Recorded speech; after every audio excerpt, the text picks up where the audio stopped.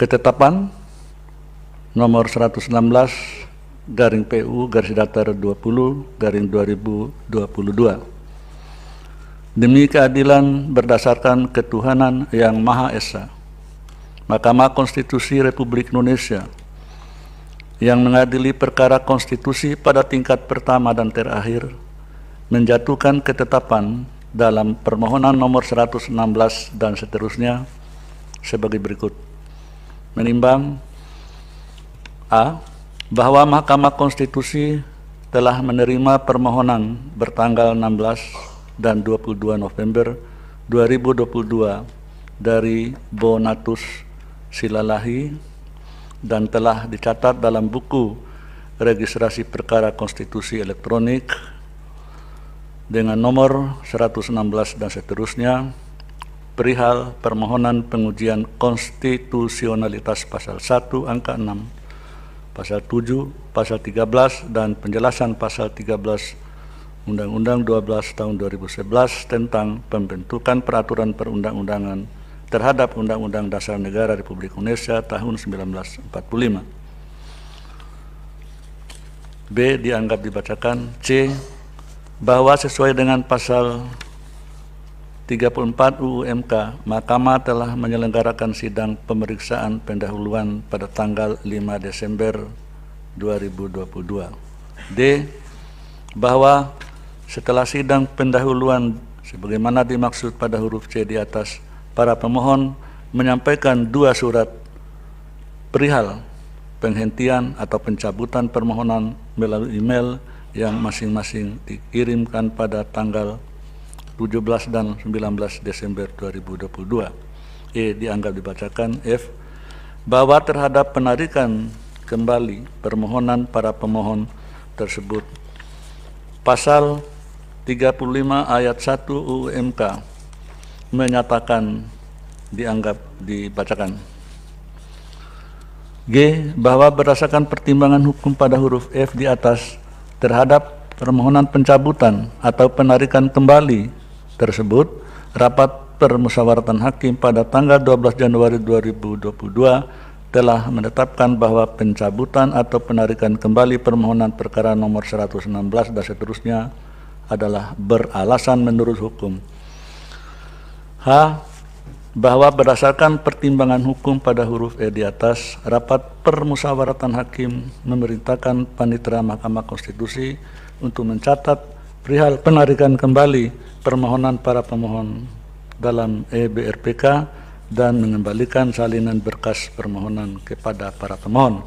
Mengingat Undang-Undang Dasar Negara Republik Indonesia tahun 1945 dan seterusnya menetapkan: 1. Mengabulkan penarikan kembali permohonan para pemohon. 2. Menyatakan permohonan nomor 116 garis miring PUU garis datar 20 garis miring 2022 perihal pengujian konstitusionalitas pasal 1 angka 6, pasal 7, pasal 13 dan penjelasan pasal 13 UU 12 tahun 2011 tentang pembentukan peraturan perundang-undangan Lembaran Negara Republik Indonesia tahun 2011 nomor 82 tambahan Lembaran Negara Republik Indonesia nomor 5234 terhadap Undang-Undang Dasar Negara Republik Indonesia tahun 1945 ditarik kembali. 3. Menyatakan para pemohon tidak dapat mengajukan kembali permohonan aku. 4. Memerintahkan Panitera Mahkamah Konstitusi untuk mencatat perihal penarikan kembali permohonan nomor 116 garis miring PUU garis datar 20 garis miring 2022 dalam buku register perkara konstitusi elektronik dan mengembalikan salinan berkas permohonan kepada para pemohon. Demikian diputus dalam rapat permusyawaratan hakim yang dihadiri oleh 9 hakim konstitusi, yaitu Anwar Usman selaku ketua merangkap anggota, Wahiduddin Adams, Eni Nurbaningsih, M. Guntur Hamzah, Arif Hidayat, Daniel Yusmi P. Foy, Manahan MP Sitompul, Saldi Isra, dan Suhartoyo, masing-masing sebagai anggota, pada hari Kamis tanggal 12 bulan Januari tahun 2022 yang diucapkan dalam sidang pleno Mahkamah Konstitusi terbuka untuk umum pada hari Selasa tanggal 31 bulan Januari tahun 2023 selesai diucapkan pukul 10.43 WIB oleh 9 hakim konstitusi tersebut di atas, dibantu oleh Mardian Wibowo sebagai panitera pengganti, dihadiri oleh para pemohon, presiden atau yang mewakili, dan Dewan Perwakilan Rakyat atau yang mewakili. Selanjutnya, putusan nomor 24/PUU garis datar 20/2022. Demi keadilan berdasarkan ketuhanan yang Maha Esa, Mahkamah Konstitusi Republik Indonesia yang mengadili perkara konstitusi pada tingkat pertama dan terakhir menjatuhkan putusan dalam perkara pengujian Undang-Undang Nomor 1 Tahun 1974 tentang perkawinan terhadap Undang-Undang Dasar Negara Republik Indonesia tahun 1945 yang diajukan oleh E. Ramos PTG. Selanjutnya disebut sebagai pemohon. Berdasarkan surat kuasa khusus tanggal 28 Januari 2022 memberi kuasa kepada Nikomang Tari Patmawati dan kawan-kawan. Selanjutnya disebut sebagai pemohon. Membaca permohonan pemohon, mendengar keterangan pemohon, memeriksa bukti-bukti pemohon, membaca dan mendengar keterangan Dewan Perwakilan Rakyat, membaca dan mendengar keterangan Presiden, membaca dan mendengar keterangan pihak terkait Majelis Ulama Indonesia, membaca dan mendengar keterangan pihak terkait Dewan Dakwah Islamiyah Indonesia, membaca keterangan pihak terkait tidak langsung Pusat Advokasi Hukum dan Hak Asasi Manusia Indonesia, membaca keterangan pihak terkait tidak langsung Perkumpulan Persaudaraan Muslimah, membaca keterangan pihak terkait tidak langsung Yayasan Aila Indonesia, membaca keterangan pihak terkait tidak langsung Perkumpulan Wanita Islam, membaca dan mendengar keterangan ahli pemohon, mendengar keterangan saksi pemohon, dan seterusnya, memeriksa bukti-bukti pihak terkait tidak langsung, dan seterusnya, membaca kesimpulan pemohon, presiden, pihak terkait MUI, dan seterusnya, duduk perkara, dan seterusnya dianggap dibacakan. Pertimbangan hukum, kewenangan Mahkamah. Mahkamah berwenang mengadili permohonan aku. Kedudukan hukum, pemohon menurut Mahkamah memiliki kedudukan hukum untuk mengajukan permohonan aku. Menimbang bahwa oleh karena Mahkamah berwenang mengadili permohonan aku dan pemohon memiliki kedudukan hukum untuk mengajukan permohonan aku, oleh karenanya Mahkamah selanjutnya mempertimbangkan pokok permohonan. Pokok permohonan menimbang bahwa dalam mendalilkan inkonstitusionalitas pasal 2 ayat 1 dan ayat 2 serta pasal 8 huruf F Undang-Undang Nomor 1 Tahun 74, pemohon mengemukakan dalil-dalil permohonan yang pada pokoknya sebagai berikut. Alasan-alasan permohonan selengkapnya telah termuat di dalam bagian duduk perkara. 1, 2, 3, 4 dianggap telah dibacakan. 5. Bahwa berdasarkan alasan tersebut di atas, pemohon memohon kepada Mahkamah agar menyatakan pasal 2 ayat 1 dan ayat 2 serta pasal 8 huruf F Undang-Undang Nomor 1 Tahun 74 adalah inkonstitusional. 6. Bahwa selain petitum tersebut, pemohon dalam petitum alternatifnya juga memohon agar pasal 2 ayat 1 dan ayat 2 serta pasal 8 huruf F Undang-Undang Nomor 1 Tahun 74 adalah inkonstitusional bersyarat sepanjang tidak dimaknai pasal 2 ayat 1 yang berbunyi perkawinan adalah sah apabila dilakukan menurut hukum masing-masing agama dan kepercayaan itu dengan berdasarkan pada kehendak bebas para mempelai untuk memilih salah satu metode pelaksanaan perkawinan sesuai dengan tata cara dan prosedur yang ditetapkan menurut hukum masing-masing agama dan kepercayaannya itu. Pasal 2 ayat 2, tiap-tiap perkawinan dicatat menurut peraturan perundangan yang berlaku sepanjang dibuktikan telah memenuhi ketentuan sebagaimana ditetapkan pada ayat 1 dan pasal 8 huruf F. Perkawinan dilarang antara dua orang yang F mempunyai hubungan yang oleh peraturan perundangan yang berlaku dilarang kawin. Menimbang bahwa untuk mendukung dalil-dalil permohonannya, pemohon mengajukan alat bukti surat tulisan yang diberi tanda bukti P1 sampai dengan bukti P5.4 empat orang ahli, yaitu Usman Hamid dan Risa Permanadeli, yang masing-masing keterangannya diterima mahkamah melalui email pada tanggal 24 Juni tahun 2022 dan keterangannya didengar dalam persidangan pada tanggal 27 Juni 2022. Ade Armando dan Rocky Gerung yang keterangannya diterima di mahkamah melalui email pada tanggal 25 Juli tahun 2022 dan keterangannya didengar dalam persidangan pada tanggal 28 Juli tahun 2022, serta satu orang saksi yaitu Gerard Ginting yang keterangannya didengar dalam persidangan pada tanggal 18 Juli tahun 2022. Selengkapnya, terangan tersebut dimuat dalam bagian duduk perkara. Selain itu, pemohon juga menyerahkan kesimpulan yang diterima mahkamah melalui email pada tanggal 6 November tahun 2022 dan kemudian dokumen fisiknya diterima mahkamah pada tanggal 9 November tahun 2022. Menimbang bahwa Dewan Perwakilan Rakyat memberikan keterangan yang diterima mahkamah melalui email pada tanggal 6 Juni tahun 2022 dan didengar keterangannya dalam persidangan pada tanggal 6 Juni tahun 2022. Kemudian dokumen fisiknya termasuk keterangan tambahan diterima mahkamah pada tanggal 24 Agustus tahun 2022. Selengkapnya keterangan tersebut dimuat dalam bagian duduk perkara. Menimbang bahwa Presiden telah menyampaikan keterangan tertulis yang diterima oleh mahkamah pada tanggal 3 Juni tahun 2022 dan didengar dalam persidangan pada tanggal 6 Juni tahun 2022, serta keterangan tambahan yang diterima oleh mahkamah pada tanggal 15 Juni tahun 2022.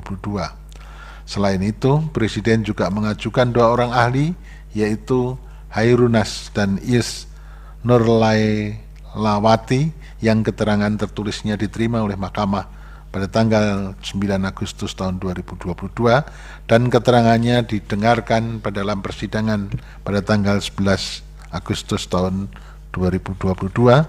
Selengkapnya dimuat dalam bagian duduk perkara.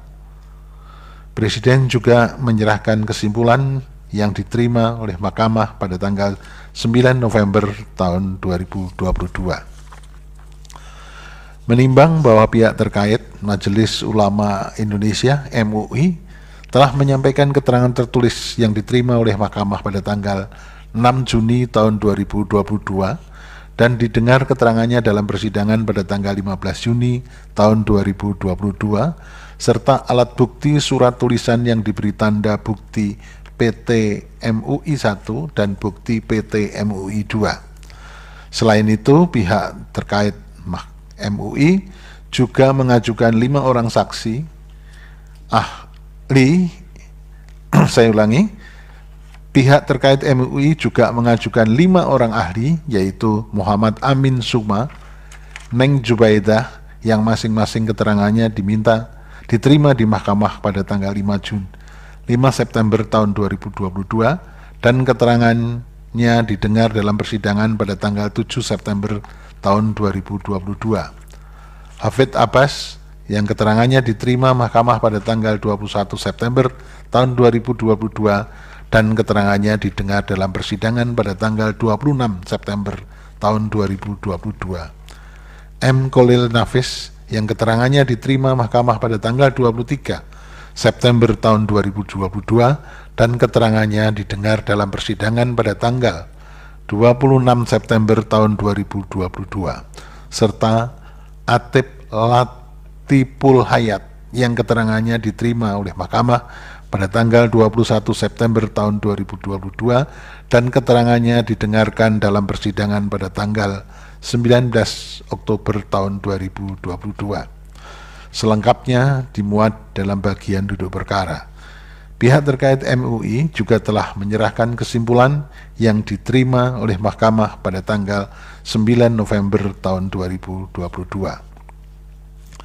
Menimbang bahwa pihak terkait Dewan Dakwah Islamiyah Indonesia atau DDI telah menyampaikan keterangan tertulis yang diterima oleh Mahkamah pada tanggal 12 Juli tahun 2022 dan didengar keterangannya dalam persidangan pada tanggal 18 Juli tahun 2022 serta alat bukti surat tulisan yang diberi tanda bukti PT DDI 1A sampai dengan PT DDI 7.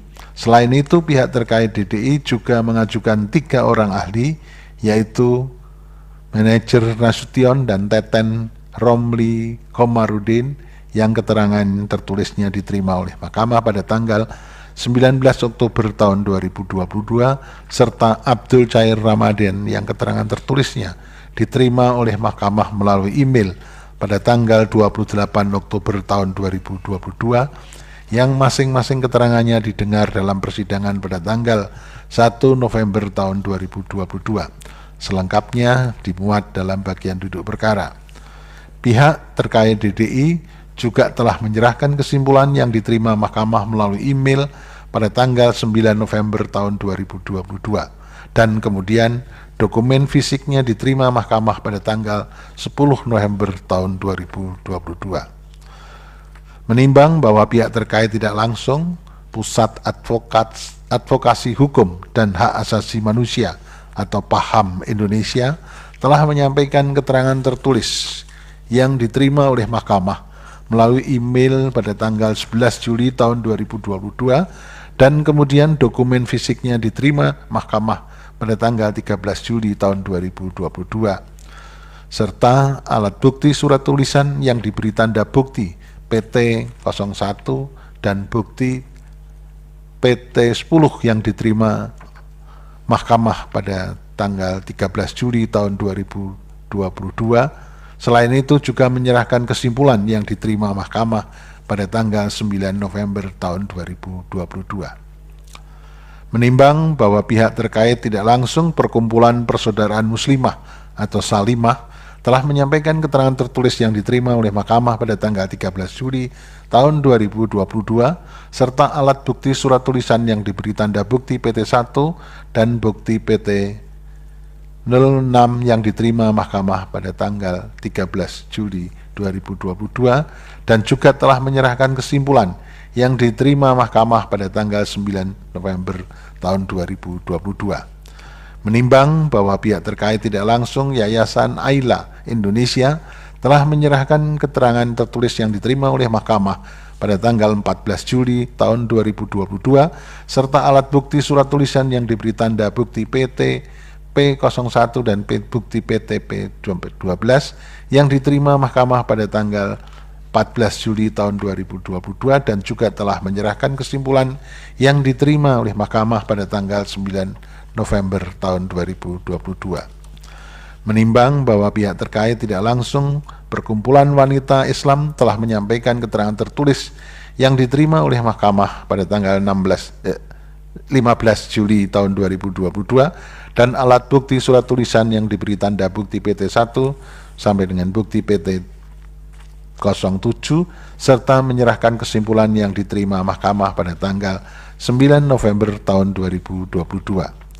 Menimbang bahwa setelah Mahkamah memeriksa dan membaca secara seksama permohonan pemohon, keterangan DPR, keterangan Presiden, keterangan pihak terkait MUI, pihak terkait DDI, keterangan pihak terkait tidak langsung PAHAM Salimah, Yayasan Aila Indonesia, Perkumpulan Wanita Islam, keterangan ahli pemohon serta saksi pemohon, keterangan ahli presiden, keterangan ahli pihak terkait MUI, keterangan ahli pihak terkait DDI, bukti-bukti surat tulisan yang diajukan oleh pemohon dan pihak terkait, kesimpulan tertulis pemohon, kesimpulan tertulis presiden, dan kesimpulan tertulis para pihak terkait MUI, pihak terkait DDI, pihak terkait tidak langsung paham Indonesia, pihak terkait tidak langsung Salimah, pihak terkait tidak langsung Yayasan Ayla Indonesia, dan pihak terkait tidak langsung Perkumpulan Wanita Islam Indonesia. Wanita Islam sebagaimana masing-masing selengkapnya dimuat dalam bagian duduk perkara. Mahkamah selanjutnya mempertimbangkan dalil permohonan pemohon. Menimbang bahwa sebelum menilai konstitusionalitas pasal 2 ayat 1 dan ayat 2 serta pasal 8 huruf F Undang-Undang Nomor 1 Tahun 74, terlebih dahulu Mahkamah akan mempertimbangkan permohonan pemohon dikaitkan dengan ketentuan pasal 60 ayat 2 Undang-Undang MK dan pasal 78 PMK nomor 2 tahun 2021 tentang tata beracara dalam perkara pengujian undang-undang, sehingga terhadap norma aku dapat diajukan kembali. Pasal 60 Undang-Undang MK dan pasal 78 PMK 2 2021 dianggap telah dibacakan. Bahwa pengujian norma pasal 2 ayat 1 dan ayat 2 Undang-Undang Nomor 1 Tahun 74 pernah diajukan pengujian ke Mahkamah dan telah diputus dalam putusan Mahkamah Konstitusi nomor 46/PU tahun 2010 yang diucapkan dalam sidang pleno terbuka untuk umum pada tanggal 17 Februari tahun 2012 dengan amar putusan antara lain menolak permohonan para pemohon dan putusan Mahkamah Konstitusi nomor 68/PUU 2014 yang diucapkan dalam sidang pleno terbuka untuk umum pada tanggal 18 Juni tahun 2015 dengan amar putusan menolak permohonan para pemohon untuk seluruhnya. Dalam perkara nomor 46 tahun 2010 yang dimohonkan adalah pengujian pasal 2 ayat 2 dan pasal 43 ayat 1 Undang-Undang Nomor 1 tahun 74 terhadap pasal 28 ayat 1 dan ayat 2 serta pasal 28D ayat 1 Undang-Undang Dasar 1945. Untuk perkara nomor 68 tahun 2014 yang dimohonkan adalah pengujian pasal 2 ayat 1 Undang-Undang Nomor 1 tahun 74 terhadap pasal 27 ayat 1, pasal 28B ayat 1, pasal 28D ayat 1, pasal 28E ayat 1 dan ayat 2, pasal 28I ayat 1 dan ayat 2, pasal 28C ayat 2 dan pasal 29 ayat 2 Undang-Undang Dasar 1945. Adapun untuk permohonan aku yang dimohonkan pengujiannya adalah pasal 2 ayat 1 dan ayat 2 serta pasal 8 huruf F Undang-Undang Nomor 1 tahun 74 terhadap pasal 27 ayat 1, pasal 28B ayat 1, pasal 28D ayat 1, pasal 28 ayat 1 dan ayat 2, pasal 28I ayat 1 dan ayat 2 serta pasal 29 ayat 1 dan ayat 2 Undang-Undang Dasar 1945. Dengan demikian, meskipun terhadap pasal yang diujikan sama yakni pasal 2 ayat 1 dan ayat 2, namun permohonan aku juga menguji pasal 8 huruf F Undang-Undang Nomor 1 tahun 74. Selain itu, meskipun dasar pengujian terdapat persamaan, akan tetapi terdapat pula perbedaan pada rumusan petitum inkonstitusional bersyarat khususnya terhadap pasal 2 ayat 1 Undang-Undang Nomor 1 tahun 74 dengan petitum pada permohonan sebelumnya. Oleh karena itu, terlepas terbukti atau tidaknya secara substansial permohonan aku secara formal, permohonan aku berdasarkan ketentuan pasal 60 ayat 2 Undang-Undang MK dan pasal 78 PMK nomor 2 tahun 2021 dapat diajukan kembali. Menimbang bahwa oleh karena pemohon dapat diajukan kembali, maka selanjutnya Mahkamah akan mempertimbangkan pokok permohonan. Menimbang bahwa setelah Mahkamah membaca dan mempelajari secara seksama telah ternyata permohonan pemohon substansinya berkaitan dengan keabsahan dan pencatatan perkawinan. Untuk itu penting bagi Mahkamah terlebih dahulu mengutip pertimbangan hukum putusan Mahkamah Konstitusi nomor 68 dan seterusnya 2014 terkait dengan keabsahan perkawinan sebagai berikut. 3.12.3 dan seterusnya kutipan dianggap dibacakan. Selain pertimbangan hukum putusan di atas, dalam putusan Mahkamah Konstitusi nomor 46 dan seterusnya 2010, Mahkamah juga telah mempertimbangkan mengenai pencatatan perkawinan antara lain sebagai berikut. Kutipan 3.12 dan seterusnya dianggap dibacakan.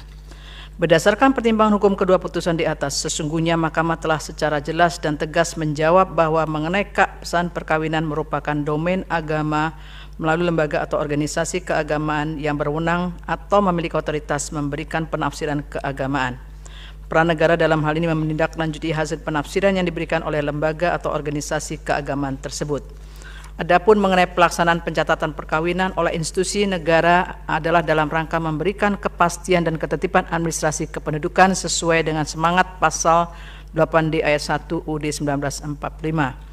Dengan demikian, oleh karena dalam hal perkawinan terdapat kepentingan dan tanggung jawab agama dan negara yang saling berkait erat, maka melalui kedua putusan di atas, Mahkamah telah memberikan landasan konstitusionalitas relasi agama dan negara dalam hukum perkawinan, bahwa agama menetapkan tentang keabsahan perkawinan, sedangkan negara menetapkan keabsahan administratif perkawinan dalam koridor hukum. Menimbang bahwa setelah Mahkamah mempertimbangkan keabsahan dan pencatatan perkawinan sebagaimana diuraikan di atas, selanjutnya Mahkamah akan mempertimbangkan konstitusionalitas pasal 2 ayat 1 Yunto pasal 8 huruf F dan pasal 2 ayat 2 Undang-Undang 174. In kasu larangan perkawinan dengan pasangan yang berbeda agama, termasuk pencatatannya yang menurut pemohon sama saja negara memaksakan warga negaranya dengan hanya memperbolehkan perkawinan seagama. Padahal menikah adalah hak setiap orang. Sementara itu di sisi lain masih menurut pemohon tidak ada tolak ukur dan kesamaan tafsir yang digunakan untuk mengukur larangan dan kebolehan perkawinan beda agama terhadap persoalan konstitusionalitas tersebut. Maka mempertimbangkan sebagai berikut: bahwa hak asasi manusia merupakan hak yang diakui oleh Indonesia yang kemudian tertuang dalam Undang-Undang Dasar 1945, konstitusi dicoret dalam Undang-Undang 1945 sebagai hak konstitusional warga negara Indonesia. Meskipun demikian, hak asasi manusia yang berlaku di Indonesia haruslah sejalan dengan falsafah ideologi Indonesia yang berdasarkan pada Pancasila sebagai identitas bangsa. Jaminan perlindungan hak asasi manusia secara universal tertuang dalam Universal Declaration of Human Rights, walaupun telah dideklarasikan sebagai bentuk kesepakatan bersama negara-negara di dunia. Penerapan hak asasi manusia di tiap-tiap negara disesuaikan pula dengan ideologi, agama, sosial, dan budaya rakyat di negara masing-masing. Mahkamah telah mempertimbangkan perihal kedudukan dan kekuatan mengikatnya UDHR yang antara lain menyatakan pada pokoknya Universal Declaration of Human Rights hanya merupakan statements of ideals, sehingga tidak mempunyai kekuatan hukum atau legal binding secara langsung. Video putusan MK nomor 008 garing dan seterusnya 2006 yang diucapkan dalam sidang pleno terbuka untuk umum pada tanggal 28 September 2006 halaman 57. Dalam konteks perkawinan yang menjadi pokok persoalan dalam perkara ini, terdapat perbedaan konstruksi jaminan perlindungan antara UDHR dan UUD 1945. Pasal 16 ayat 1 UDHR menyebutkan secara eksplisit men and women of full age without any limitation due to race, nationality, or religion have the right to marry and to found a family. Diterjemahkan bahwa laki-laki dan perempuan yang sudah dewasa dengan tidak dibatasi kebangsaan, kewarganegaraan atau agama berhak untuk menikah dan untuk membentuk keluarga. UDHR secara tegas memberi jaminan perlindungan atas hak untuk menikah. Sementara itu UUD 1945 memiliki konstruksi rumusan berbeda melalui pasal 28B ayat 1 yang menyebutkan setiap orang berhak membentuk keluarga dan melanjutkan keturunan melalui perkawinan yang sah. Berdasarkan rumusan pasal 28B ayat 1 UUD 1945 tersebut, ada dua hak yang dijamin secara tegas dalam ketentuan aku, yaitu hak membentuk keluarga dan hak melanjutkan keturunan. Adapun frase berikutnya menunjukkan bahwa perkawinan yang sah merupakan prasyarat dalam rangka perlindungan kedua hak yang disebutkan sebelumnya. Artinya perkawinan bukan diletakkan sebagai hak melainkan sebagai prasyarat bagi pelaksanaan hak membentuk keluarga dan hak melanjutkan keturunan. Berdasarkan uraian tersebut maka telah jelas bahwa dalam konteks perlindungan hak untuk menikah terdapat perbedaan mendasar antara UDHR dengan UUD 1945.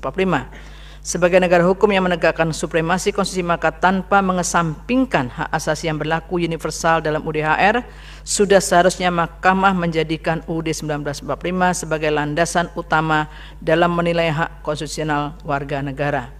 Bahwa meskipun pasal 28B ayat 1 UUD 1945 meletakkan perkawinan yang sah merupakan syarat untuk melindungi hak membentuk keluarga dan hak untuk melanjutkan keturunan, akan tetapi syarat tersebut bersifat wajib karena tidak dapat membentuk keluarga dan melanjutkan keturunan apabila tidak dilakukan melalui perkawinan yang sah.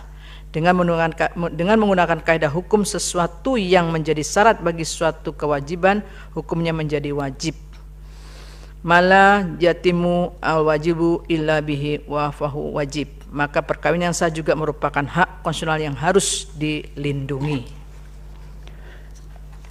Bahwa perihal keberadaan negara dalam mengatur pelihara perkawinan, Mahkamah pernah mempertimbangkan dalam putusan Mahkamah Konstitusi nomor 56/PU Garis Datar Romawi 15/2017 yang diucapkan dalam sidang pleno terbuka untuk umum pada tanggal 23 Juli 2018 bahwa berkenaan dengan beragama pada dasarnya terbagi menjadi dua.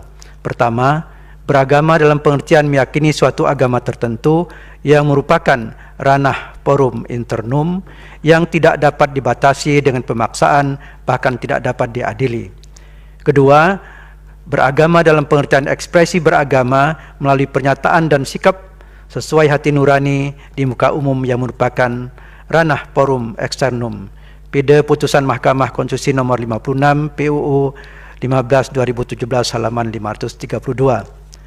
Adapun perkawinan merupakan bagian dari bentuk ibadah sebagai suatu ekspresi beragama. Dengan demikian, perkawinan dikategorikan sebagai forum eksternum di mana negara dapat campur tangan sebagaimana halnya dengan pengelolaan zakat maupun pengelolaan ibadah haji. Peran negara bukanlah dimaksudkan untuk membatasi keyakinan seorang, melainkan lebih dimaksudkan agar ekspresi beragama tidak menyimpang dari pokok-pokok ajaran agama yang dianut. Perkawinan merupakan salah satu bidang permasalahan yang diatur dalam tatanan hukum di Indonesia sebagaimana tertuang dalam Undang-Undang Nomor 1 Tahun 1974. Segala tindakan dan perbuatan yang dilakukan oleh warga negara, termasuk dalam hal yang menyangkut urusan perkawinan, harus taat dan tunduk serta tidak bertentangan atau melanggar peraturan perundang-undangan. Peraturan perundang-undangan mengenai perkawinan dibentuk untuk mengatur dan melindungi hak dan kewajiban setiap warga negara dalam kaitannya dengan perkawinan. Adanya pengaturan demikian sejalan pula dengan pasal 28J UUD 1945 bahwa dalam menjalankan hak yang dijamin UUD 1945, setiap warga negara wajib tunduk terhadap pembatasan yang ditetapkan dengan undang-undang dengan maksud semata-mata untuk menjamin pengakuan dan penghormatan atas hak dan kebebasan orang lain, serta untuk memenuhi tuntutan yang adil sesuai dengan pertimbangan moral, nilai-nilai agama, keamanan dan ketertiban umum dalam suatu masyarakat demokratis berdasarkan hukum. Selain berdasarkan peraturan perundang-undangan, campur tangan negara dalam penyelenggaraan perkawinan tidak sampai menjadi penafsir agama bagi keabsahan perkawinan. Dalam hal ini, negara menindaklanjuti hasil penafsiran lembaga atau organisasi keagamaan untuk memastikan bahwa perkawinan harus sesuai dengan agama dan kepercayaan masing-masing. Hasil penafsiran tersebut yang kemudian dituangkan oleh negara dalam peraturan perundang-undangan. Dengan demikian, yang membuat penafsiran keabsahan perkawinan, inkasu larangan perkawinan beda agama, tetaplah pemuka agama. Dalam hal ini, yang telah disepakati melalui lembaga atau organisasi keagamaan, bukan penafsiran yang dilakukan oleh individu yang dapat menimbulkan ketidakpastian hukum. Dalam konteks perkara Aquo, Mahkamah telah pula mendengar dan membaca keterangan pihak terkait Majelis Ulama Indonesia dan Dewan Dakwah Islamiyah Indonesia, serta pihak terkait tidak langsung, Paham, Salimah, Yayasan Aila Indonesia dan Perkumpulan Wanita Islam. Bahkan dalam perkara sebelumnya yang telah diputus melalui putusan Mahkamah Konstitusi nomor 68/PUU garis datar Romawi 12 2014 yang juga menjadi rujukan putusan Akuo, Mahkamah juga telah menghadirkan organisasi keagamaan untuk menjelaskan keberadaan perkawinan dalam setiap agama. Organisasi yang diundang diantaranya adalah MUI, Pengurus Besar Nahdlatul Ulama, Pengurus Pusat Muhammadiyah, Persekutuan Gereja-Gereja di Indonesia, Konferensi Wali Gereja Indonesia, Perwakilan Umat Buddha Indonesia, Parisada Hindu Dharma Indonesia, dan Majelis Tinggi Agama Konghucu Indonesia, yang pada pokoknya menunjukkan adanya kebebasan bagi setiap agama untuk mengkonsepsikan perkawinan sesuai dengan ajaran agama, sehingga menurut Mahkamah tidak ada pemaksaan negara atas penyelenggaraan perkawinan bagi suatu agama apapun. Dalam hal ini, peran agama adalah menindaklanjuti hasil penafsiran yang disepakati oleh lembaga atau organisasi keagamaan. Terlebih lagi, salah satu sumber hukum dalam pengertian material adalah ajaran-ajaran agama dan adat istiadat yang masih hidup dalam masyarakat.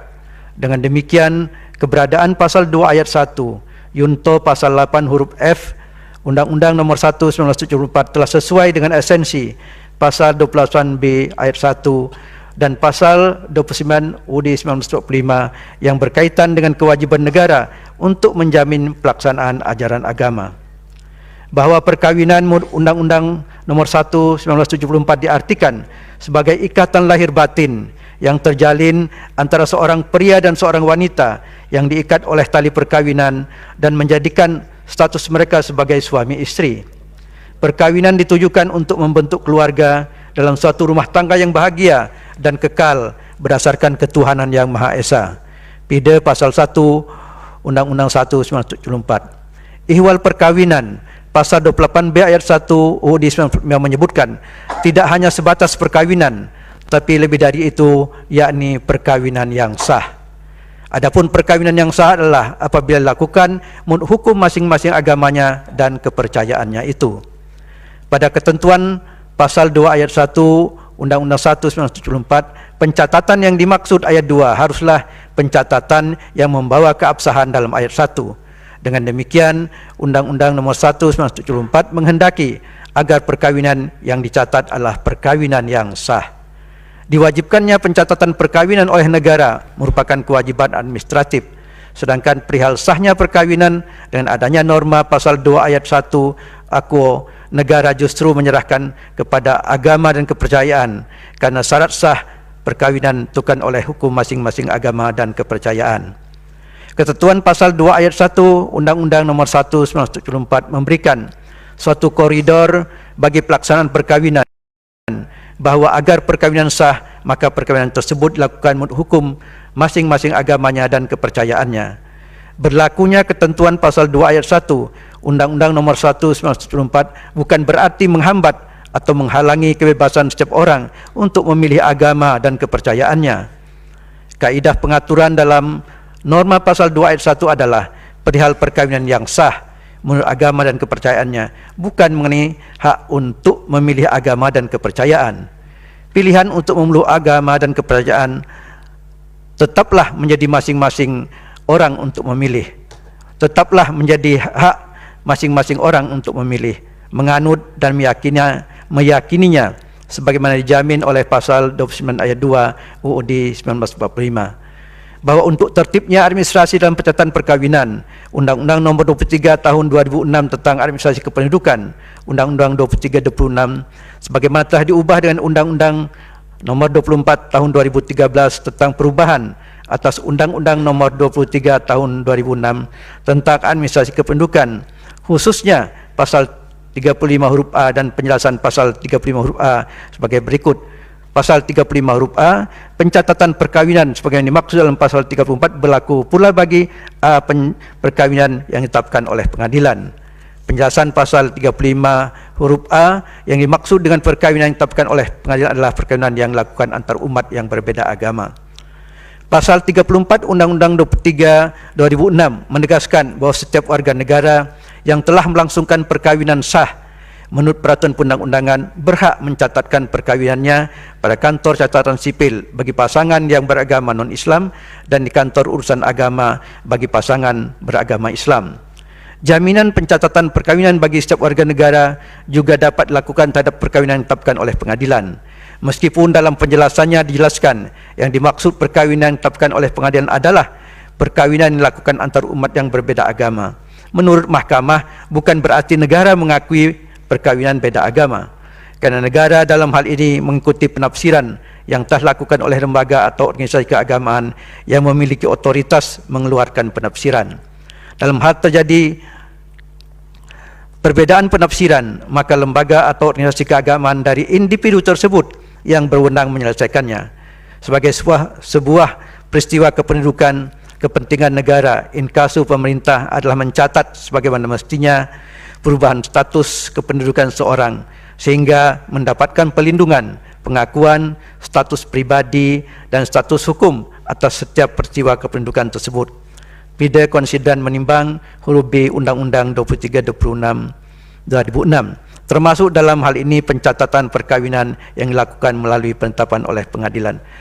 Tanpa bermaksud menilai konstitusionalitas norma pasal dalam Undang-Undang 23/26, Mahkamah menilai bahwa ketentuan tersebut harus dipahami sebagai pengaturan di bidang administratif kependudukan oleh negara, karena perihal keabsahan perkawinan adalah tetap harus merujuk pada norma pasal 2 ayat 1 Undang-Undang Nomor 1 1974, yaitu perkawinan yang sah adalah apabila dilakukan menurut hukum masing-masing agamanya dan kepercayaannya. Pengaturan pelaksanaan pencatatan perkawinan di atas menunjukkan tidak ada persoalan konstitusionalitas pasal 2 ayat 2 Undang-Undang Nomor 1 1974 bahwa tiap-tiap perkawinan dicatat menurut peraturan perundang-undangan.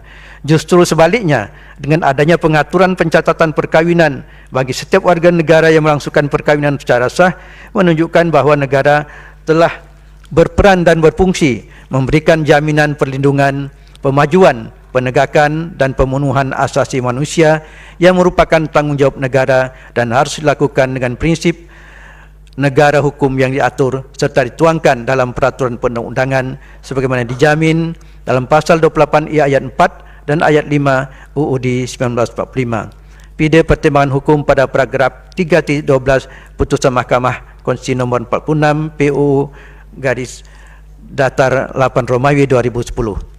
Menimbang bahwa setelah mahkamah membaca dan mendengarkan secara saksama keterangan para pihak, ahli dan saksi, serta mencermati fakta persidangan, mahkamah tidak menemukan adanya perubahan keadaan dan kondisi ataupun perkembangan baru terkait dengan persoalan konstitusional keabsahan dan pencatatan perkawinan, sehingga tidak terdapat urgensi bagi mahkamah untuk bergeser dari pendirian mahkamah pada putusan-putusan sebelumnya. Melalui rangkaian pertimbangan hukum di atas, mahkamah tetap pada pendiriannya terhadap konstitusionalitas perkawinan yang sah adalah yang dilakukan menurut agama dan kepercayaannya, serta setiap perkawinan harus dicatat sesuai dengan peraturan perundang-undangan. Dengan demikian, dalil pemohon berkenaan dengan pasal 2 ayat 1 dan ayat 2 serta pasal 8 huruf F Undang-Undang Nomor 1 1974 adalah tidak beralasan menurut hukum.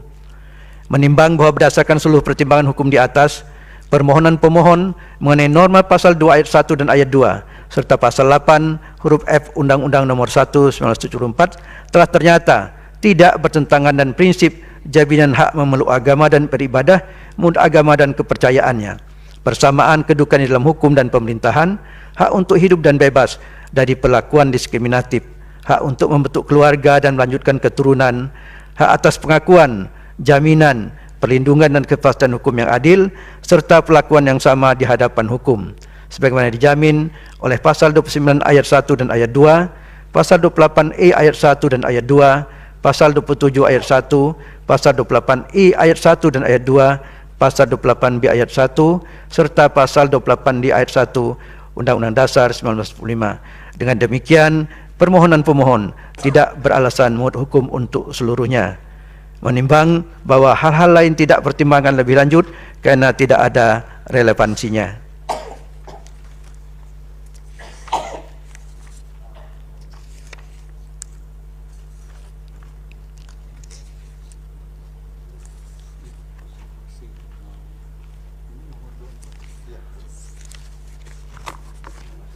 alasan berbeda.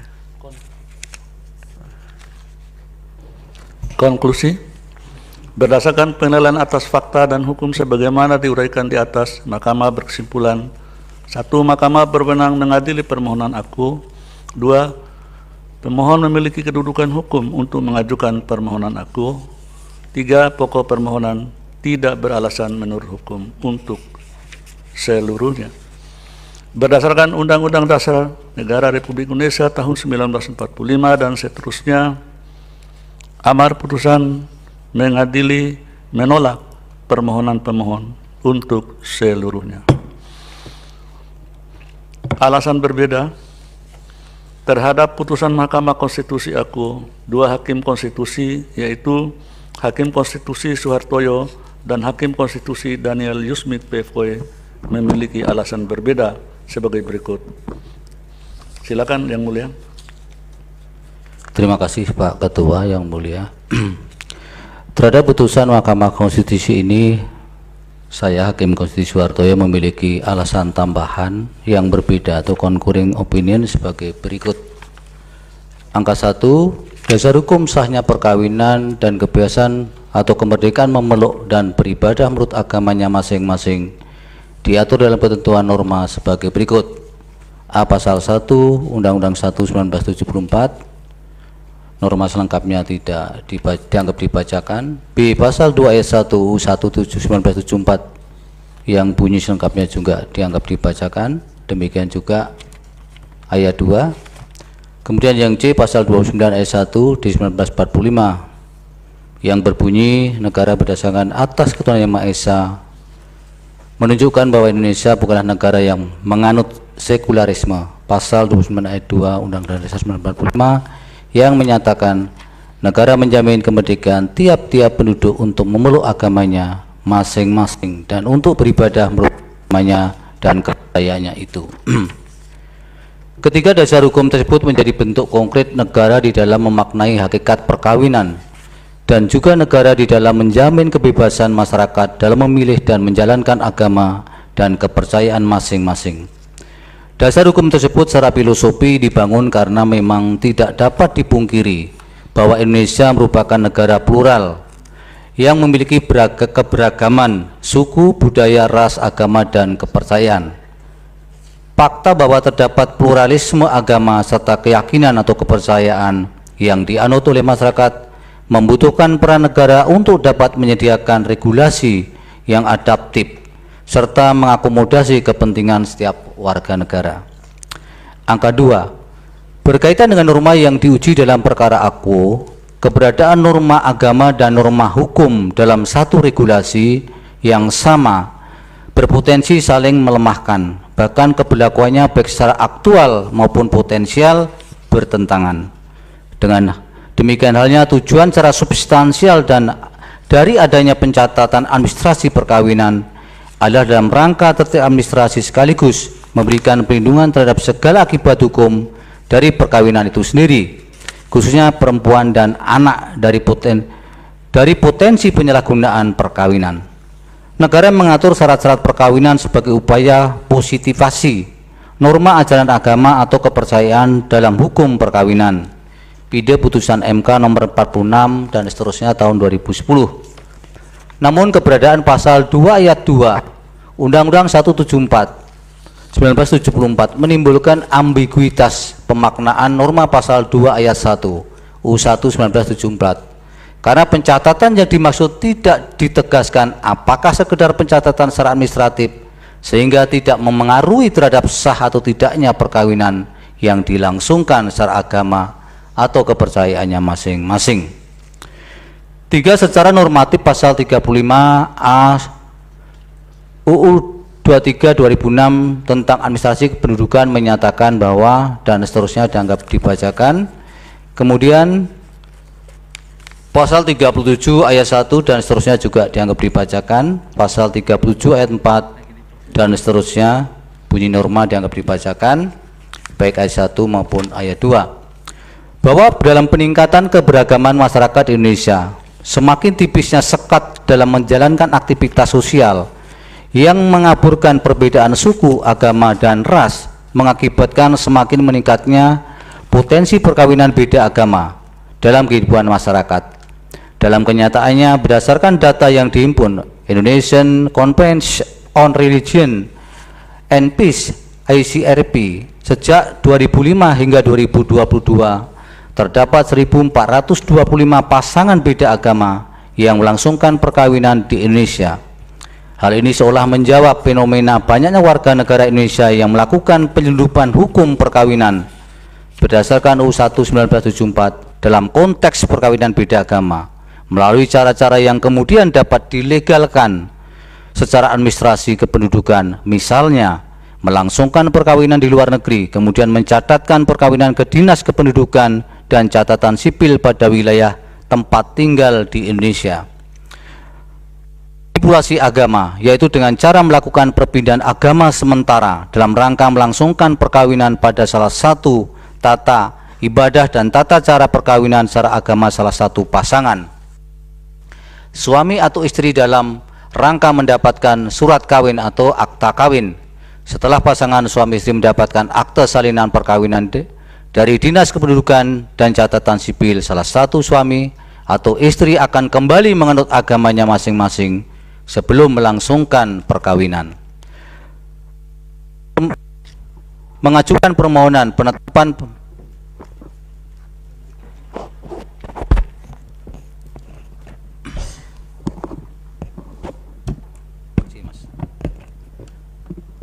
Kemudian cara lain mengajukan permohonan penetapan pengadilan untuk melangsungkan perkawinan beda agama sekaligus untuk pencatatan perkawinannya. Langkah ini dapat dikatakan sesuai dengan ketentuan peraturan perundang-undangan sebagaimana diatur dalam UU Administrasi Kependudukan.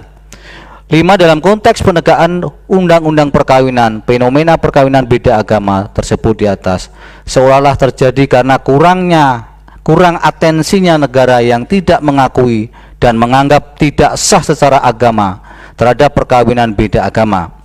Karena legalisasi perkawinan menurut hukum sipil hanyalah berupa pencatatan administrasi. Oleh karena itu adanya bentuk ketidakpastian hukum demikian, seyogianya negara hadir untuk menyelesaikan permasalahan terkait melalui adanya pembangunan atau perubahan undang-undang perkawinan yang pada saat diterbitkan pada tahun 1974 tentu kondisi sosial dan dinamika kehidupan masyarakat belum sekompleks saat ini. Terlebih pada perubahan undang-undang perkawinan dalam UU nomor 16 tahun 2019 hanyalah mengubah norma mengenai batas usia kawin sebagai implikasi dari putusan MK nomor 22 dan seterusnya dianggap dibacakan tahun 2017.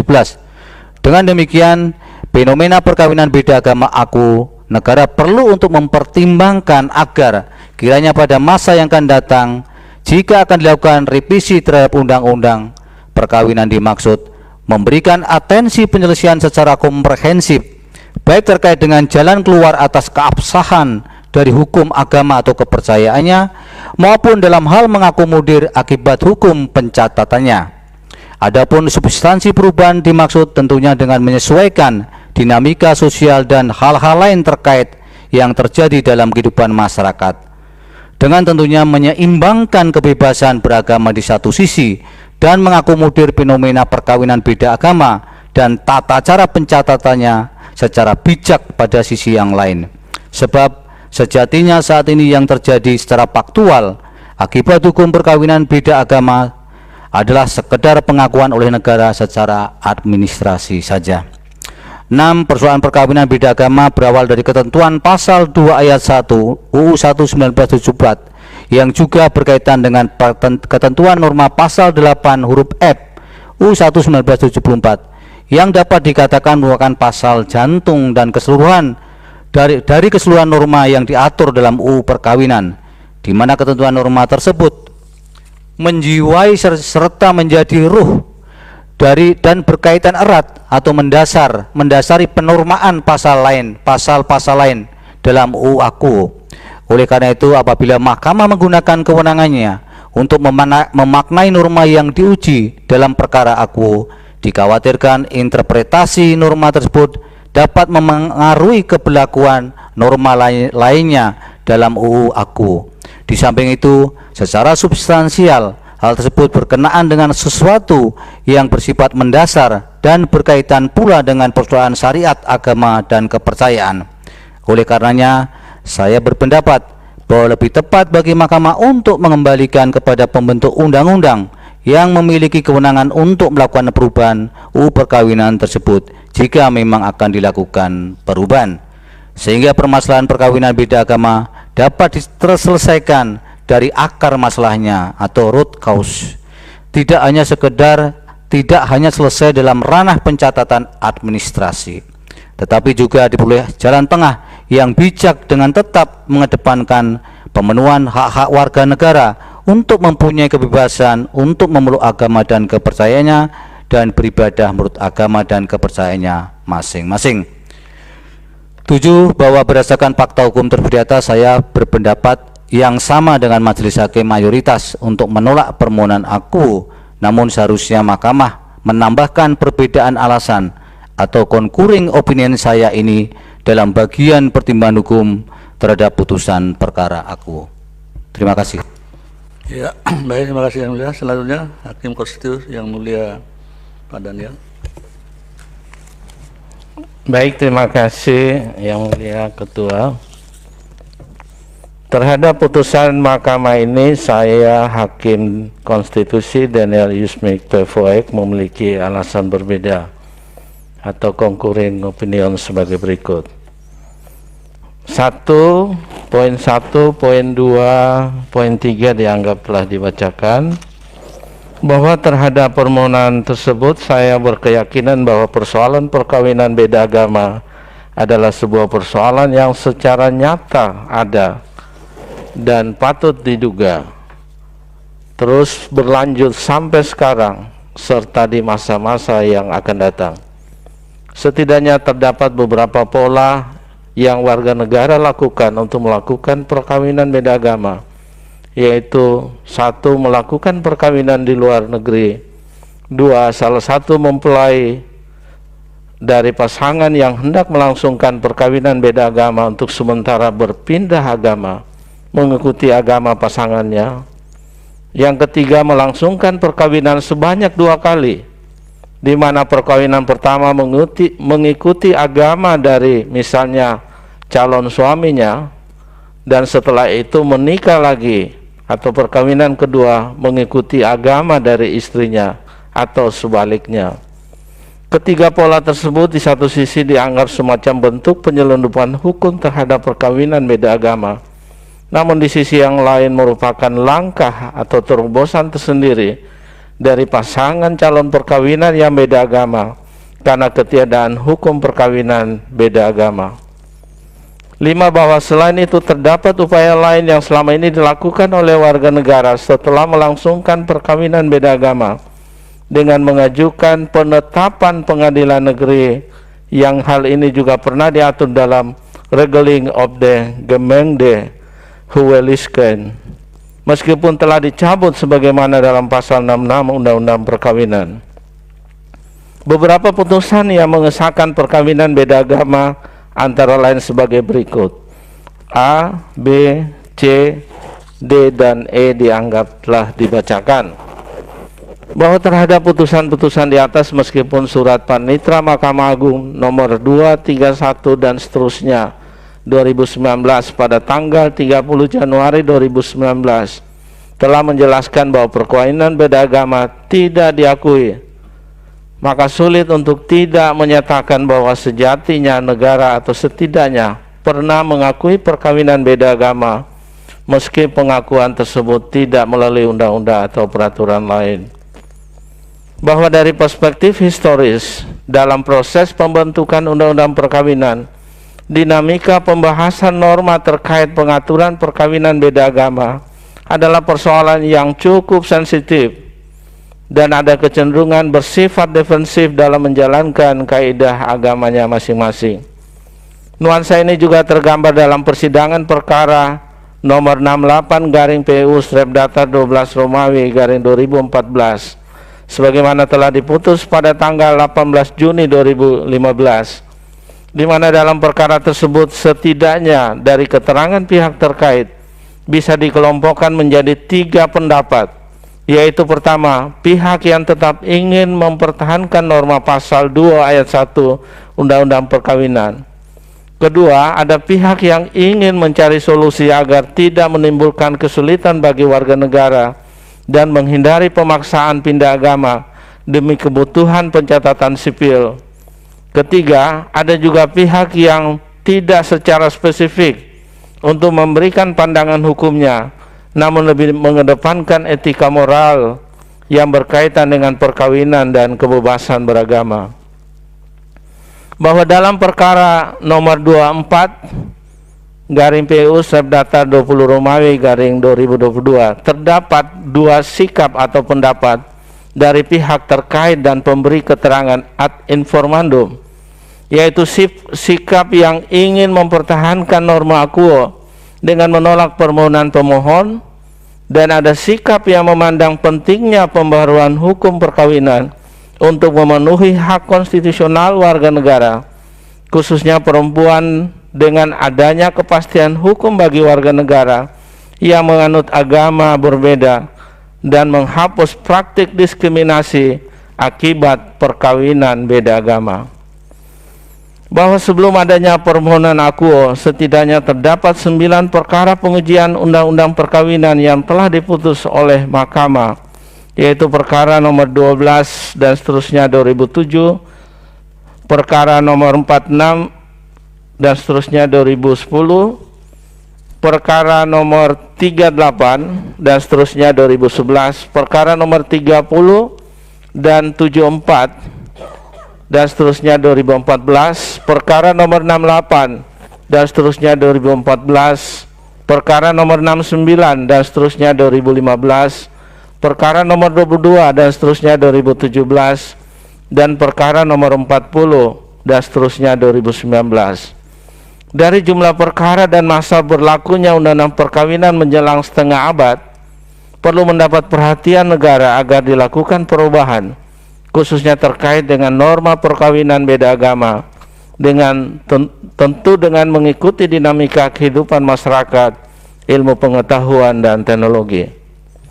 Bahwa oleh karena norma quo yang dimohonkan adalah norma yang sensitif dan defensif, serta dengan melihat pesatnya perkembangan kehidupan bermasyarakat, ilmu pengetahuan dan teknologi, maka perlu dilakukan berbagai dialog, diskusi secara terbuka dengan melibatkan berbagai pihak dan kepentingan agar dapat menyerap aspirasi yang lebih komprehensif dari berbagai kalangan, terutama pimpinan masing-masing agama dan penghayat kepercayaan.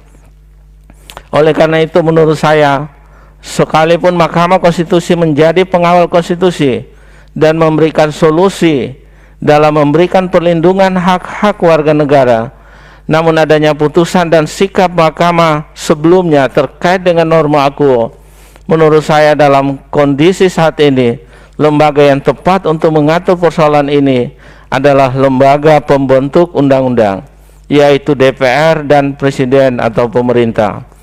Kedua lembaga tersebut memiliki perangkat dan sumber daya yang lebih banyak daripada lembaga peradilan seperti Mahkamah Konstitusi, terutama perangkat dan sumber daya dalam menyerap berbagai aspirasi masyarakat. Begitu juga kemampuan dalam melakukan riset yang dalam dengan melibatkan berbagai macam disiplin keilmuan dalam menyiapkan naskah akademik. Bahwa dengan adanya perangkat dan sumber daya yang lebih banyak yang dimiliki oleh lembaga pembentuk undang-undang, akan diperoleh informasi yang akurat untuk memutuskan apakah kebijakan larangan perkawinan beda agama tetap dipertahankan atau sebaliknya, atau juga dengan pilihan mekanisme lain di luar dua pilihan tersebut. Beberapa alternatif yang bisa diambil misalnya dengan membuat jalur pilihan. Pertama, jalur nikah agama sebagaimana yang lazimnya saat ini untuk perkawinan yang dilakukan oleh sesama agama Islam melalui kantor urusan agama atau KUA Kementerian Agama. Sedangkan untuk yang beragama selain Islam melakukan pencatatan perkawinan di kantor pencatatan sipil. Kedua, untuk mereka yang melakukan perkawinan beda agama, terhadap hal ini maka mereka diberikan dua pilihan, apakah mau mencatatkan perkawinan mereka di KUA atau di luar pencatatan sipil. Petugas KUA maupun petugas pencatatan sipil wajib perlu mencatat apa yang mereka sampaikan bahwa mereka telah melakukan perkawinan, dan petugas memberikan mereka buku nikah beda agama untuk yang dicatat di KUA atau nikah akta nikah beda agama untuk yang dicatat di luar kantor pencatatan sipil. Ketiga, untuk warga negara Indonesia sesama penganut kepercayaan, terhadap hal ini negara juga harus mencatat perkawinan mereka, terlebih berdasarkan putusan Mahkamah Konstitusi nomor 97 dan seterusnya 2016 yang diucapkan dalam sidang pleno terbuka untuk umum pada tanggal 7 November 2017 yang mengharuskan mencantumkan penghayat kepercayaan dalam kartu penduduk. Maka sudah seharusnya dalam perkawinan mereka juga mendapat buku nikah penghayat kepercayaan atau akta nikah penghayat kepercayaan. Yang keempat, perkawinan warga negara Indonesia yang salah satunya menganut agama tertentu dengan pasangannya yang merupakan penghayat kepercayaan. Berkenaan dengan hal ini mereka juga berhak memperoleh buku nikah agama atau penghayat kepercayaan atau akta nikah agama atau penghayat kepercayaan. Bahwa dengan menyediakan layanan pencatatan perkawinan yang berbeda seperti ini, maka negara telah menjalankan fungsinya secara proporsional bagi warga negaranya. Hal ini sejalan dengan pertimbangan hukum Mahkamah subparagraf 3.13.1 pada putusan Mahkamah Konstitusi nomor 97 garing PU dan seterusnya 2016 halaman 146 yang menyatakan, sebelumnya dalam putusan Mahkamah Konstitusi nomor 070 garing PU strip datar 2 Romawi garing 2004 bertanggal 12 April 2005, Mahkamah menyatakan bahwa diskriminasi baru dapat dikatakan ada jika terdapat perlakuan yang berbeda tanpa adanya alasan yang masuk akal atau reasonable ground guna membuat perbedaan itu. Justru jika terhadap hal-hal demikian berbeda diperlakukan secara seragam akan menimbulkan ketidakadilan.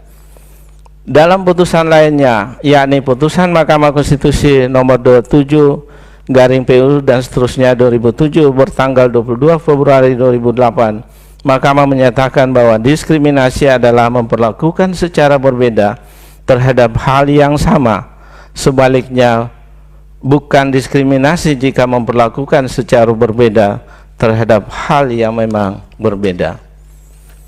Bahwa dengan demikian negara akan menjadi adil dan berlaku fair dengan memberikan tempat yang seharusnya terhadap berbagai keberagaman agama dan kepercayaan yang dianut oleh warga negara Indonesia. Oleh karena itu, melalui kesempatan ini saya ingin menegaskan bahwa negara harus hadir terhadap persoalan ini, terutama terkait dalam pencatatan perkawinan warga negara, sebab pencatatan atau ketertiban administrasi dalam pencatatan perkawinan adalah hal yang sangat penting dalam melindungi hak-hak warga negara sebagaimana dijamin dalam UUD 1945.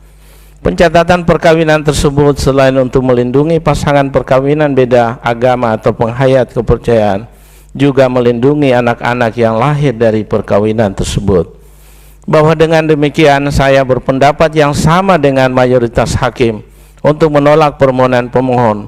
Namun oleh karena persoalan perkawinan beda agama adalah persoalan yang sensitif di mana melibatkan berbagai pihak dan kepentingan, maka sudah seharusnya DPR dan Presiden atau pemerintah menata ulang pengaturan pasal-pasal AKUO yang lebih humanis, mengakomodir berbagai kepentingan dan lebih bisa memberikan perlindungan kepada semua warga negara, sehingga norma pasal 2 ayat 1 dan ayat 2 serta pasal 8 huruf F Undang-Undang Perkawinan sebaiknya menjadi open legal policy atau kebijakan hukum terbuka. Dan saya kira itulah maksud dari para pendiri bangsa dahulu, sebagaimana termaktub dalam alinea 4 pembukaan UUD 1945, yaitu suatu pemerintahan negara Indonesia yang melindungi segenap bangsa Indonesia dan seluruh tumpah darah Indonesia. Terima kasih, saya kembalikan pada Yang Mulia Pak Ketua. Ya, baik. Terima kasih Yang Mulia.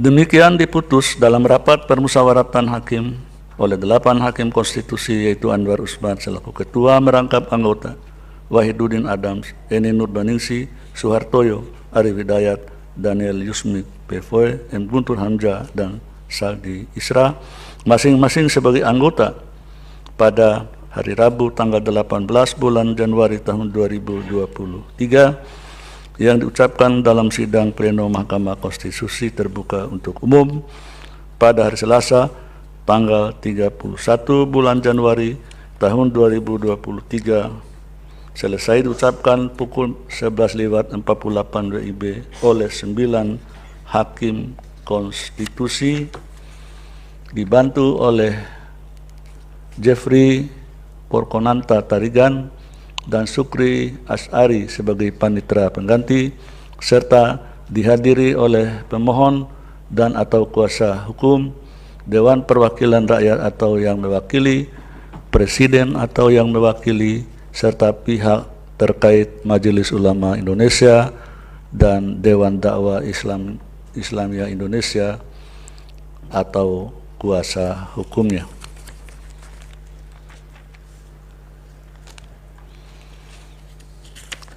Selanjutnya, putusan nomor 75 garing PUU garis datar 20 garing 2022. Demi keadilan berdasarkan ketuhanan yang Maha Esa, Mahkamah Konstitusi Republik Indonesia yang mengadili perkara konstitusi pada tingkat pertama dan terakhir menjatuhkan putusan dalam perkara pengujian Undang-Undang nomor 13 tahun 2003 tentang ketenagakerjaan terhadap Undang-Undang Dasar Negara Republik Indonesia tahun 1945 yang diajukan oleh 1. Muhayati, selanjutnya disebut sebagai pemohon 1, 2. EN Sunarsi, selanjutnya disebut sebagai pemohon 2, 3. Devia, selanjutnya disebut sebagai pemohon 3, 4. Kurnia disebut sebagai pemohon 4, 5. Sumini disebut sebagai pemohon 5. Berdasarkan surat kuasa khusus bertanggal 1 Juli 2022 memberi kuasa kepada Wilopo Husodo SH dan kawan-kawan, selanjutnya disebut sebagai para pemohon. Membaca permohonan para pemohon, mendengar keterangan para pemohon, mendengar dan membaca keterangan Dewan Perwakilan Rakyat, mendengar dan membaca keterangan Presiden, memeriksa bukti-bukti para pemohon, mendengar keterangan saksi dan ahli para pemohon, membaca kesimpulan para pemohon dan Presiden, duduk perkara dan seterusnya dianggap dibacakan. Pertimbangan hukum, kewenangan mahkamah, paragraf 3.1 dianggap dibacakan, paragraf 3.2 selanjutnya, maka mahkamah berwenang mengadili permohonan akuo.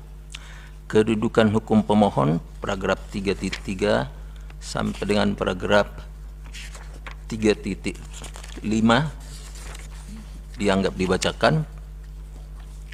Para pemohon memiliki kedudukan hukum untuk bertindak sebagai pemohon dalam permohonan akuo. Menimbang bahwa oleh karena mahkamah berwenang mengadili permohonan akuo dan para pemohon memiliki kedudukan hukum untuk mengajukan permohonan akuo, selanjutnya mahkamah akan mempertimbangkan pokok permohonan.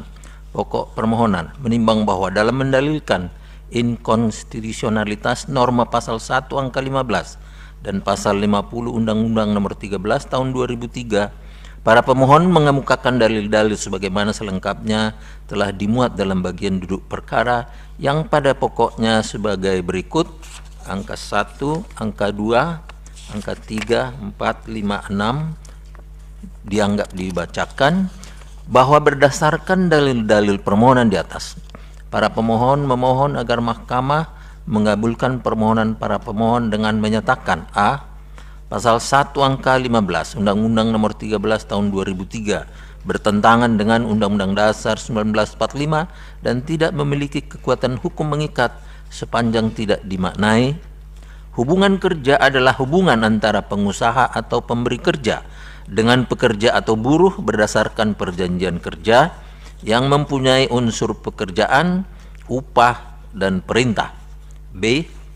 Pasal 50 Undang-Undang Nomor 13 Tahun 2003 bertentangan dengan Undang-Undang Dasar 1945 dan tidak memiliki kekuatan hukum mengikat sepanjang tidak dimaknai hubungan kerja terjadi karena adanya perjanjian kerja antara pengusaha atau pemberi kerja dan pekerja atau buruh. Menimbang bahwa untuk membuktikan dalil-dalilnya, para pemohon mengajukan alat bukti surat atau tulisan yang diberi tanda bukti P1 sampai dengan bukti P17 yang telah disahkan dalam persidangan pada tanggal 15 Agustus tahun 2022. Selain itu, para pemohon telah pula mengajukan 3 ahli, yaitu Saud C. Manalu, Saud C. Manalu, Andi Yentriyani, dan Miranda Fajerman, serta 2 saksi, yakni Enrico S. Otang dan Erika R. Situmorang, yang didengarkan keahlian dan kesaksiannya masing-masing pada persidangan tanggal 12 dan 26 Oktober 2022 serta tanggal 15 November 2022. Keterangan ahli dan saksi selengkapnya dibuat dalam bagian duduk perkara.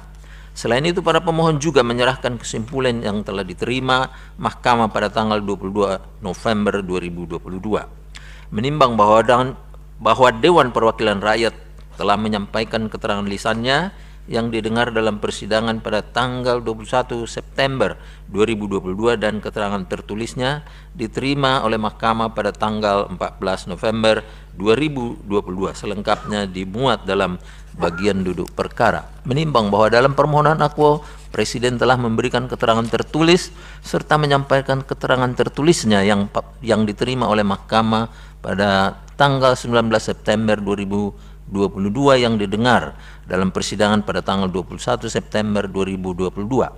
Untuk menguatkan keterangannya, Presiden telah pula mengajukan keterangan tambahan yang diterima Mahkamah pada tanggal 11 Oktober 2022. Keterangan Presiden dan keterangan tambahan Presiden selengkapnya dimuat dalam bagian duduk perkara, serta telah pula menyerahkan kesimpulan yang diterima oleh Mahkamah pada tanggal 23 November 2022. Menimbang bahwa setelah Mahkamah memeriksa dan membaca secara saksama permohonan para pemohon, keterangan DPR, keterangan Presiden, bukti-bukti surat tulisan yang diajukan oleh para pemohon, keterangan saksi dan ahli yang diajukan oleh para pemohon, kesimpulan tertulis pemohon, kesimpulan tertulis Presiden, sebagaimana selengkapnya dimuat dalam bagian duduk perkara, Mahkamah selanjutnya mempertimbangkan dalil-dalil pemohon para pemohon. Menimbang bahwa berkaitan dengan dalil-dalil permohonan para pemohon, terdapat 4 isu konstitusional yang dipermasalahkan, yakni 1. Adanya kerancuan hukum dan tumpang tindih antara istilah atau definisi pengusaha dan pemberi kerja. 2. Adanya pembatasan hubungan kerja dalam ketentuan pasal 1 angka 15 dan pasal 50 Undang-Undang 13 tahun 2003 yang menimbulkan ketidakadilan hukum. 3. Ketentuan pasal 1 angka 15 dan pasal 50 Undang-Undang Nomor 13 tahun 2003 menimbulkan diskriminasi. Dan 4. Ketentuan pasal 1 angka 15 dan pasal 50 Undang-Undang Nomor 13 tahun 2003 menyebabkan hak-hak bagi pekerja yang bekerja kepada selain pengusaha menjadi terabaikan dan tidak diakui oleh undang-undang. Setelah dicermati secara saksama keempat isu tersebut karena saling berkaitan satu sama lain, maka dapat dikerucutkan menjadi 2 masalah konstitusional, yaitu 1. Apakah benar norma pasal 1 angka 15 dan pasal 50 Undang-Undang Nomor 13 tahun 2003 mengandung persoalan tumpang tindih atau kerancuan hukum sehingga tidak memberikan kepastian hukum? 2. Apakah benar norma pasal 1 angka 15 dan pasal 50 Undang-Undang Nomor 13 tahun 2003 menimbulkan diskriminasi sehingga tidak memberikan jaminan perlindungan hak-hak pekerja rumahan? Menimbang bahwa sebelum mempertimbangkan permasalahan konstitusionalitas yang dipersoalkan para pemohon tersebut, penting bagi Mahkamah mempertimbangkan terlebih dahulu hal-hal sebagai berikut. Bahwa apabila mendasarkan pada Undang-Undang Dasar 1945 telah ditentukan tiap-tiap warga negara berhak atas pekerjaan dan penghidupan yang layak bagi kemanusiaan. Vide pasal 27 ayat 2 Undang-Undang Dasar 1945. Pekerjaan dan penghidupan yang layak bagi kemanusiaan dimaksud agar terpenuhi apabila mendapat imbalan, dan perlakuan yang adil dan layak dalam hubungan kerja. Vide pasal 28D ayat 2 Undang-Undang Dasar 1945. Dalam kaitan ini, Undang-Undang Nomor 13 Tahun 2003 dibentuk dengan maksud untuk mengejawantahkan Undang-Undang Dasar 45 dengan meningkatkan kualitas tenaga kerja, meningkatkan perlindungan tenaga kerja dan keluarganya yang sesuai dengan harkat dan martabat kemanusiaan. Perlindungan tersebut dimaksudkan untuk menjamin hak-hak dasar bagi pekerja atau buruh, menjamin adanya kesamaan kesempatan serta perlakuan tanpa diskriminasi atas dasar apapun untuk mewujudkan kesejahteraan bagi pekerja atau buruh dan keluarganya dengan tetap memperhatikan perkembangan kemajuan dunia usaha. Sebagai salah satu undang-undang yang dibentuk dalam era reformasi, Undang-Undang Nomor 13 Tahun 2003 menggantikan undang-undang sebelumnya, yaitu Undang-Undang Nomor 25 Tahun 1997 tentang ketenagakerjaan beserta perubahan-perubahannya yang dipandang belum mengakomodasi kebutuhan pembangunan ketenagakerjaan sebagaimana hal tersebut dijelaskan dalam penjelasan umum Undang-Undang Nomor 13 Tahun 2003 bahwa beberapa peraturan perundang-undangan tentang ketenagakerjaan yang berlaku selama ini, termasuk sebagian yang merupakan produk kolonial, menempatkan pekerja pada posisi yang kurang menguntungkan dalam pelayanan penempatan tenaga kerja dan sistem hubungan industrial yang menonjolkan perbedaan kedudukan dan kepentingan sehingga dipandang sudah tidak sesuai lagi dengan kebutuhan masa kini dan tuntutan masa yang akan datang. Pembentukan Undang-Undang Nomor 13 Tahun 2003 juga dilakukan dengan maksud untuk mewujudkan jaminan perlindungan terhadap hak dasar bagi pekerja atau buruh yang sejalan dengan Konvensi International Labour Organization yang mengatur mengenai penghargaan terhadap hak asasi manusia di tempat kerja. Konvensi tersebut jika dikelompokkan terdiri dari 4 hal, yaitu A. Kebebasan berserikat, Konvensi ILO nomor 87 dan nomor 98. B. Diskriminasi, Konvensi ILO nomor 100 dan nomor 111. C. Kerja paksa, Konvensi ILO nomor 29 dan nomor 105. Dan D. Konvensi Perlindungan Anak, Konvensi ILO nomor 138 dan nomor 182. Sehingga penguatan pengaturan hak-hak dasar pekerja atau buruh telah sejalan dengan perkembangan instrumen hukum internasional yang dimaksudkan untuk menjamin kesempatan serta perlakuan yang non-diskriminatif atas dasar apapun dalam rangka mewujudkan kesejahteraan pekerja atau buruh, termasuk keluarganya dengan tetap memperhatikan perkembangan kemajuan dunia usaha. Vide penjelasan umum Undang-Undang Nomor 13 Tahun 2003. Menimbang bahwa setelah mempertimbangkan hal-hal tersebut di atas, selanjutnya Mahkamah akan mempertimbangkan dalil-dalil para pemohon sebagai berikut.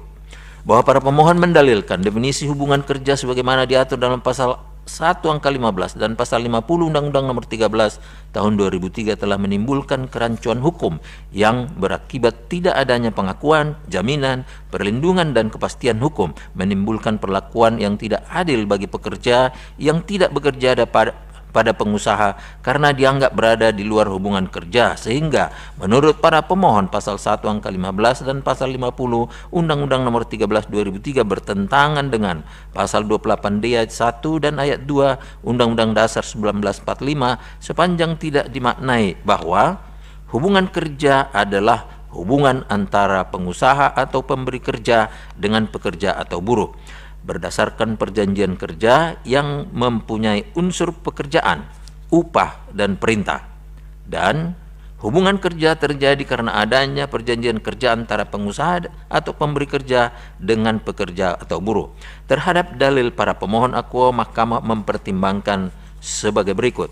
Bahwa pasal 1 angka 15 Undang-Undang Nomor 13 Tahun 2003 merupakan bagian dari bab 1 tentang ketentuan umum yang memuat tentang batasan pengertian atau definisi, singkatan atau akronim yang digunakan dalam peraturan dan hal-hal lain yang bersifat umum yang menjadi dasar bagi berlakunya pasal-pasal berikutnya. Pentingnya diatur ketentuan umum dalam suatu peraturan perundang-undangan dimaksudkan salah satunya untuk memperjelas batas pengertian atau definisi, singkatan atau akronim yang digunakan dalam peraturan tersebut sehingga tidak menimbulkan pengertian ganda. Vide angka 98 lampiran 2 Undang-Undang Nomor 12 Tahun 2011 tentang pembentukan peraturan perundang-undangan sebagaimana telah diubah dengan Undang-Undang Nomor 13 Tahun 2022 tentang perubahan kedua atas Undang-Undang Nomor 12 Tahun 2011 tentang pembentukan peraturan perundang-undangan. Oleh karena itu, menurut Mahkamah, apabila para pemohon mempersoalkan tentang batasan pengertian, singkatan, atau hal-hal lain yang bersifat umum yang dijadikan dasar atau pijakan bagi pasal-pasal berikutnya dalam Undang-Undang AKO, harus memiliki argumentasi yang kuat yang dapat membuktikan adanya kerancuan hukum dalam pasal 1 angka 15 Undang-Undang Nomor 13 Tahun 2003. Sebab batasan pengertian atau definisi yang ada dalam ketentuan umum sebuah undang-undang menjadi rujukan pasal-pasal lain dalam undang-undang tersebut, termasuk juga rujukan jika akan dibentuk peraturan pelaksananya. Bahwa menurut Mahkamah, ketentuan pasal 1 angka 15 Undang-Undang Nomor 13 Tahun 2003 yang menyatakan hubungan kerja adalah hubungan antara pengusaha dengan pekerja atau buruh berdasarkan perjanjian kerja yang mempunyai unsur pekerjaan, upah, dan perintah, yang juga terbukti sangat terkait erat dengan pasal 50 yang menyatakan hubungan kerja terjadi karena adanya perjanjian kerja antara pengusaha dan pekerja atau buruh, yang juga dimohonkan oleh para pemohon telah memberikan gambaran yang jelas tentang apa yang dimaksud hubungan kerja, apa dan siapa subjek dan objek hukumnya, serta unsur apa saja yang wajib ada dalam sebuah perjanjian kerja. Dalam kaitan ini, Mahkamah dapat memahami adanya kekhawatiran dari para pemohon sebagai akibat adanya norma AKO yang seolah-olah telah membatasi pihak yang dapat dilibatkan dalam sebuah hubungan kerja, sehingga mengakibatkan para pemohon tidak memiliki hak yang sama seperti halnya pekerja atau buruh yang melakukan hubungan kerja dengan pengusaha dengan perjanjian kerja sebagaimana diatur dalam Undang-Undang AKO. Namun, kekhawatiran dimaksud tidaklah tepat untuk dihilangkan hanya dengan cara menyisipkan frasa pemberi kerja dalam norma pasal 1 angka 15 Undang-Undang Nomor 13 Tahun 2003.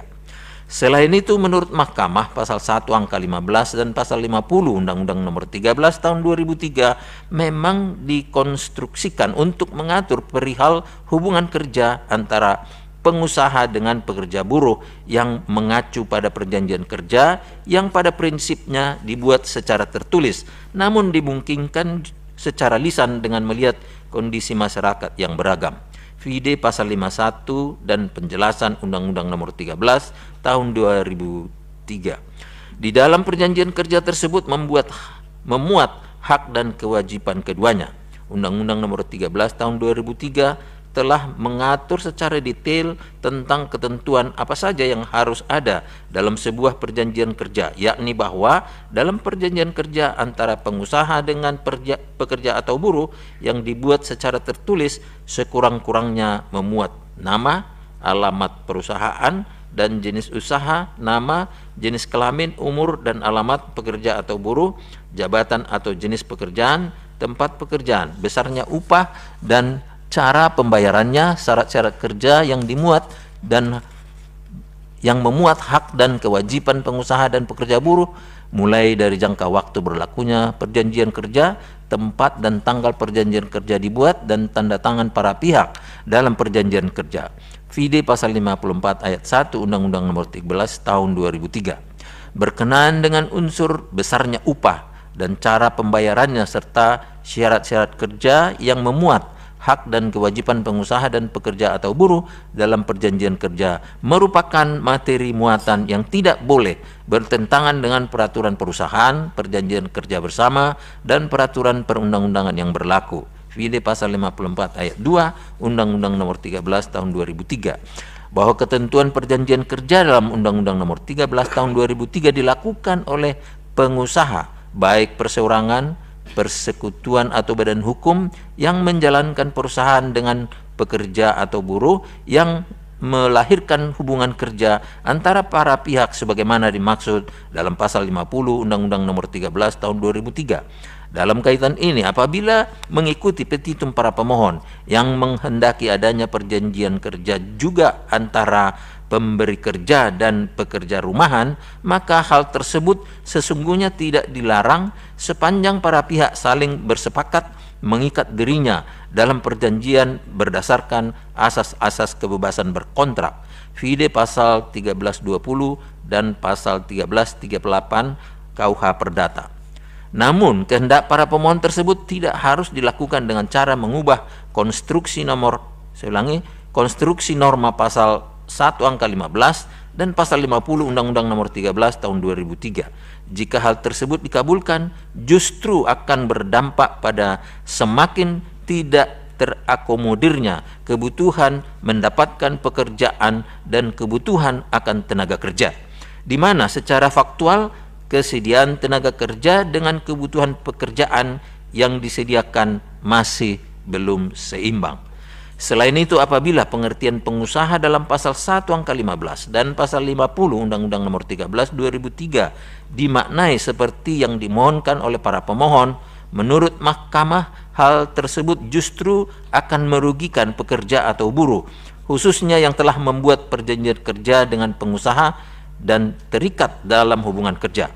Karena pemberi kerja yang memberikan pekerjaan kepada pekerja rumahan tersebut belum tentu merupakan pengusaha yang memiliki perusahaan, sehingga hal tersebut akan berimbas pada tidak dapat terlaksananya perjanjian kerja, khususnya antara pekerja atau buruh dengan perusahaan yang dalam hal ini diwakili oleh pengusaha, sebagaimana diatur dalam pasal 1 angka 5 dan angka 6 Undang-Undang Nomor 13 Tahun 2003. Terlebih lagi, meskipun mahkamah tidak menemukan bukti formal yang membuktikan bahwa para pemohon telah mengikatkan dirinya dalam sebuah perjanjian kerja dengan pemberi kerja yang selama ini telah memberikan pekerjaan kepada para pemohon, namun demikian para pemohon seharusnya juga memiliki hak-hak yang sama dengan pekerja atau buruh yang bekerja kepada pengusaha yang memiliki perusahaan. Adanya fakta bahwa untuk membuat perjanjian kerja diperlukan syarat khusus tertentu tidak dapat ditafsirkan bahwa hal tersebut menimbulkan perlakuan tidak adil bagi para pemohon sehingga dianggap telah menghilangkan hak konstitusional para pemohon. Justru dengan adanya syarat khusus atau ketentuan dalam perjanjian kerja tersebut pada akhirnya bertujuan untuk memberikan perlindungan dan jaminan kepastian hukum bagi para pekerja atau buruh. Sedangkan untuk perlindungan kerja rumahan seperti para pemohon yang memperoleh pekerjaan dari pemberi kerja, di mana pemberi kerja tersebut belum tentu adalah pengusaha, tetapi pengusaha sudah pasti adalah pemberi kerja yang memiliki hubungan kerja dengan pekerja atau buruh sebagaimana maksud Undang-Undang Nomor 13 Tahun 2003. Maka menurut mahkamah terhadap hal demikian diperlukan pengaturan khusus yang lebih spesifik.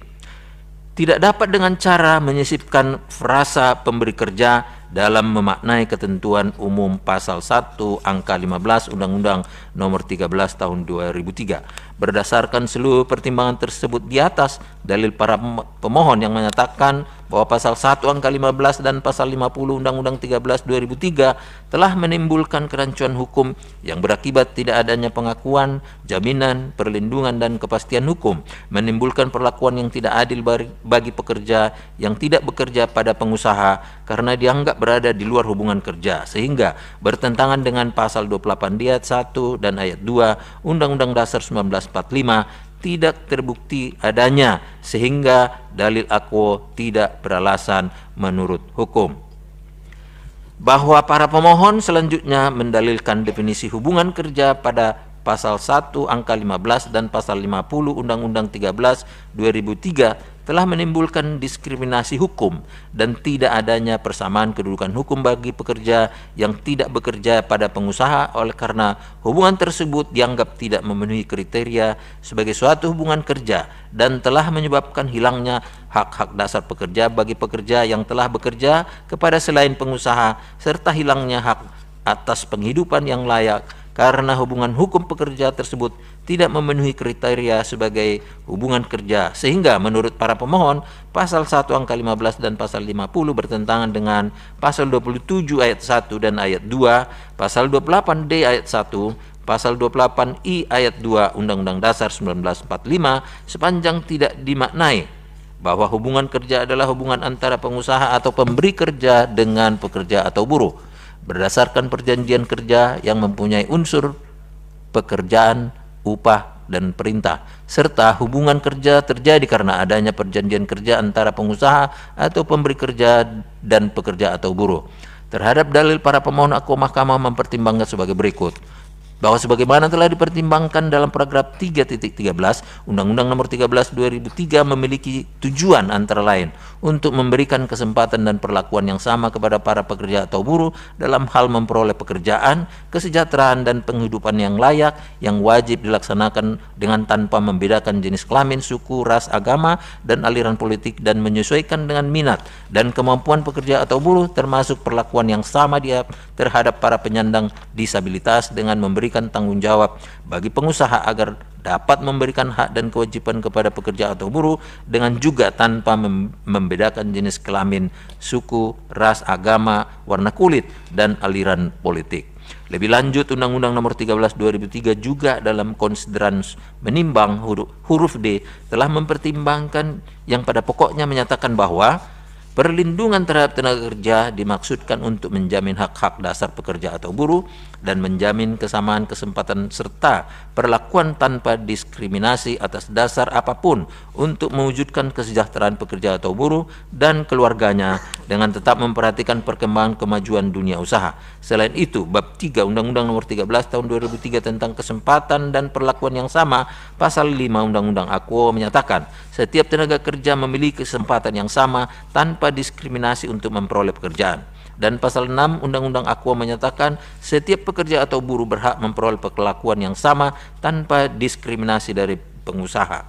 Dalam konteks kasus yang dialami oleh para pemohon in kasu sebagai pekerja rumahan yang tidak didasarkan pada perjanjian kerja sebagaimana dimaksud dalam Undang-Undang Nomor 13 2003, karena pemberi kerja adalah bukan pengusaha sehingga para pemohon beranggapan dirinya tidak memiliki hak yang sama dengan pekerja atau buruh yang bekerja dengan pengusaha. Menurut Mahkamah, anggapan tersebut tidak benar adanya karena pekerja rumahan seperti yang saat ini dilakukan oleh para pemohon memiliki karakteristik yang berbeda dengan pekerja atau buruh yang bekerja pada perusahaan. Perbedaan karakteristik tersebut secara jelas terlihat misalnya mulai dari tempat kerja, waktu kerja, kepada siapa mereka bekerja, upah, dan juga sarana bekerja. Oleh karenanya, memberlakukan hal yang berbeda terhadap hal yang memang berbeda bukanlah diskriminasi, karena diskriminasi adalah pemberlakuan secara berbeda terhadap hal yang sama. Dengan demikian, pasal 1 angka 15 dan pasal 50 Undang-Undang Nomor 13 2003 tidak mengandung perlakuan diskriminatif sebab pembatasan yang terdapat dalam pasal Akuo berlaku untuk setiap orang pekerja atau buruh sebagaimana yang dimaksud dalam Undang-Undang Nomor 13 tahun 2003. Dengan menyisipkan frasa pemberi kerja dalam pasal 1 angka 15 dan pasal 50 Undang-Undang Nomor 13 tahun 2003 sebagaimana petitum para pemohon justru dapat menyebabkan ketidakjelasan dan ketidakpastian hukum karena mengubah substansi pokok dalam Undang-Undang Nomor 13 tahun 2003. Bahwa terkait dengan dalil para pemohon yang menyatakan pasal Akuo telah menyebabkan hilangnya hak-hak dasar pekerja bagi pekerja yang telah bekerja kepada selain pengusaha serta hilangnya hak atas penghidupan yang layak karena hubungan hukum pekerja tersebut tidak memenuhi kriteria sebagai hubungan kerja berkenaan dengan dalil Akuo sebagaimana telah Mahkamah pertimbangkan dalam subparagraf 3.14.1.2 bahwa pasal 1 angka 15 dan pasal 50 Undang-Undang 13 2003 memang dikonstruksikan untuk mengatur perihal hubungan kerja antara pengusaha dengan buruh atau pekerja yang mengacu pada perjanjian kerja yang dibuat secara tertulis yang di dalamnya memuat hak dan kewajiban keduanya.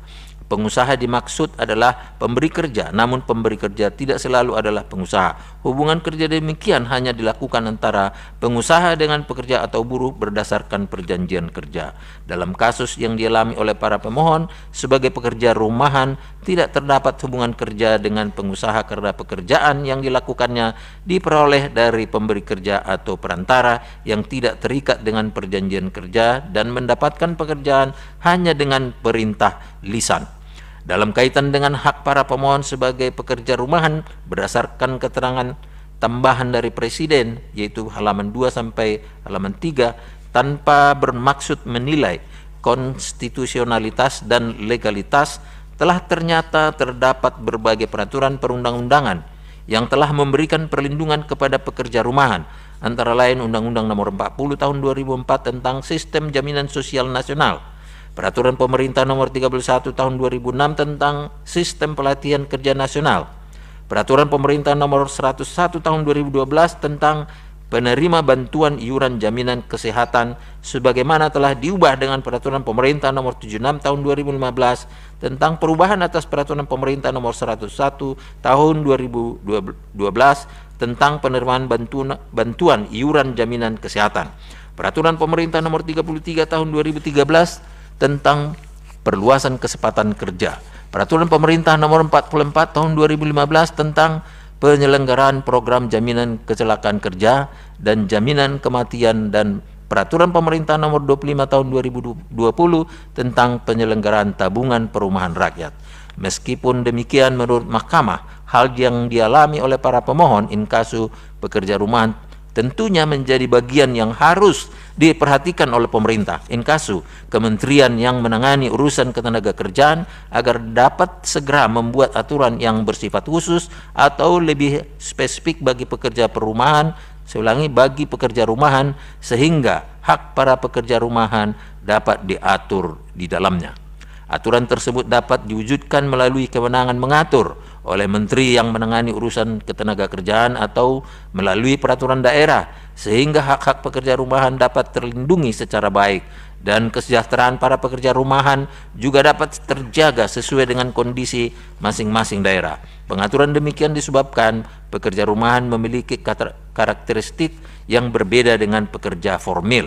Terlebih lagi, sebagaimana diatur dalam pasal 3 Undang-Undang Nomor 13 Tahun 2003, bahwa pembangunan ketenagakerjaan diselenggarakan atas asas keterpaduan dengan melalui koordinasi fungsional lintas sektoral pusat dan daerah, sehingga tugas dan tanggung jawab negara terhadap para pekerja rumahan dapat dilakukan baik oleh pemerintah pusat maupun pemerintah daerah. Hal tersebut seyogianya segera dilakukan sebagai upaya dari negara yang dalam hal ini diwakili oleh pemerintah pusat dan pemerintah daerah untuk memberikan perlindungan dan kesejahteraan kepada para pekerja rumahan sebagai bagian dari kebijakan strategis dalam upaya memperluas kesempatan kerja bagi masyarakat. Menimbang bahwa berdasarkan seluruh uraian pertimbangan hukum di atas, menurut Mahkamah telah ternyata ketentuan norma pasal 1 angka 15 dan pasal 50 Undang-Undang Nomor 13 Tahun 2003 tidak menimbulkan ketidakpastian hukum dan diskriminasi, ketidaksamaan kedudukan hukum, dan tidak menyebabkan hilangnya hak-hak dasar pekerja atas penghidupan yang layak sebagaimana dijamin oleh pasal 27 ayat 1 dan ayat 2, pasal 28D ayat 1 dan ayat 2, pasal 28I ayat 2 Undang-Undang Dasar 1945. Dengan demikian, dalil-dalil permohonan pemohon berkenan dengan pengujian pengujian norma pasal 1 angka 15 dan pasal 50 Undang-Undang Nomor 13 Tahun 2003 adalah tidak beralasan menurut hukum. Menimbang bahwa terhadap hal-hal lain dan selebihnya tidak dipertimbangkan lebih lanjut karena dipandang tidak ada relevansinya. Konklusi, berdasarkan penilaian atas fakta dan hukum sebagaimana diuraikan di atas, Mahkamah berkesimpulan: 1. Mahkamah berwenang mengadili permohonan akuo. 2. Para pemohon mempunyai kedudukan hukum untuk mengajukan permohonan akuo. 3. Pokok permohonan tidak beralasan menurut hukum. Berdasarkan Undang-Undang Dasar Negara Republik Indonesia tahun 1945 dan seterusnya, amar putusan mengadili menolak permohonan para pemohon untuk seluruhnya. Demikian diputus dalam rapat permusyawaratan hakim oleh 8 hakim konstitusi, yaitu Anwar Usman selaku ketua, merangkap anggota Manahan MP Sitompul, Eni Nurbaningsi, Wahidudin Adams, Arif Hidayat, Daniel Yusmik PFOE, Saldi Isra dan Suhartoyo, masing-masing sebagai anggota pada hari Kamis tanggal 19 bulan Januari tahun 2023 dan diucapkan dalam sidang pleno Mahkamah Konstitusi terbuka untuk umum pada hari Selasa tanggal 31 bulan Januari tahun 2023 selesai diucapkan pukul 12:22 WIB oleh 9 hakim konstitusi dibantu oleh Hani Adani sebagai panitera pengganti, dihadiri oleh pemohon, Dewan Perwakilan Rakyat atau yang mewakili, dan Presiden atau yang mewakili.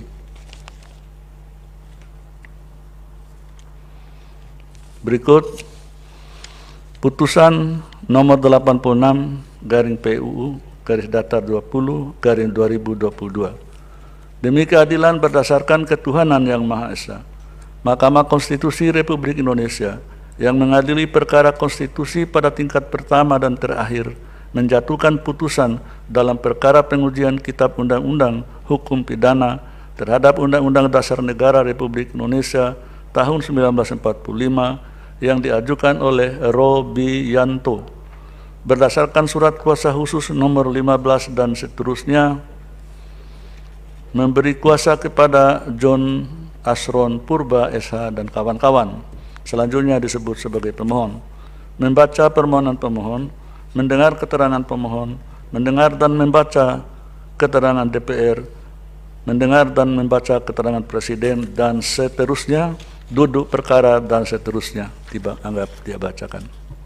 Pertimbangan hukum, kewenangan Mahkamah. Mahkamah berwenang mengadili permohonan akuo. Kedudukan hukum pemohon. Pemohon memiliki kedudukan hukum untuk bertindak sebagai pemohon dalam permohonan akuo. Menimbang bahwa karena Mahkamah berwenang mengadili permohonan akuo dan pemohon memiliki kedudukan hukum untuk bertindak sebagai pemohon, selanjutnya Mahkamah akan mempertimbangkan pokok permohonan. Pokok permohonan menimbang bahwa permohonan mendalilkan pasal 78 ayat 1 angka 4 Kitab Undang-Undang Hukum Pidana bertentangan dengan pembukaan Undang-Undang Dasar 1945 pada alinea keempat serta ketentuan pasal 27 ayat 1, pasal 28 ayat 1 dan pasal 8J ayat 2 Undang-Undang Dasar 1945 dengan argumentasi sebagaimana selengkapnya telah dimuat dalam bagian duduk perkara yang pada pokoknya 1, 2, 3 dianggap dibacakan. 4. Bahwa berdasarkan dalil di atas pemohon memohon kepada Mahkamah agar menyatakan pasal 78 ayat 1 angka 4 Kitab Undang-Undang Hukum Pidana bertentangan dengan Undang-Undang Dasar 1945 dan tidak mempunyai kekuatan hukum mengikat sepanjang tidak dimanai mengenai kejahatan yang diancam dengan pidana mati atau pidana penjara hidup adalah seumur hidup pelaku.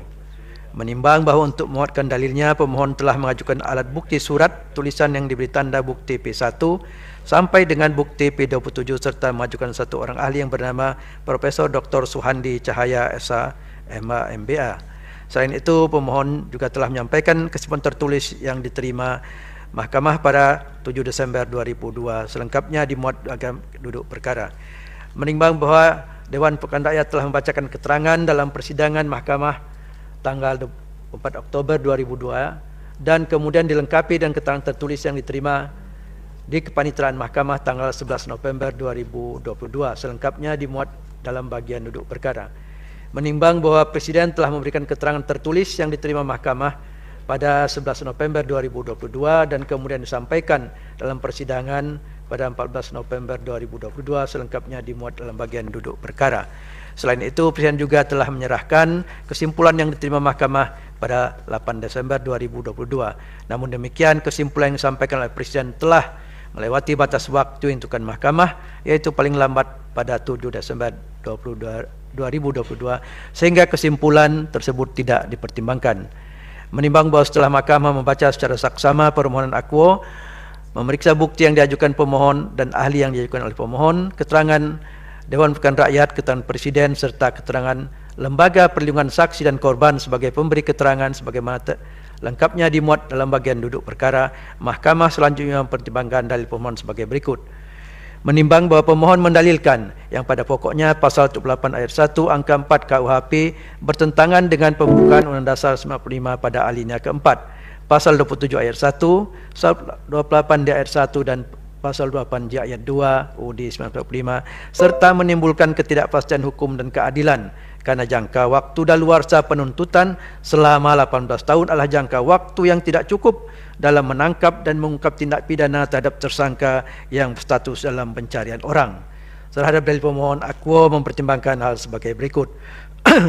Bahwa norma pasal 28 ayat 1 angka 4 KUHP yang dimohonkan pengujian oleh pemohon menyatakan kewenangan menuntut pidana hapus karena daluarsa mengenai kejahatan yang diancam dengan pidana mati atau pidana penjara seumur hidup sesudah 18 tahun adalah norma yang mengatur mengenai pembatasan jangka waktu penuntutan yang berkaitan erat dengan hak negara dalam melakukan penuntutan terhadap suatu hal yang dilarang atau jus puniendi, yaitu pembatasan jangka waktu terhadap hak negara dalam melakukan proses penuntutan terhadap atau kepada tersangka atau terdakwa tindak pidana atau yang lebih dikenal sebagai pembatasan hak negara dalam menjatuhkan pidana. Oleh karenanya daluarsa atau kedaluarsa masa penuntutan merupakan salah satu perwujudan dari prinsip due process of law yang dalam rangka memberikan pengakuan, jaminan, pelindungan dan kepastian hukum sebagai salah satu karakteristik dari sebuah negara hukum yang konstitusional. Selain itu, kehadiran ketentuan pasal akuo merupakan salah satu bentuk pelindungan oleh peraturan perundang-undangan in casu KUHP yang bertujuan menciptakan pelindungan kepada pelaku dan korban tindak pidana dari kekuasaan negara atau penuntutan yang apabila tidak diberlakukan norma akuo dapat menjadi tanpa batas. Bahwa tersangka atau terdakwa pada dasarnya ditempatkan pada posisi sebagai subjek hukum yang tidak bersalah sampai adanya putusan hakim menyatakan kesalahannya dapat dibuktikan dan putusan dimaksud memiliki kekuatan hukum tetap atau sering dipahami sebagai asas praduga tak bersalah, presumption of innocence. Oleh karena itu, esensi dari asas dimaksud terlepas tersangka atau terdakwa yang telah disangkakan atau didakwakan telah melakukan tindak pidana dan sepanjang belum terbukti kesalahannya, penting bagi negara tetap mengutamakan adanya jaminan perlindungan hukum terhadap hak asasinya. Demikian halnya dengan pihak yang dirugikan akibat adanya peristiwa pidana, yaitu korban tindak pidana, tidak kalah pentingnya juga tetap diberi perlindungan hukum atas kerugian yang dideritanya. Terlebih korban tindak pidana sesungguhnya bukan hanya korban langsung semata, tapi juga masyarakat luas karena masyarakat mengalami gangguan ketentraman dan keamanan dalam menikmati kehidupannya di tengah masyarakat. Hal demikian sebenarnya sebagai wujud implementasi real dan sejalan dengan amanat konstitusi pasal 28 di ayat 1 UUD 1945 yang mewajibkan negara untuk memberikan pengakuan, jaminan, perlindungan dan kepastian hukum yang adil serta perlakuan yang sama di hadapan hukum kepada warga negaranya tanpa terkecuali, yaitu tersangka, terdakwa, korban tindak pidana dan masyarakat sebagai representasi dari kepentingan umum. Bahwa dalam perspektif implementasi perlindungan kepastian dan keadilan hukum, daluarsa penuntutan pidana juga merupakan bagian esensial yang diperlukan dalam rangka mewujudkan kepastian dan keadilan hukum. Daluarsa penuntutan sebagaimana diatur dalam pasal 78 KUHP ditegaskan bahwa masa penuntutan pidana bagi pelaku tindak pidana dibatasi dengan batas waktu yang lamanya tergantung dari kualifikasi atau jenis tindak pidananya dan berat ringannya ancaman pidana strafmat. Adapun ketentuan pasal 28 KUHP selengkapnya dinyatakan sebagai berikut. Ayat 1 ayat 2 dianggap dibacakan. Dengan mendasarkan pada ketentuan norma pasal 28 KUHP tersebut, maka apabila dicermati isu yang dipersoalkan pemohon adalah berkenaan dengan tindak pidana dibatasi dengan batas untuk tindak pidana yang terkait dengan ketentuan norma pasal 78 ayat 1 angka 4 KUHP. Berkaitan dengan dalil yang dipersoalkan oleh pemohon akuo, Mahkamah berpendapat masa daluarsa penuntutan tindak pidana secara universal memiliki peran yang sangat strategis dalam mendukung terciptanya kepastian dan keadilan hukum, bukan hanya bagi tersangka atau terdakwa, tetapi juga bagi korban atau keluarga korban serta masyarakat pada umumnya. Penegasan tersebut dimaksudkan agar kewenangan negara dalam melakukan penuntutan atas pelaku tindak pidana dimaksud hanya dapat dilakukan dalam jangka waktu tertentu atau dibatasi dengan jangka waktu yang tanpa batas. Secara doktrinal, daluarsa memberikan kepastian dan keadilan hukum kepada tersangka atau terdakwa yang melakukan tindak pidana, agar tersangka atau terdakwa tidak selamanya terganggu ketentraman hidupnya tanpa adanya batas waktu dari ancaman penuntutan oleh negara yang mewakili kepentingan umum. Tersangka, terdakwa yang berada dalam masa tunggu untuk dilakukan penuntutan pidana sesungguhnya tidak semata-mata karena melarikan diri untuk menghindari tuntutan pidana, akan tapi juga karena proses hukum yang dialaminya mengalami kendala di dalam proses penyidikan atau penuntutan. Dengan demikian, bagi tersangka terdakwa yang berada dalam masa penantian untuk dilakukan proses penuntutan tersebut merupakan masa menjalani hukuman tersendiri, baik secara moral atau stigma dan kadang secara fisik juga, sebab tidak sedikit tersangka terdakwa haknya sebagian telah lakukan upaya paksa atau pro justia oleh aparat penegak hukum, baik dalam bentuk perampasan kemerdekaan badan maupun harta benda, misalnya penetapan tersangka, penahanan, penggeledahan, penyitaan, dan tindakan pencegahan untuk tidak boleh bepergian ke luar negeri. Bahwa pada dasarnya penuntutan pidana adalah sebuah kewenangan negara dalam mewakili kepentingan umum yang diaktualisasikan melalui suatu bentuk tindakan hukum yang lebih dikenal dengan proses penegakan hukum dalam mengungkap suatu peristiwa pidana. Oleh karena itu, aparat penegak hukum dalam mengungkap adanya peristiwa pidana harus melakukan tahapan-tahapan, di antaranya penyelidikan, penyidikan, dan penuntutan, yang kesemua tahapan tersebut masing-masing mempunyai tingkat kesulitan yang berbeda. Terlebih, terhadap peristiwa pidana yang mempunyai dimensi pembuktian rumit dan melibatkan banyak pihak, baik tersangka atau terdakwa maupun saksi-saksi. Dengan demikian, hakikat daluarsa di samping dapat memberikan kepastian dan keadilan hukum bagi tersangka atau terdakwa sebagaimana telah dipertimbangkan di atas, daluarsa penuntutan pidana juga merupakan salah satu bentuk kepastian hukum bagi korban tindak pidana dan masyarakat umum. Sebab dengan adanya masa daluarsa dapat dijadikan acuan waktu bagi korban tindak pidana untuk mengambil langkah-langkah konstitusional di dalam mendapatkan kepastian hukum dan keadilan. Bahwa pada dasarnya penuntutan pidana adalah sebuah kewenangan negara yang diaktualisasikan melalui satu bentuk tindakan hukum yang lebih dikenal dengan proses penegakan hukum dalam mengungkap sebuah tindak pidana yang merupakan proses pembuktian dengan didasarkan pada alat-alat bukti. Bida pasal 184 KUHP yang valid baik cara perolehan alat-alat bukti dimaksud maupun keterangan-keterangan para saksi dan tersangka atau terdakwa yang dapat dipertanggungjawabkan sebagaimana yang dipersyaratkan oleh ketentuan undang-undang.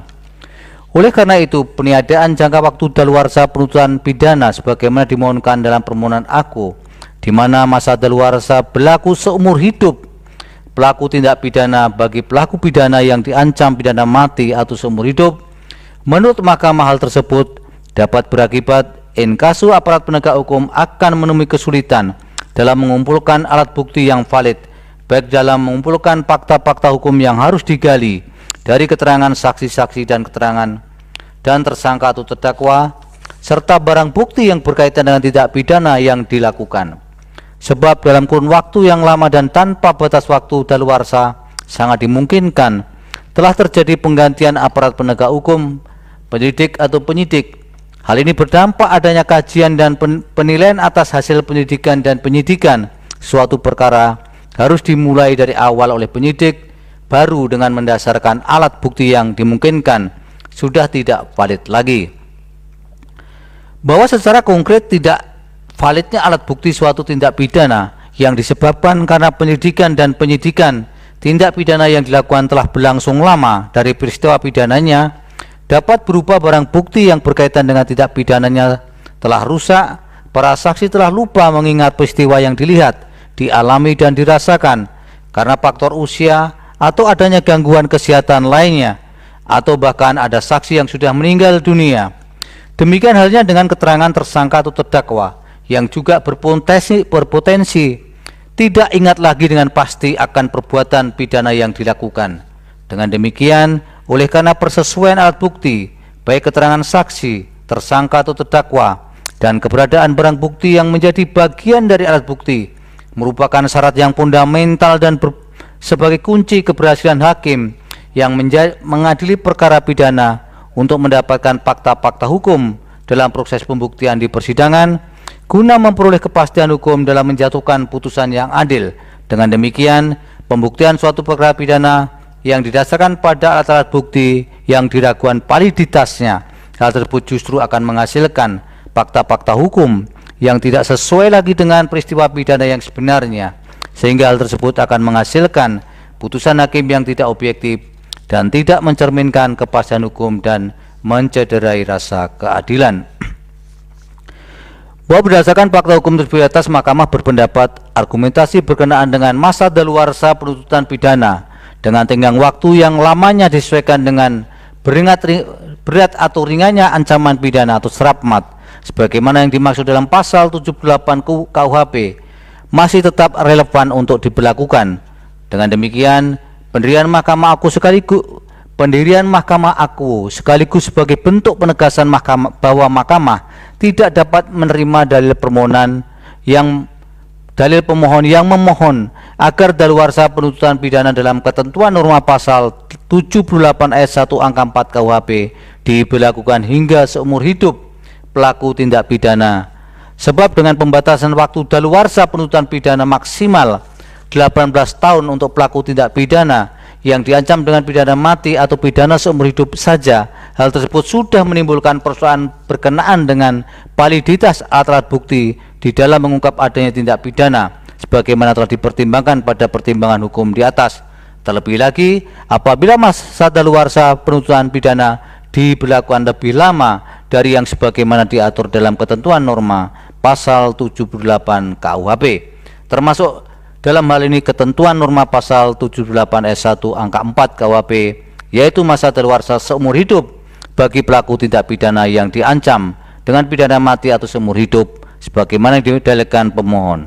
Oleh karena itu, jika dalil pemohon diikuti, hal tersebut jelas semakin berpotensi menciptakan ketidakpastian dan ketidakadilan hukum bagi tersangka atau terdakwa, korban, dan masyarakat pada umumnya. Bahwa berdasarkan seluruh uraian pertimbangan hukum di atas, Mahkamah berpendapat berkaitan dengan masa daluarsa yang ada saat ini sebagaimana yang dimaksud dalam pasal 78 KUHP adalah konstitusional. Namun demikian, apabila berkenaan dengan masa tenggang waktu daluarsa tersebut akan dilakukan perubahan tentang lama tenggang waktunya, maka takaran rasa keadilan menjadi kewenangan dari pembentuk undang-undang yang merupakan representasi dari politik hukum negara dalam merepresentasikan kehendak rakyat yang menjadi bagian dari criminal policy yang secara konsisten menjadi pendirian Mahkamah selama ini. Oleh karena itu, dalam kaitan dengan jangka waktu daluarsa dimaksud, sewaktu-waktu dapat diubah sesuai dengan tuntutan kebutuhan dan rasa keadilan yang berkembang dalam masyarakat sepanjang tidak melampaui wewenang dan bertentangan dengan prinsip-prinsip yang tertuang dalam UUD 1945.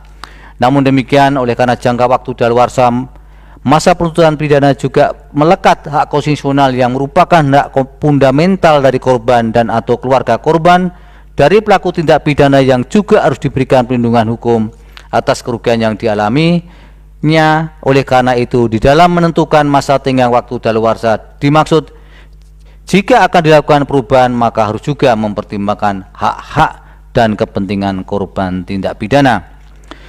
Menimbang bahwa dengan tetap relevan memberlakukan daluarsa masa penuntutan dalam pasal 78 KUHP dan ketentuan norma dimaksud dinyatakan konstitusional, maka permasalahan yang muncul selanjutnya adalah bagaimana dengan adanya rasa ketidakadilan bagi korban peristiwa pidana yang secara real tersangka atau terdakwanya ditemukan, baik yang kemudian diajukan dalam persidangan pengadilan maupun tidak diajukan, maupun tidak dilakukan penyidikan atau penuntutan dengan alasan telah melewati masa tenggang waktu daluarsa sebagaimana yang dimaksud dalam pasal 78 KUHP. Terhadap hal yang demikian, Mahkamah berpendapat penerapan ketentuan norma pasal 78 KUHP tidak berarti menghilangkan hak korban dan atau keluarga korban untuk memperoleh pertanggungjawaban dari pelaku tindak pidana yang terhindarkan dari tuntutan pidana karena diuntungkan dengan berlakunya ketentuan norma pasal 78 KUHP. Bentuk pertanggungjawaban dimaksud sesungguhnya bisa ditempuh oleh korban tindak pidana dengan tuntutan ganti rugi dengan penggabungan bersama-sama dengan tuntutan pidana pasal 98 ayat 1 KUHP. Namun oleh karena terhadap perkara pidana yang bersangkutan telah dinyatakan tidak dapat dilakukan penuntutan pidana karena telah daluarsa, dan oleh karena hak untuk menggabungkan tuntutan ganti rugi telah tertutup, maka bagi korban pelaku tindak pidana sebenarnya masih dapat menempuh cara dengan mengajukan gugatan secara keperdataan. Namun oleh karena tuntutan secara keperdataan demikian diperlukan biaya yang tidak murah atau ringan, maka melalui putusan aku Mahkamah menegaskan dalam rangka memberikan perlindungan, jaminan dan kepastian hukum yang adil terkait pertanggungjawaban ini pada waktu yang akan datang dapat dipertimbangkan oleh pembentuk undang-undang untuk diatur kewajiban negara dalam memberikan pertanggungjawaban tersebut berupa kompensasi yang sesuai terhadap korban dan atau keluarga korban, sehingga dengan demikian negara dapat menciptakan kesetimpalan dan keadilan yang berujung pada terciptanya rasa aman dan damai serta menumbuhkan rasa percaya terhadap kinerja negara dalam upaya penegakan hukum pidana. Menimbang bahwa berdasarkan seluruh pertimbangan hukum sebagaimana diuraikan di atas, Mahkamah berpendapat telah ternyata tidak terdapat persoalan konstitusionalitas norma mengenai daluarsa masa penuntutan tindak pidana sebagaimana pembukaan Undang-Undang Dasar 1945 pada alinea keempat serta ketentuan pasal 27 ayat 1, pasal 28 D ayat 1 dan pasal 28 J ayat 2 UUD 1945 terhadap pasal 78 ayat 1 angka 4 KUHP, sehingga dengan demikian dalil-dalil permohonan pemohon adalah tidak beralasan menurut hukum. Menimbang bahwa berkenaan dengan hal lain dalam permohonan pemohon tidak dipertimbangkan karena tidak ada relevansinya. Konklusi, berdasarkan penilaian atas fakta dan hukum sebagaimana diuraikan di atas, Mahkamah berkesimpulan: 1. Mahkamah berwenang mengadili permohonan aku. 2. Pemohon memiliki kedudukan hukum untuk mengajukan permohonan aku. 3. Pokok permohonan pemohon tidak beralasan menurut hukum. Berdasarkan Undang-Undang Dasar Negara Republik Indonesia tahun 1945 dan seterusnya, amar putusan mengadili menolak permohonan pemohon untuk seluruhnya.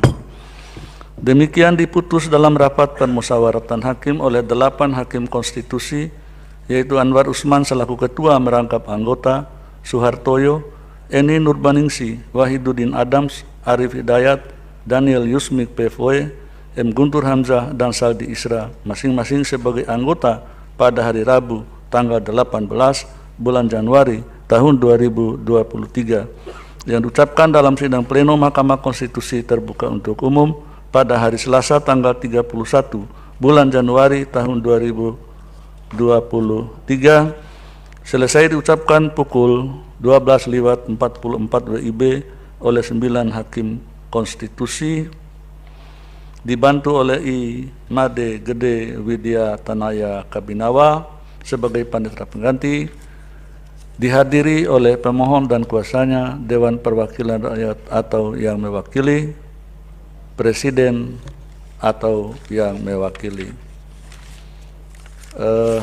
Jam sudah menunjukkan pukul 12:44 WIB. Bagi yang ingin melaksanakan sholat zuhur terlebih dahulu dipersilakan, terutama dari Majelis Ulama Indonesia yang kebetulan putusannya sudah dibacakan. Dipersilakan. Kalau mau langsung pulang ya silakan, tapi kalau mau balik lagi juga silakan. Silakan.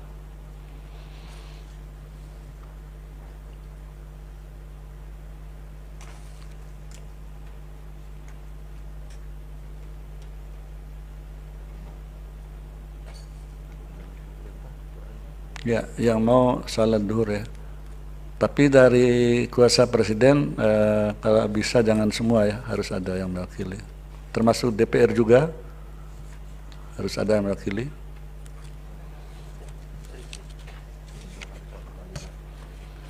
Ya, baik.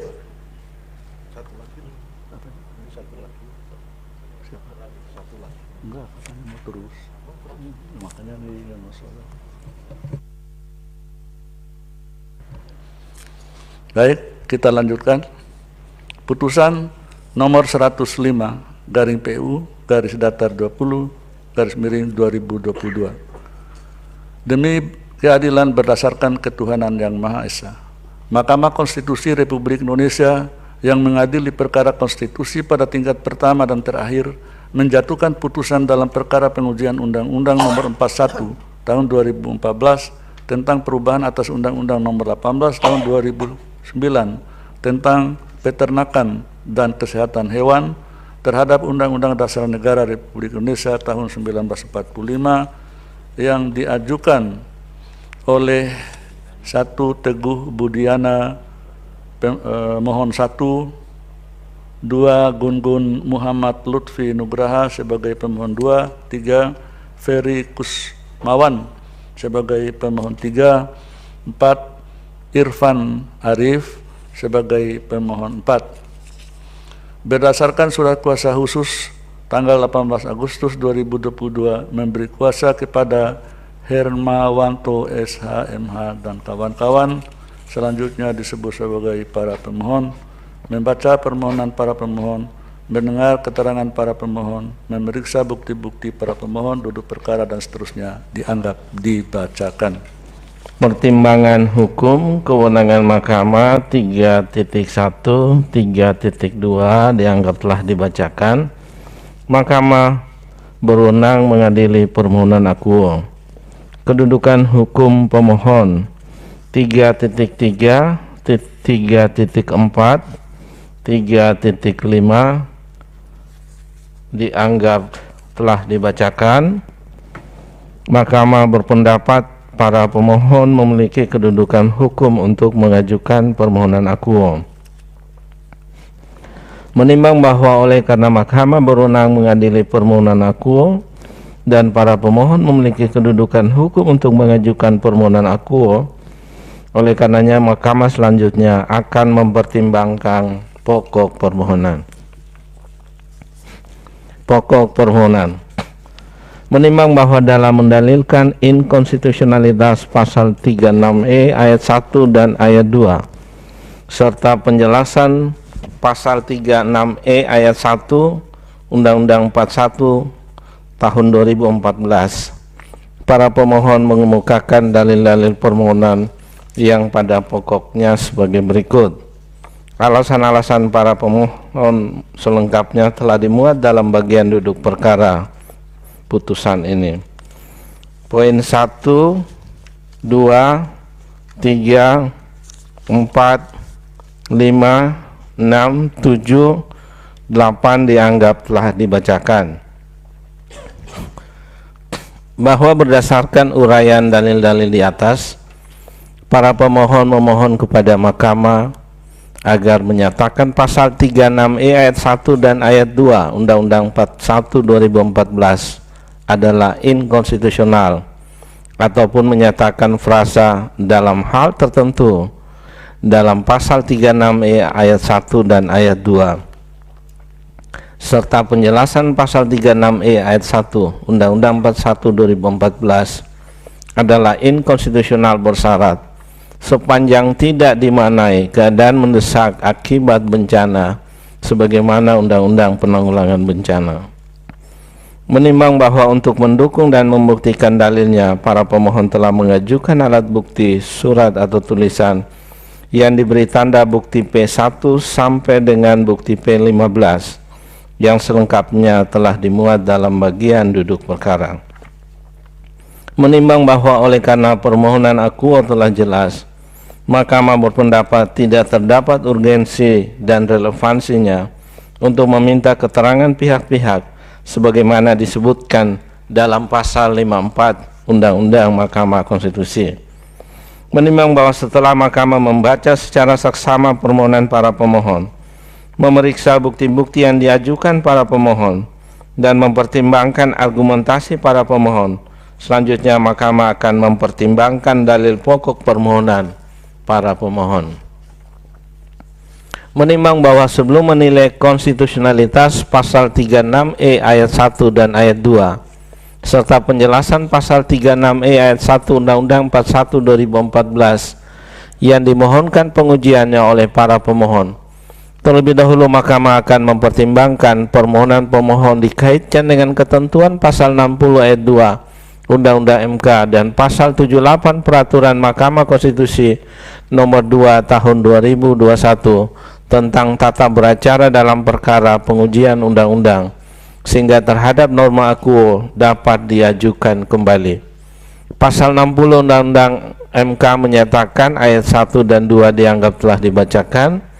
Pasal 78 Peraturan Mahkamah Konstitusi nomor 2 tahun 2021 menyatakan ayat 1 dan ayat 2 dianggap telah dibacakan.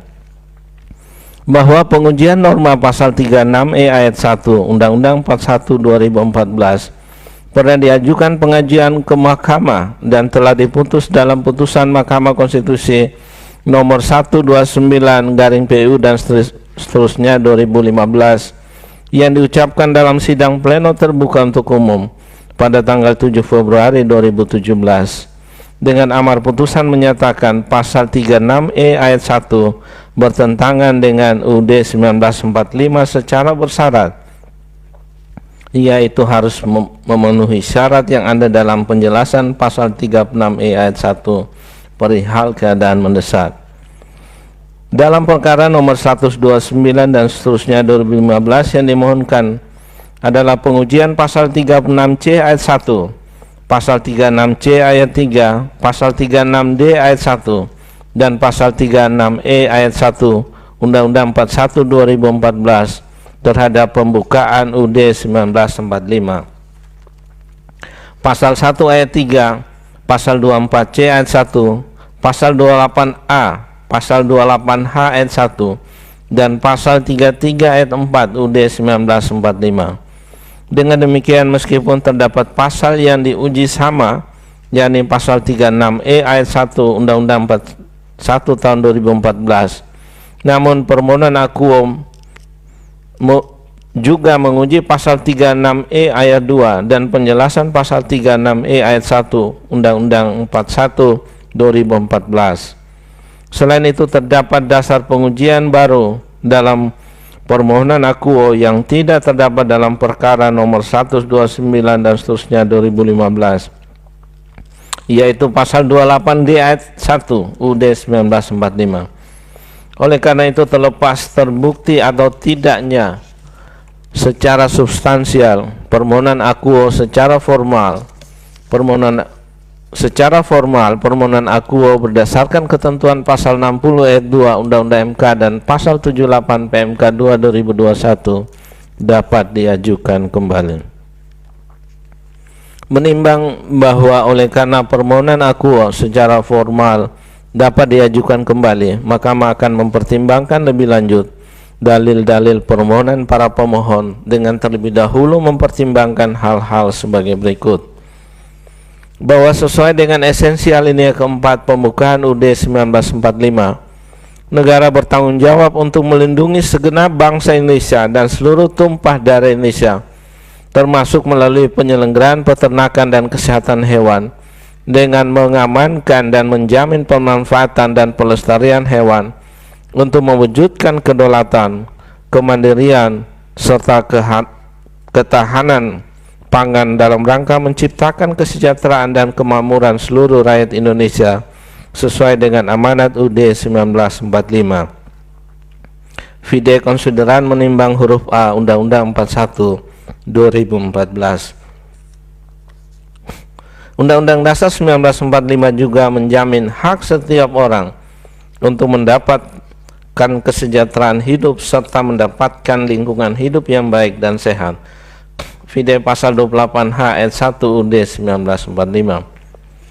Bahwa sudah menjadi tugas negara untuk memastikan kebutuhan pangan yang sehat bagi masyarakat dapat senantiasa terjaga dan terpenuhi, khususnya konstitusi khususnya paragraf kedua pembukaan UUD 1945 yang menyatakan kemerdekaan Indonesia menjadikan Indonesia sebagai negara yang merdeka, bersatu, berdaulat, adil dan makmur. Dengan perkataan lain, konstitusi telah mengamanatkan agar Indonesia menjadi negara yang merdeka dan berdaulat, termasuk memiliki kedaulatan atas ketahanan pangan.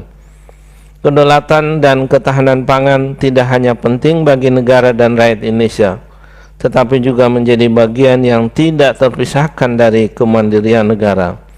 Meskipun demikian, hal tersebut bukan pula menjadikan Indonesia tidak boleh menjadi negara pengimpor atas kebutuhan pangannya.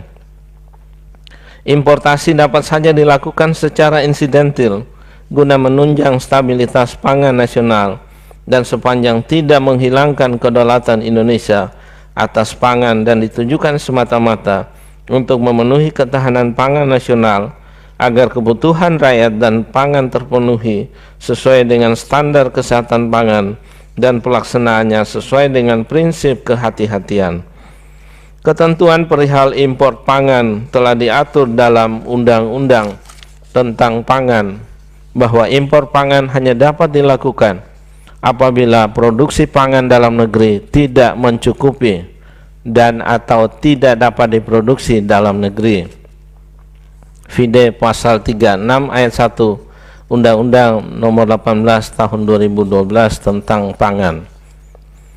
Bahwa Mahkamah memahami dengan terbukanya arus importasi pangan, inkasu produk hewan ternak, maka akan berdampak pada persaingan harga produk hewan ternak tersebut yang dapat melemahkan posisi pengusaha ternak lokal dalam menjalankan usahanya.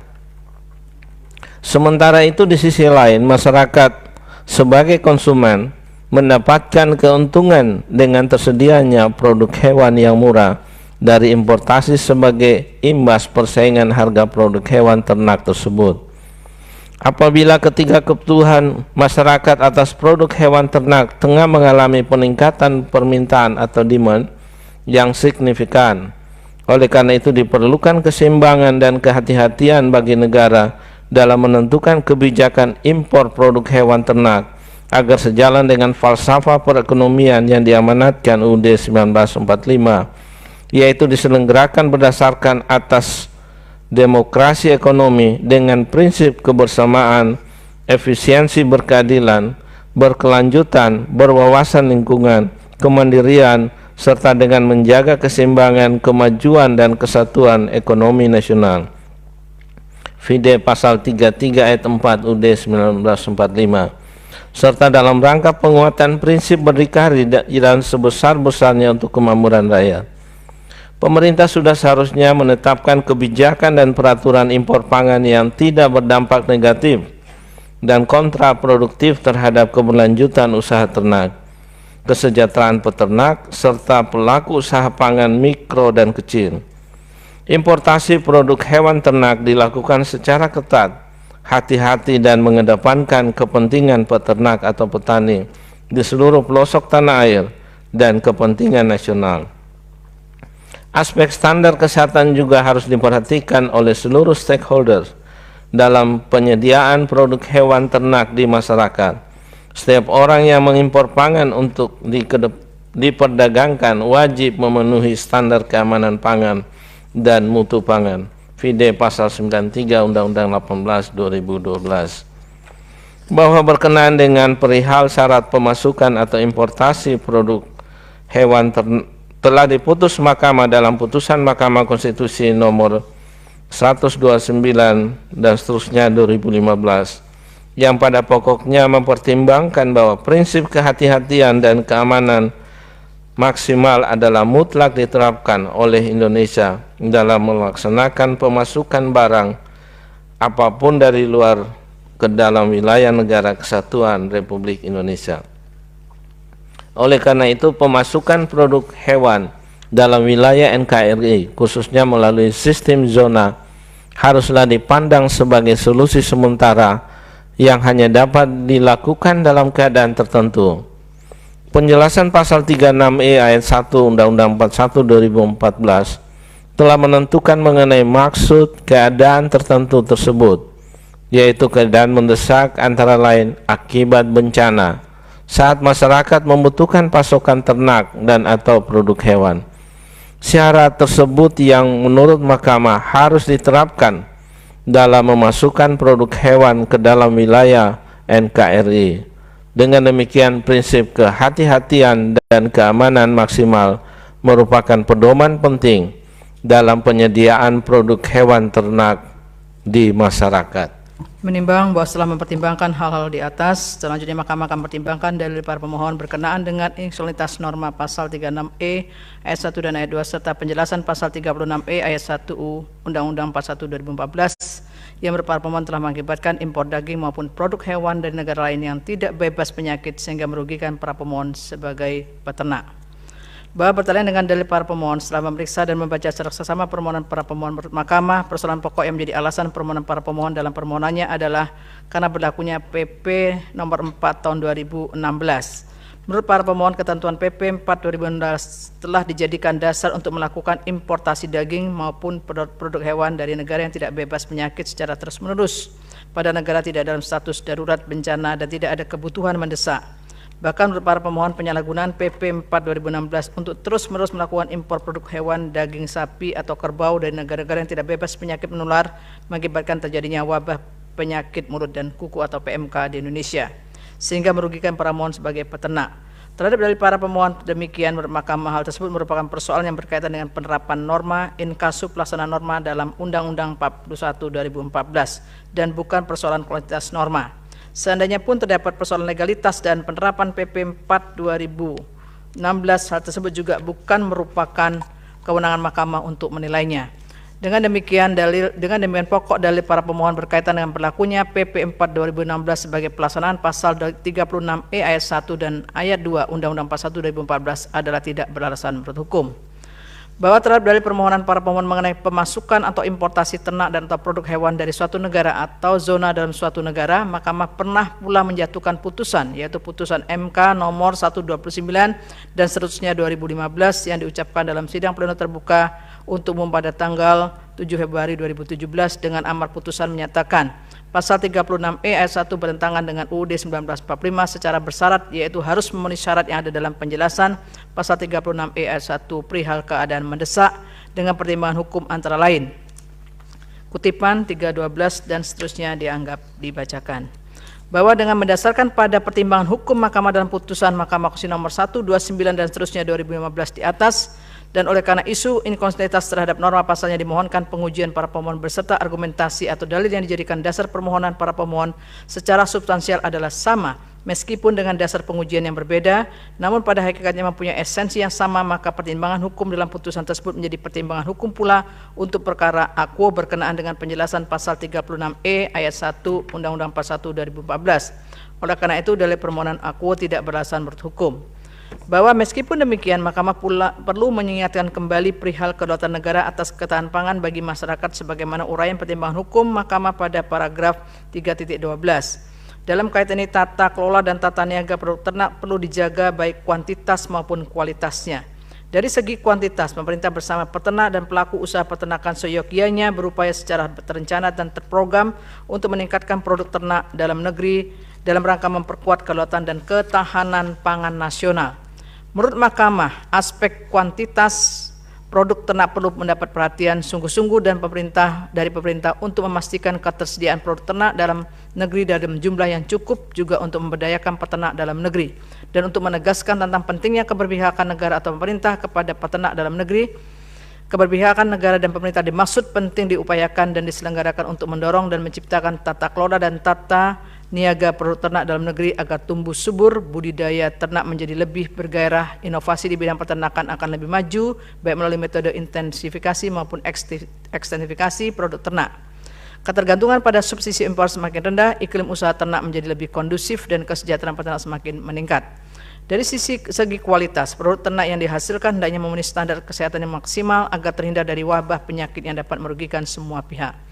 Kedua hal tersebut merupakan tanggung jawab pemerintah bersama-sama dengan peternak dan pengusaha di bidang peternakan untuk saling bekerjasama menjalankan ikhtiar dan prosedur yang memenuhi standar kesehatan ternak sesuai dengan prinsip kehati-hatian dan keamanan maksimal.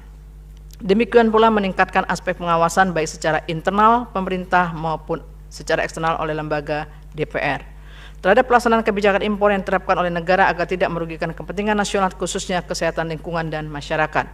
Dengan demikian, berdasarkan uraian pertimbangan hukum tersebut di atas, Mahkamah berpendapat terhadap dalil para pemohon berkenaan dengan inkonstitusionalitas norma pasal 36E ayat 1 dan ayat 2 serta penjelasan pasal 36E ayat 1 dan Undang-Undang 41 2014 tidak beralasan menurut hukum.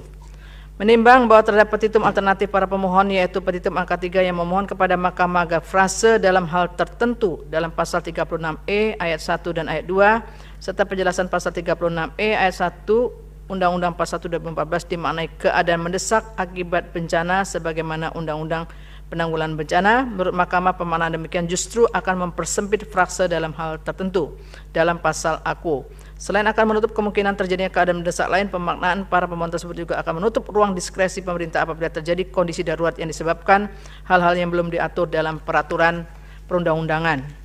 Keadaan demikian justru menghambat prinsip kehati-hatian sebagaimana pertimbangan Mahkamah dalam putusan Mahkamah Konstitusi nomor 129 dan seterusnya 2015.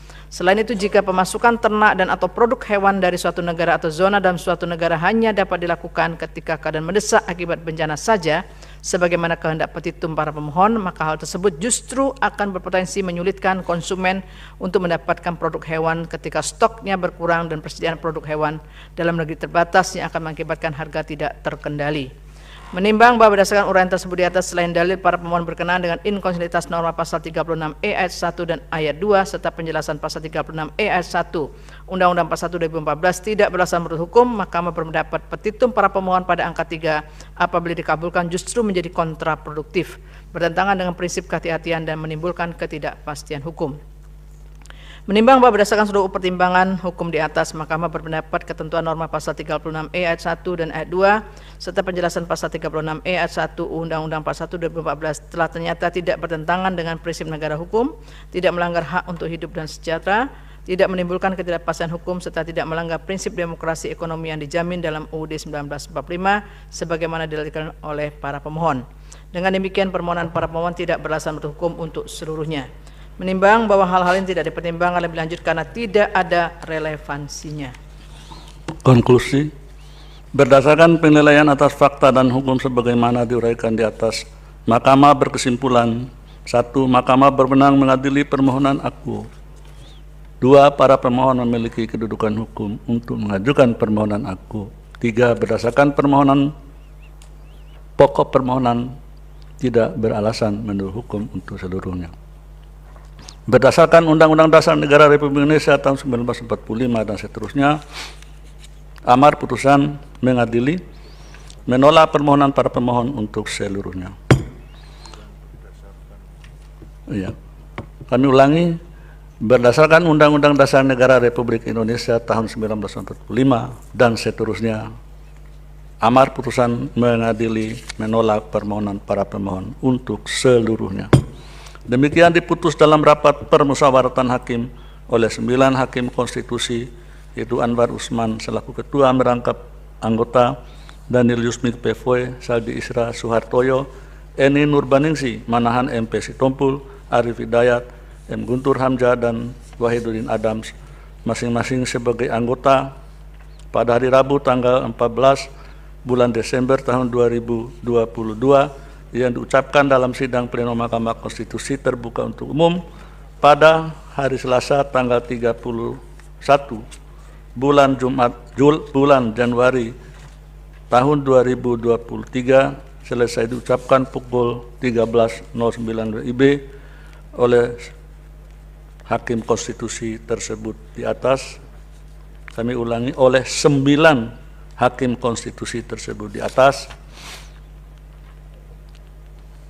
dibantu oleh Jeffrey Porkonanta Tarigan dan Sukri Asari sebagai panitera pengganti, serta dihadiri oleh para pemohon atau kuasa hukumnya, Dewan Perwakilan Rakyat atau yang mewakili, Presiden atau yang mewakili.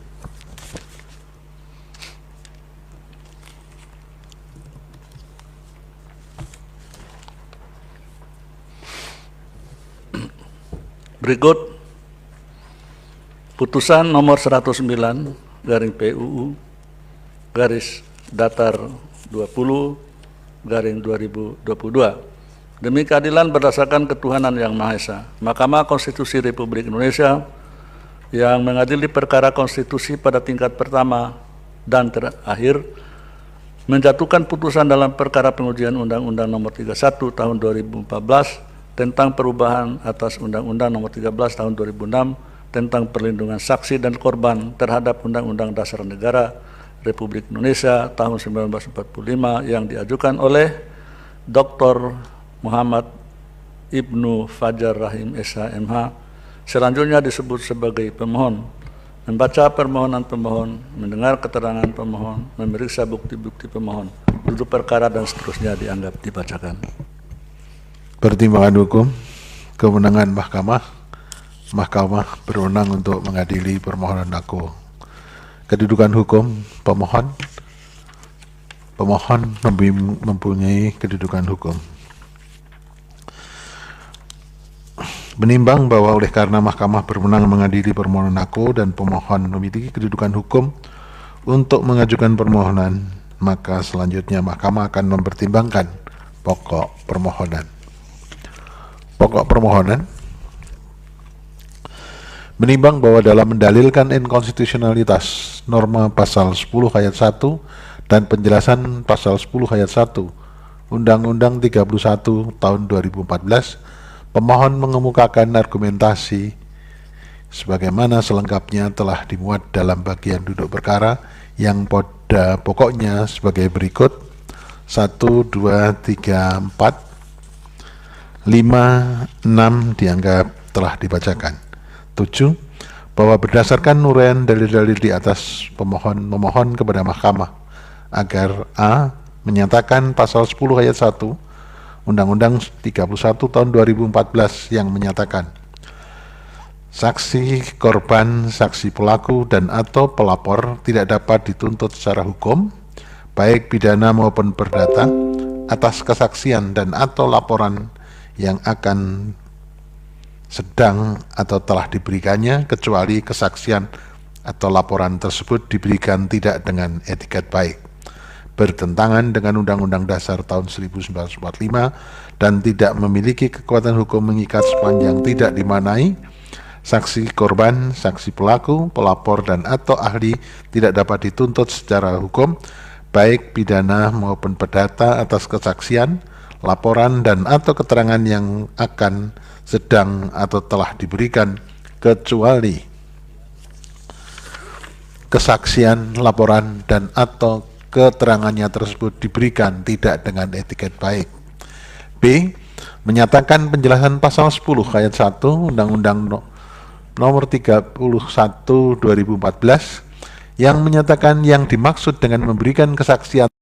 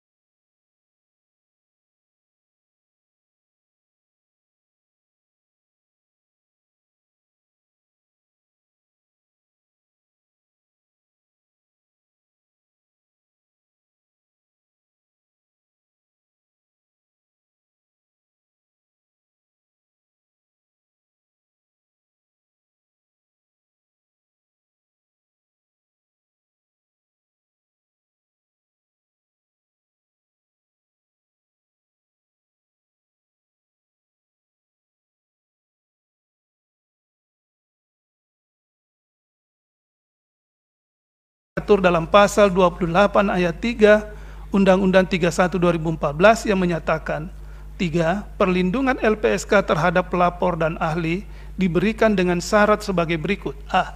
Sifat pentingnya keterangan pelapor dan ahli, dan B. Tingkat ancaman yang membahayakan pelapor dan ahli.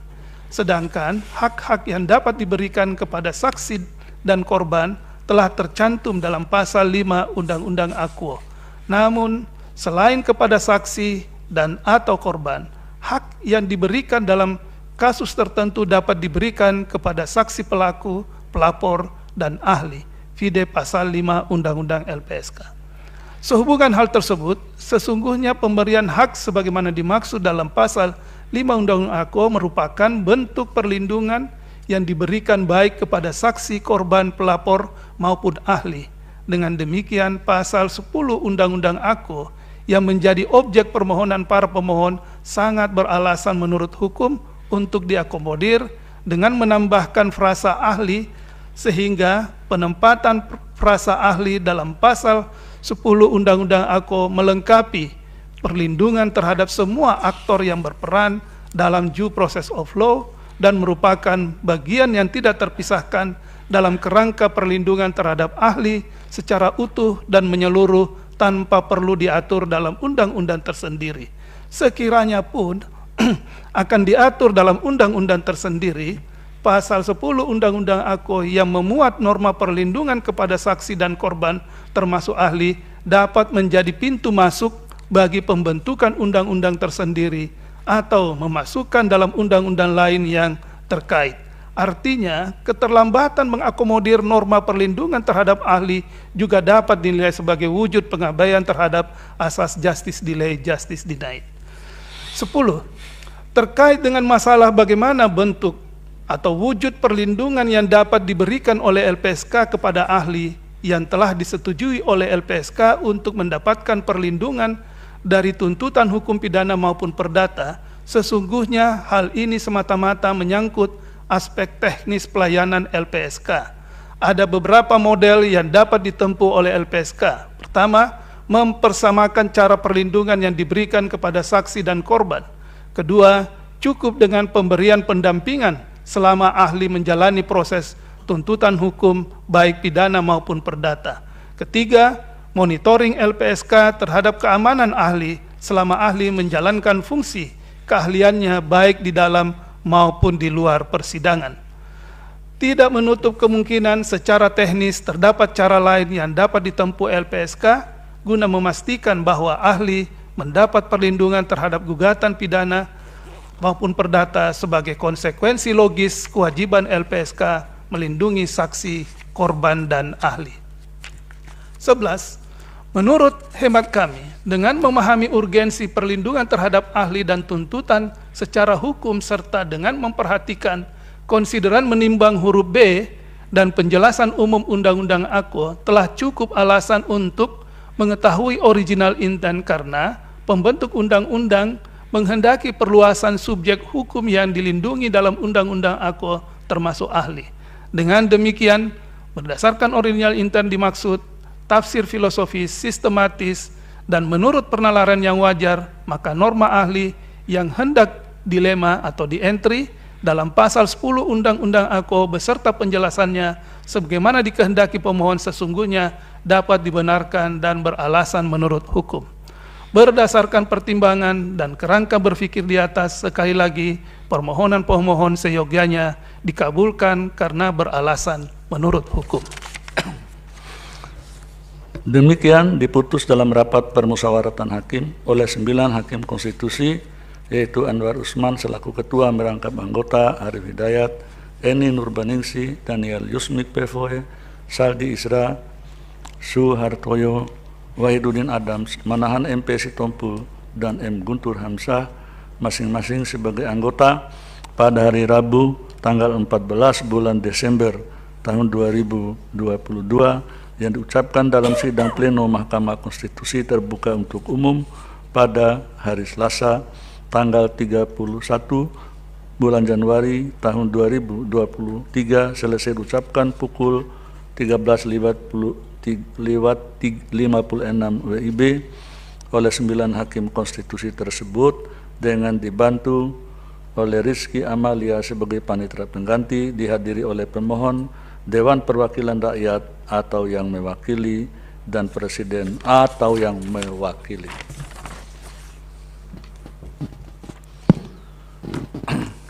Sekarang udah hampir jam 14.00, jadi sidang kita ini tunda dulu sampai nanti jam 15.00 WIB. Sidang diskors. Hadirin dimohon berdiri. Yang Mulia Majelis Hakim Konstitusi meninggalkan ruang persidangan.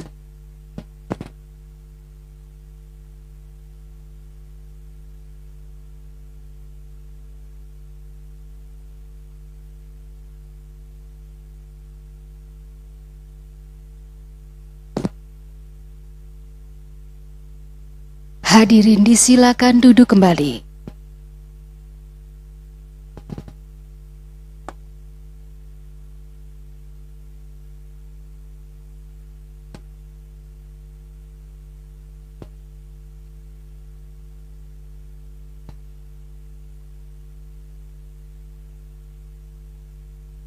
Hadirin yang kami hormati,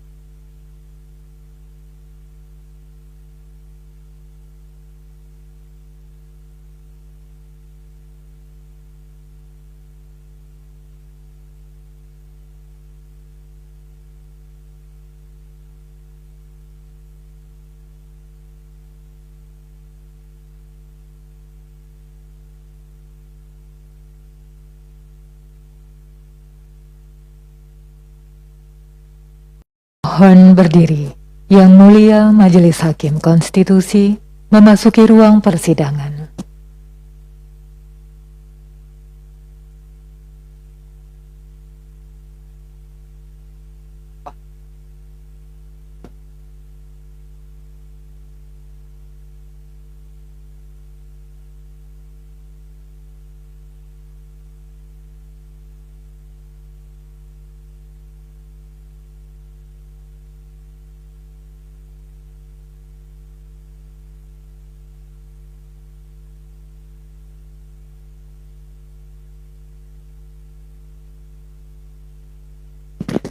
Hadirin disilakan duduk kembali.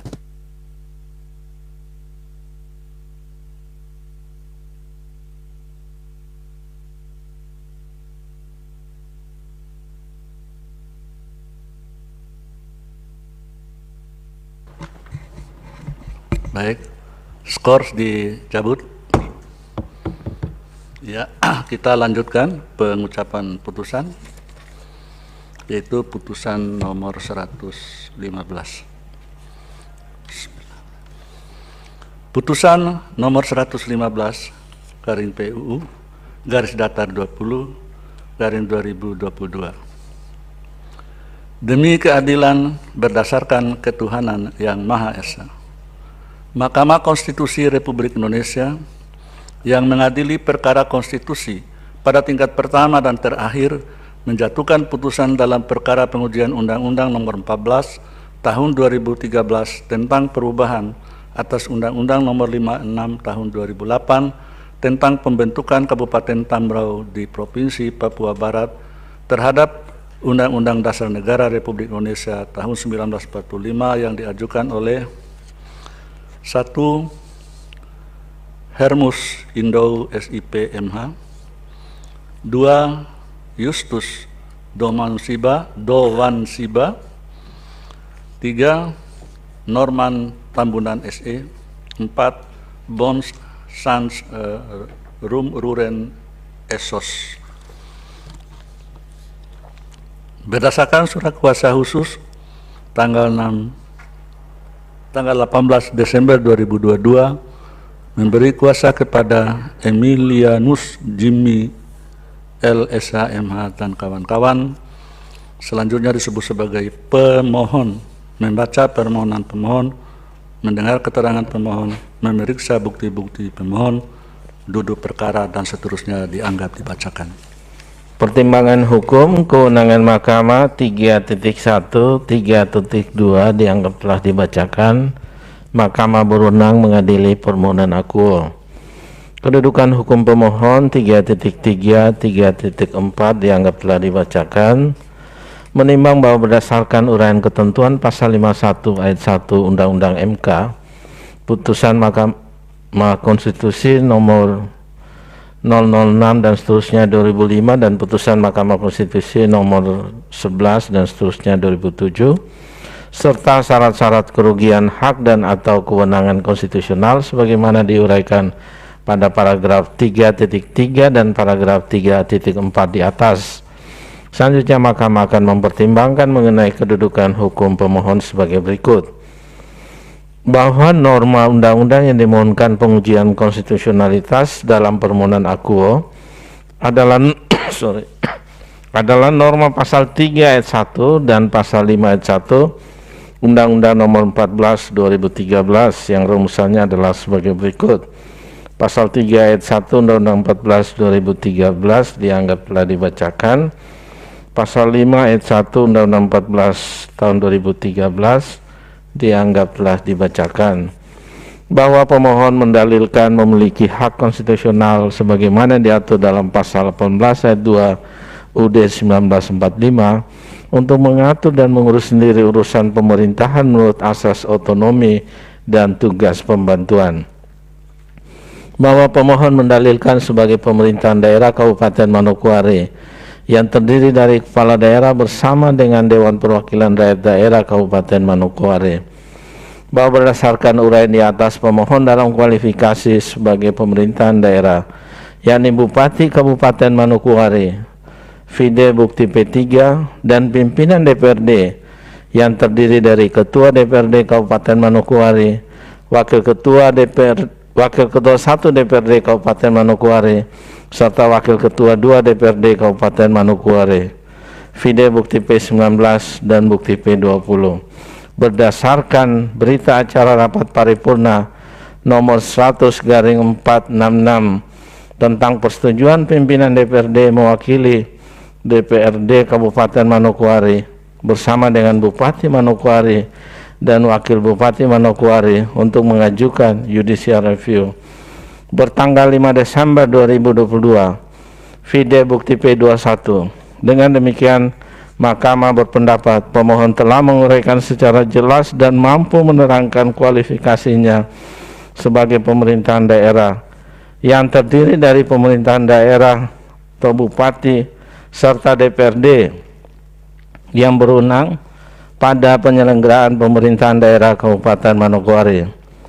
Dalam kualifikasi demikian, meskipun pemohon adalah penyelenggara urusan pemerintahan di Kabupaten Manokwari, bukan di Kabupaten Tambrau, namun karena masalah konstitusional norma akuo yang dimaksud adalah bukan semata-mata mengenai kepentingan daerah, tetapi berkenaan pula dengan cakupan wilayah daerah pemekaran yang menyangkut kepentingan pelayanan untuk kesejahteraan masyarakat yang berada dalam wilayah yang dimekarkan. Oleh karena itu, penentuan kedudukan hukum tidak hanya didasarkan pada kewenangan, tetapi juga berkait dengan kerugian hak konstitusional. Selanjutnya, pemohon juga telah menerangkan secara spesifik hak konstitusionalnya yang menurut anggapannya telah dirugikan atau potensi dirugikan dengan berlakunya norma yang dimohonkan pengujian, yaitu mengatur dan mengurus sendiri urusan pemerintahan menurut asas otonomi dan tugas pembantuan. Oleh karenanya telah tampak adanya hubungan kausal atau kausal verban antara anggapan pemohon tentang kerugian atau potensi kerugian hak konstitusional dengan berlakunya norma undang-undang yang dimohonkan pengujian. Dengan demikian, terlepas dari terbukti atau tidaknya dalil pemohon ihwal inkonstitusionalitas norma undang-undang yang dimohonkan pengujian, berdasarkan pertimbangan tersebut, Mahkamah berpendapat pemohon memiliki kedudukan hukum untuk bertindak sebagai pemohon dalam permohonan akuo. Menimbang bahwa oleh karena Mahkamah berwenang mengadili permohonan akuo dan pemohon memiliki kedudukan hukum untuk bertindak sebagai pemohon dalam permohonan akuo, maka selanjutnya Mahkamah akan mempertimbangkan pokok permohonan pemohon. Dalam pokok permohonan, menimbang bahwa dalam mendalilkan inkonstitusionalitas norma pasal 3 ayat 1 dan pasal 5 ayat 1 Undang-Undang 14 2013, pemohon mengemukakan argumentasi pada pokoknya sebagai berikut. Dalil atau argumentasi pemohon selengkapnya dimuat dalam bagian duduk perkara. 1, 2, 3, 4, 5, 6, 7, 8 dianggap telah dibacakan.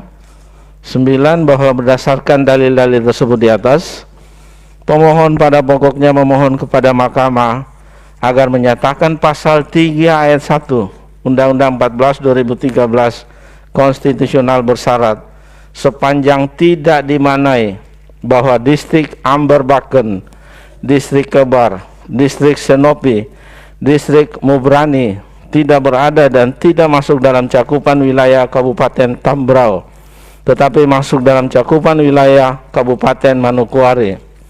Dan pasal 5 ayat 1 Undang-Undang 14 2013 konstitusional bersyarat sepanjang tidak dimanai batas-batasnya sebagai berikut.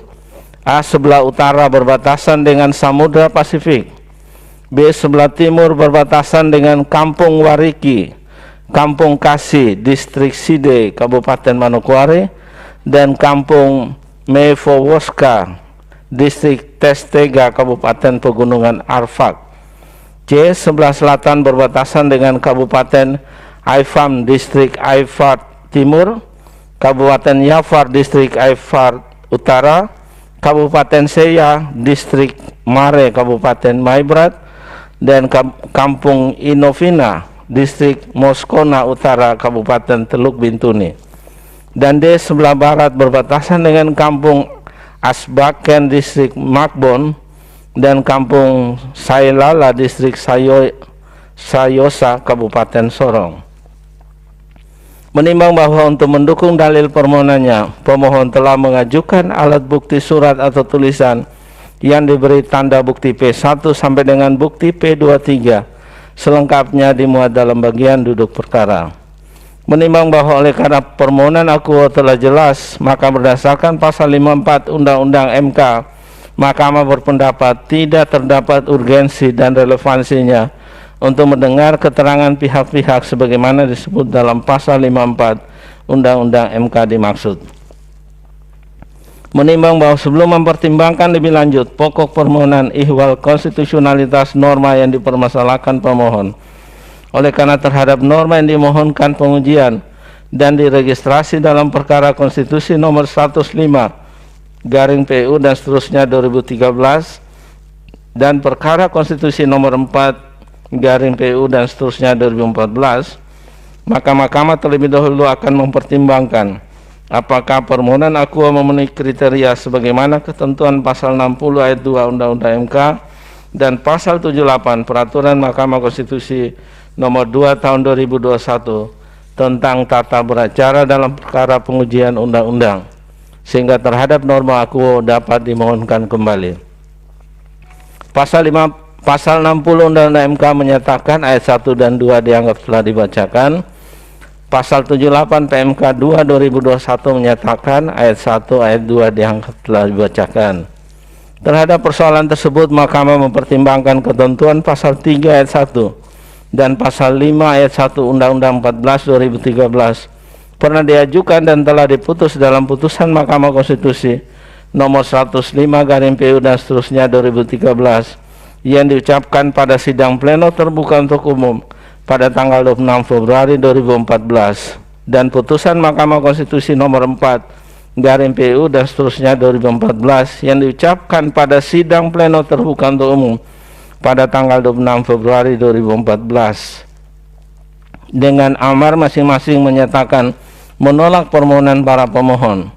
Setelah Mahkamah mempelajari secara saksama, telah ternyata dalam perkara konstitusi nomor 105/PU dan seterusnya 2013 dasar pengujian adalah pasal 28D ayat 1 dan pasal 28I ayat 3 UD 1945 serta perkara konstitusi nomor 4/PU dan seterusnya 2014 dasar pengujian adalah pasal 22D ayat 1 dan ayat 2 serta pasal 27 ayat 1 UD 1945. Sementara itu, pemohon akua mengajukan dasar pengujiannya pasal 18B ayat 1 dan ayat 2, pasal 28D ayat 1 serta pasal 28I ayat 3 UD 1945. Selanjutnya, berkenaan dengan alasan konstitusional yang digunakan dalam perkara konstitusi nomor 105/PU dan seterusnya 2013 adalah ihwal masuknya distrik Amberbaken, distrik Kebar, distrik Senopi, dan distrik Mubrani yang berasal dari Kabupaten Manokwari ke dalam Kabupaten Tambrau, menghilangkan aspirasi masyarakat adat suku Meyah dan suku Mpor, sehingga perlu dibentuk kabupaten baru, yakni Kabupaten Manokwari Barat. Kemudian dalam perkara konstitusi nomor 4/PU dan seterusnya 2014, alasannya ihwal bergabungnya distrik Morait dan dari wilayah pemerintahan Kabupaten Sorong ke dalam wilayah Kabupaten Tambrau, menghilangkan aspirasi masyarakat suku Moi yang ingin tetap berada di distrik Morait, distrik Makbon, dan distrik Sayosa di Kabupaten Sorong. Sedangkan alasan konstitusional dalam permohonan akuo adalah putusan Mahkamah Konstitusi nomor 127/PU dan seterusnya 2009 yang memasukkan distrik Amberbaken, distrik Kebar, distrik Senopi, dan distrik Mubrani dari wilayah Kabupaten Manokwari ke dalam Kabupaten Tambrau didasarkan pada tindakan manipulasi data dan fakta-fakta atau rekayasa yang dilakukan oleh para pemohon dalam perkara konstitusi nomor 127/PU dan seterusnya 2009. Berdasarkan uraian di atas, terdapat perbedaan dasar pengujian maupun alasan konstitusional antara permohonan dalam perkara konstitusi nomor 105/PU dan seterusnya 2013 dan perkara konstitusi nomor 4/PU dan seterusnya 2014 dengan dasar maupun alasan pengujian permohonan akuo. Oleh karena itu, terlepas secara substansial permohonan pemohon beralasan menurut hukum atau tidak, berdasarkan ketentuan pasal 60 ayat 2 Undang-Undang MK dan pasal 78 ayat 2 PMK nomor 2 2021 secara formal, permohonan aku dapat diajukan kembali. Menimbang bahwa oleh karena permohonan pemohon berdasarkan ketentuan pasal 60 ayat 2 Undang-Undang MK dan pasal 78 ayat 2 PMK 2 2001 dapat diajukan kembali, maka Mahkamah akan mempertimbangkan pokok permohonan pemohon lebih lanjut. Menimbang bahwa setelah Mahkamah membaca secara saksama permohonan pemohon dan memeriksa bukti-bukti yang diajukan, pada intinya permohonan aku menguji konstitusionalitas norma pasal 3 ayat 1 dan pasal 5 ayat 1 Undang-Undang 14 2013, yaitu mengenai cakupan batas wilayah Kabupaten Tambrau setelah putusan Mahkamah Konstitusi nomor 127 tahun 2009 yang menurut pemohon bertentangan secara bersyarat sebagaimana yang dimohonkan dalam petitum permohonan pemohon dengan alasan-alasan sebagaimana terurai pada paragraf 3.7. Iwal permasalahan konstitusional tersebut, Mahkamah mempertimbangkan sebagai berikut. Bahwa berkenaan dengan pembentukan Kabupaten Tambrau berdasarkan Undang-Undang 56 tahun 2008, Kabupaten Tambrau merupakan pemekaran dari Kabupaten Sorong yang terdiri dari 6 distrik, yaitu Distrik Vev, Distrik Miyah, dan selanjutnya dianggap dibacakan. Bahwa selanjutnya terhadap Undang-Undang nomor 56 tahun 2008, khususnya pengaturan mengenai cakupan wilayah Kabupaten Tambrau melalui putusan Mahkamah Konstitusi nomor 127 2009, wilayah Kabupaten Tambrau dilakukan perubahan dengan memasukkan 5 distrik, yaitu Distrik Amberbaken, Distrik Kebar, Distrik Senopi, dan Distrik Mobrani, masing-masing dari Kabupaten Manokwari, dan Distrik Morait dari Kabupaten Sorong menjadi cakupan wilayah Kabupaten Tambrau.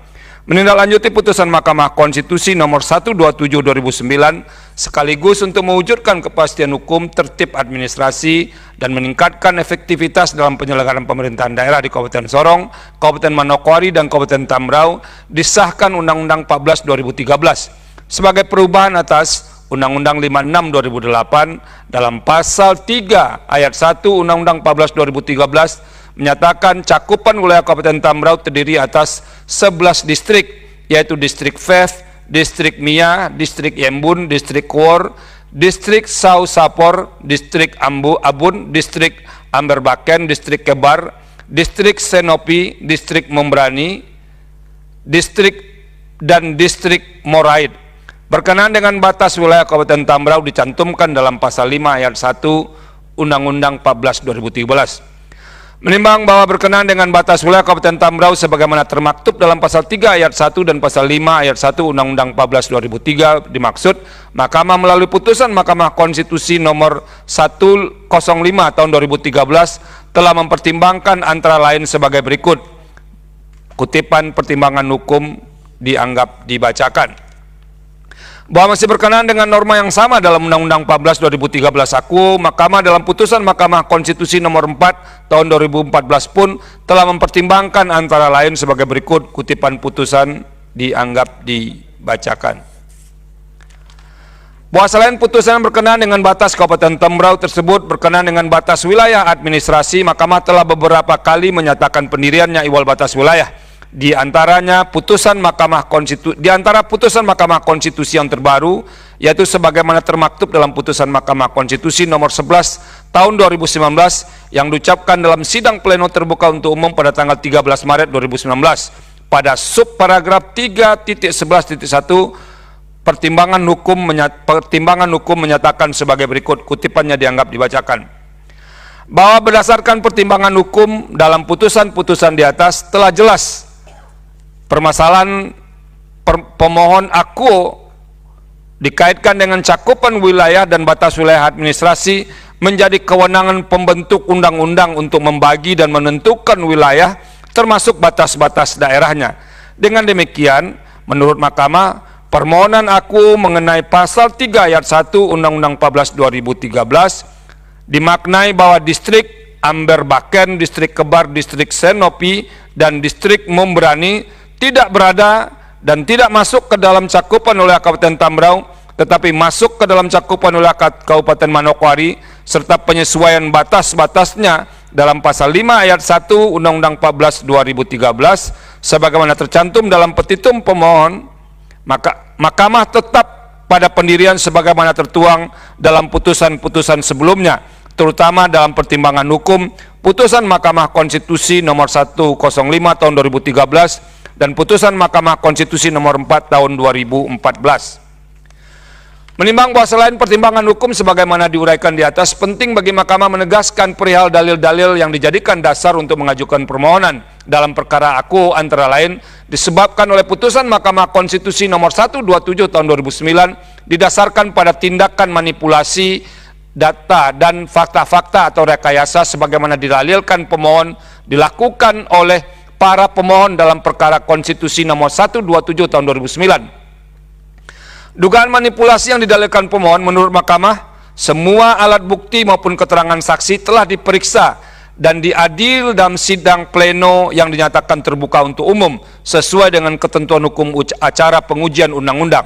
Sementara itu berkaitan dengan kondisi faktual yang didalilkan pemohon, seperti pemerintah daerah Kabupaten Manokwari belum pernah melaksanakan pemindahan dan penyerahan personil, aset-aset dan dokumen terkait dengan distrik Amberbaken, distrik Kebar, distrik Senopi, dan distrik Mubrani kepada pemerintah daerah Kabupaten Tembrau tidaklah dapat dijadikan sebagai alasan untuk membatalkan atau mengoreksi putusan Mahkamah Konstitusi nomor 127 tahun 2009. Terhadap hal tersebut perlu bagi Mahkamah untuk menegaskan berdasarkan pasal 10 ayat 1 Undang-Undang MK, putusan Mahkamah Konstitusi bersifat final dan mengikat.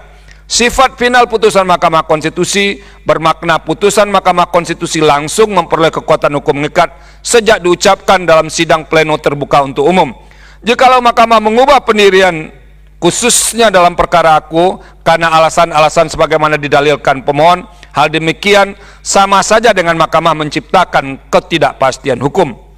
Menimbang bahwa berdasarkan seluruh pertimbangan hukum yang telah diuraikan di atas, dalil pemohon perihal cakupan wilayah Kabupaten Tambrau tidak termasuk distrik Amberbaken, distrik Kebar, distrik Senopi, dan distrik Mubrani, serta penyesuaian batas-batas wilayah sebagaimana termaktub dalam norma pasal 3 ayat 1 dan pasal 5 ayat 1 Undang-Undang 14 2013 telah ternyata menimbulkan ketidakpastian hukum dan tidak menghormati hak-hak masyarakat sebagaimana dijamin dalam pasal 18 ayat 1 dan ayat 2, pasal 28 ayat 1 serta pasal 28I ayat 3 Undang-Undang Dasar 1945 adalah tidak beralasan menurut hukum untuk seluruhnya. Menimbang bahwa terhadap dalil-dalil lain tidak dipertimbangkan lebih lanjut karena dipandang tidak ada relevansinya. Konklusi, berdasarkan penilaian atas fakta dan hukum sebagaimana diuraikan di atas, Mahkamah berkesimpulan 1. Mahkamah berwenang mengadili permohonan akuo. 2. Pemohon memiliki kedudukan hukum untuk mengajukan permohonan akuo. 3. Pokok permohonan pemohon tidak beralasan menurut hukum untuk seluruhnya. Berdasarkan Undang-Undang Dasar Negara Republik Indonesia tahun 1945 dan seterusnya, amar putusan mengadili menolak permohonan pemohon untuk seluruhnya. Demikian diputus dalam rapat permusyawaratan hakim oleh 8 hakim konstitusi, yaitu Anwar Usman selaku ketua, merangkap anggota Saldi Isra, Daniel Yusmik Pefoe, M. Guntur Hamzah, Arif Hidayat, Eni Nurbaningsi, Suhartoyo, dan Wahidudin Adams masing-masing sebagai anggota pada hari Senin tanggal 16 bulan Januari tahun 2023 yang diucapkan dalam sidang pleno Mahkamah Konstitusi terbuka untuk umum pada hari Selasa tanggal 31 bulan Januari tahun 2023 selesai diucapkan pukul 15.31 WIB oleh 9 hakim konstitusi dengan dibantu oleh Nurlidia Stefani Hikmah sebagai panitera pengganti dengan dihadiri oleh pemohon atau kuasanya, Dewan Perwakilan Rakyat atau yang mewakili, dan Presiden atau yang mewakili. Berikut putusan nomor 117 garing PUU garis datar 20 garing 2022. Demi keadilan berdasarkan ketuhanan yang Maha Esa, Mahkamah Konstitusi Republik Indonesia yang mengadili perkara konstitusi pada tingkat pertama dan terakhir menjatuhkan putusan dalam perkara pengujian Undang-Undang Nomor 7 Tahun 2017 tentang pemilihan umum terhadap Undang-Undang Dasar Negara Republik Indonesia tahun 1945 yang diajukan oleh Partai Berkarya, dalam hal ini diwakili oleh 1. Muhdi Purwo Pranjono, 2. Faujan Rahmansyah. Berdasarkan surat kuasa khusus bertanggal 9 November 2022 memberi kuasa kepada Rino SH dan kawan, selanjutnya disebut sebagai pemohon, membaca permohonan pemohon, mendengar keterangan pemohon, memeriksa bukti-bukti pemohon, duduk perkara, dan seterusnya dianggap dibacakan. Hukum kewenangan Mahkamah 3.1, 3.2 dianggap dibacakan. Mahkamah berwenang mengadili permohonan akuo. Kedudukan hukum pemohon 3.3, 3.4, 3.5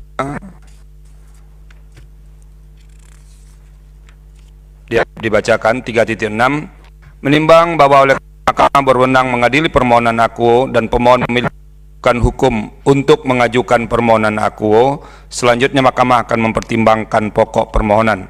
Pokok permohonan menimbang bahwa dalam mendalilkan dalam mendalilkan inkonstitusionalitas norma pasal tambah in pasal 169 huruf N dan pasal 227 huruf I Undang-Undang 7 2017, pemohon mengemukakan argumentasi sebagaimana selengkapnya telah termuat pada bagian duduk perkara yang pada pokoknya sebagai berikut. 1, 2, 3, 4, 5 dianggap dibacakan. 6, bahwa berdasarkan uraian dalil-dalil permohonan di atas, pemohon memohon kepada Mahkamah yang pada pokoknya agar Mahkamah menyatakan pasal 169 huruf N dan pasal 227 huruf I Undang-Undang 7 2017 bertentangan dengan Undang-Undang Dasar 1945 dan tidak mempunyai kekuatan hukum mengikat. Menimbang bahwa untuk mendukung dalil-dalil permohonannya, pemohon telah mengajukan alat bukti surat atau tulisan yang diberi tanda bukti P1 sampai dengan bukti P17 sebagaimana dimuat lengkap pada bagian duduk perkara. Menimbang bahwa oleh karena permohonan akuo telah jelas, maka Mahkamah berpendapat tidak terdapat urgensi maupun kebutuhan untuk mendengar keterangan pihak-pihak sebagaimana dimaksud dalam pasal 54 Undang-Undang Mahkamah Konstitusi. Menimbang bahwa setelah Mahkamah membaca dengan seksama permohonan pemohon dan memeriksa bukti-bukti yang diajukan, isu konstitusional yang dipersoalkan oleh pemohon dalam permohonan akuo adalah apakah ketentuan pasal 169 huruf dan pasal 227 huruf I Undang-Undang 7 2017 bertentangan dengan Undang-Undang Dasar 1945 dikarenakan telah berpotensi merugikan atau menghambat hak konstitusional pemohon dalam mengusulkan pasangan calon presiden atau calon wakil presiden. 3.11 menimbang bahwa setelah membaca dan mempelajari secara saksama dalil pemohon sebagaimana telah diuraikan pada paragraf 3.7 di atas, Mahkamah ternyata telah pernah memutus perkara pengujian konstitusionalitas substansi norma pasal 169 huruf N dan pasal 227 huruf I Undang-Undang 7 2017 selanjutnya dianggap dibacakan. Dengan demikian menurut Mahkamah terdapat perbedaan dasar pengujian dan alasan yang digunakan dalam permohonan akuo dengan permohonan yang telah diputus sebelumnya oleh Mahkamah sebagaimana ketentuan pasal Undang-Undang Mahkamah Konstitusi Jungto 70.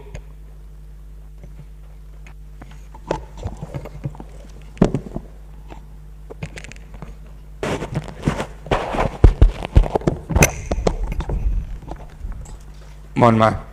Jungto pasal 78 ayat 2 PMK 2 2001 sehingga permohonan akuo dapat diajukan kembali.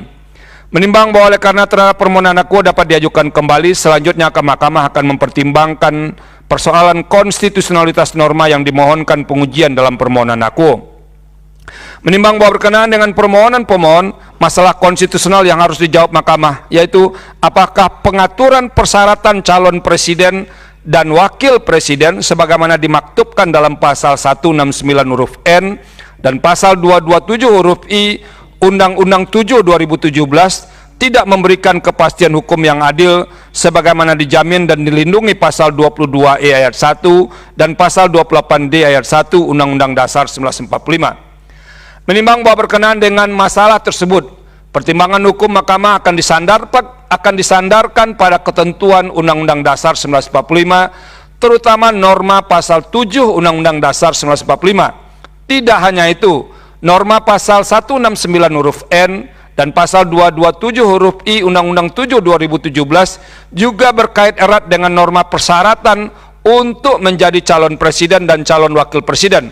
Pertimbangan hukum Mahkamah juga akan menyentuh ketentuan norma pasal 6 Undang-Undang Dasar 1945 in casu norma pasal 6 ayat 2 Undang-Undang Dasar 1945. Kesemua norma konstitusi tersebut merupakan hasil dari perubahan Undang-Undang Dasar yang dilakukan oleh Majelis Permusyawaratan Rakyat Republik Indonesia. Jamak diketahui tujuan pokok perubahan Undang-Undang Dasar 1945 selama reformasi konstitusi tahun 1999 sampai 2002 antara lain adalah menyempurnakan aturan dasar mengenai jaminan pelaksanaan kedaulatan rakyat serta memperluas partisipasi rakyat agar sesuai dengan perkembangan paham demokrasi. Apabila diletakkan dalam konteks sistem pemerintahan, sistem atau paham demokrasi yang dipilih oleh pengubah Undang-Undang Dasar 1945 adalah demokrasi presidensial. Menimbang bahwa berkenaan dengan ketentuan norma pasal 7 Undang-Undang Dasar 1945 merupakan salah satu norma dalam Undang-Undang Dasar yang diubah untuk pertama kalinya dalam agenda reformasi konstitusi tahun 1999. Sebagaimana diketahui, sebelum perubahan, pasal 7 Undang-Undang Dasar 1945 menyatakan presiden dan wakil presiden memegang jabatan selama 5 tahun dan sesudahnya dapat dipilih kembali. Secara normatif, pasal 7 Undang-Undang Dasar 1945 sebelum perubahan tersebut tidak mengatur untuk berapa kali periode seorang dapat menjadi presiden atau wakil presiden. Bahkan dengan adanya frasa sesudahnya dapat dipilih kembali, membuka atau memberi kesempatan bagi seseorang untuk menjadi presiden atau wakil presiden tanpa pembatasan periode secara jelas. Dalam sejarah ketatanegaraan Indonesia, rumusan fleksibel pasal 7 Undang-Undang Dasar 1945 inilah yang digunakan sebagai basis atau dasar argumentasi untuk mengangkat presiden tanpa batasan periode pada zaman Orde Lama dan Orde Baru. Setelah perubahan, norma pasal 7 Undang-Undang Dasar 1945 menjadi presiden dan wakil presiden memegang masa jabatan selama 5 tahun dan sesudahnya dapat dipilih kembali dalam jabatan yang sama hanya untuk sekali masa jabatan. Menimbang bahwa sekalipun norma pasal 7 Undang-Undang Dasar 1945 berhasil diubah dalam perubahan pertama pada tahun 1999, dinamika ketatanegaraan pada awal era reformasi menunjukkan pasal 7 Undang-Undang Dasar 1945 telah terlebih dahulu diubah sebelum perubahan Undang-Undang Dasar 1945. Karena pasal 7 Undang-Undang Dasar 1945 sebelum perubahan dinilai telah membuka celah atau loophole bagi rejim Orde Baru merekayasa begitu rupa sehingga Soeharto menjadi presiden lebih dari 32 tahun.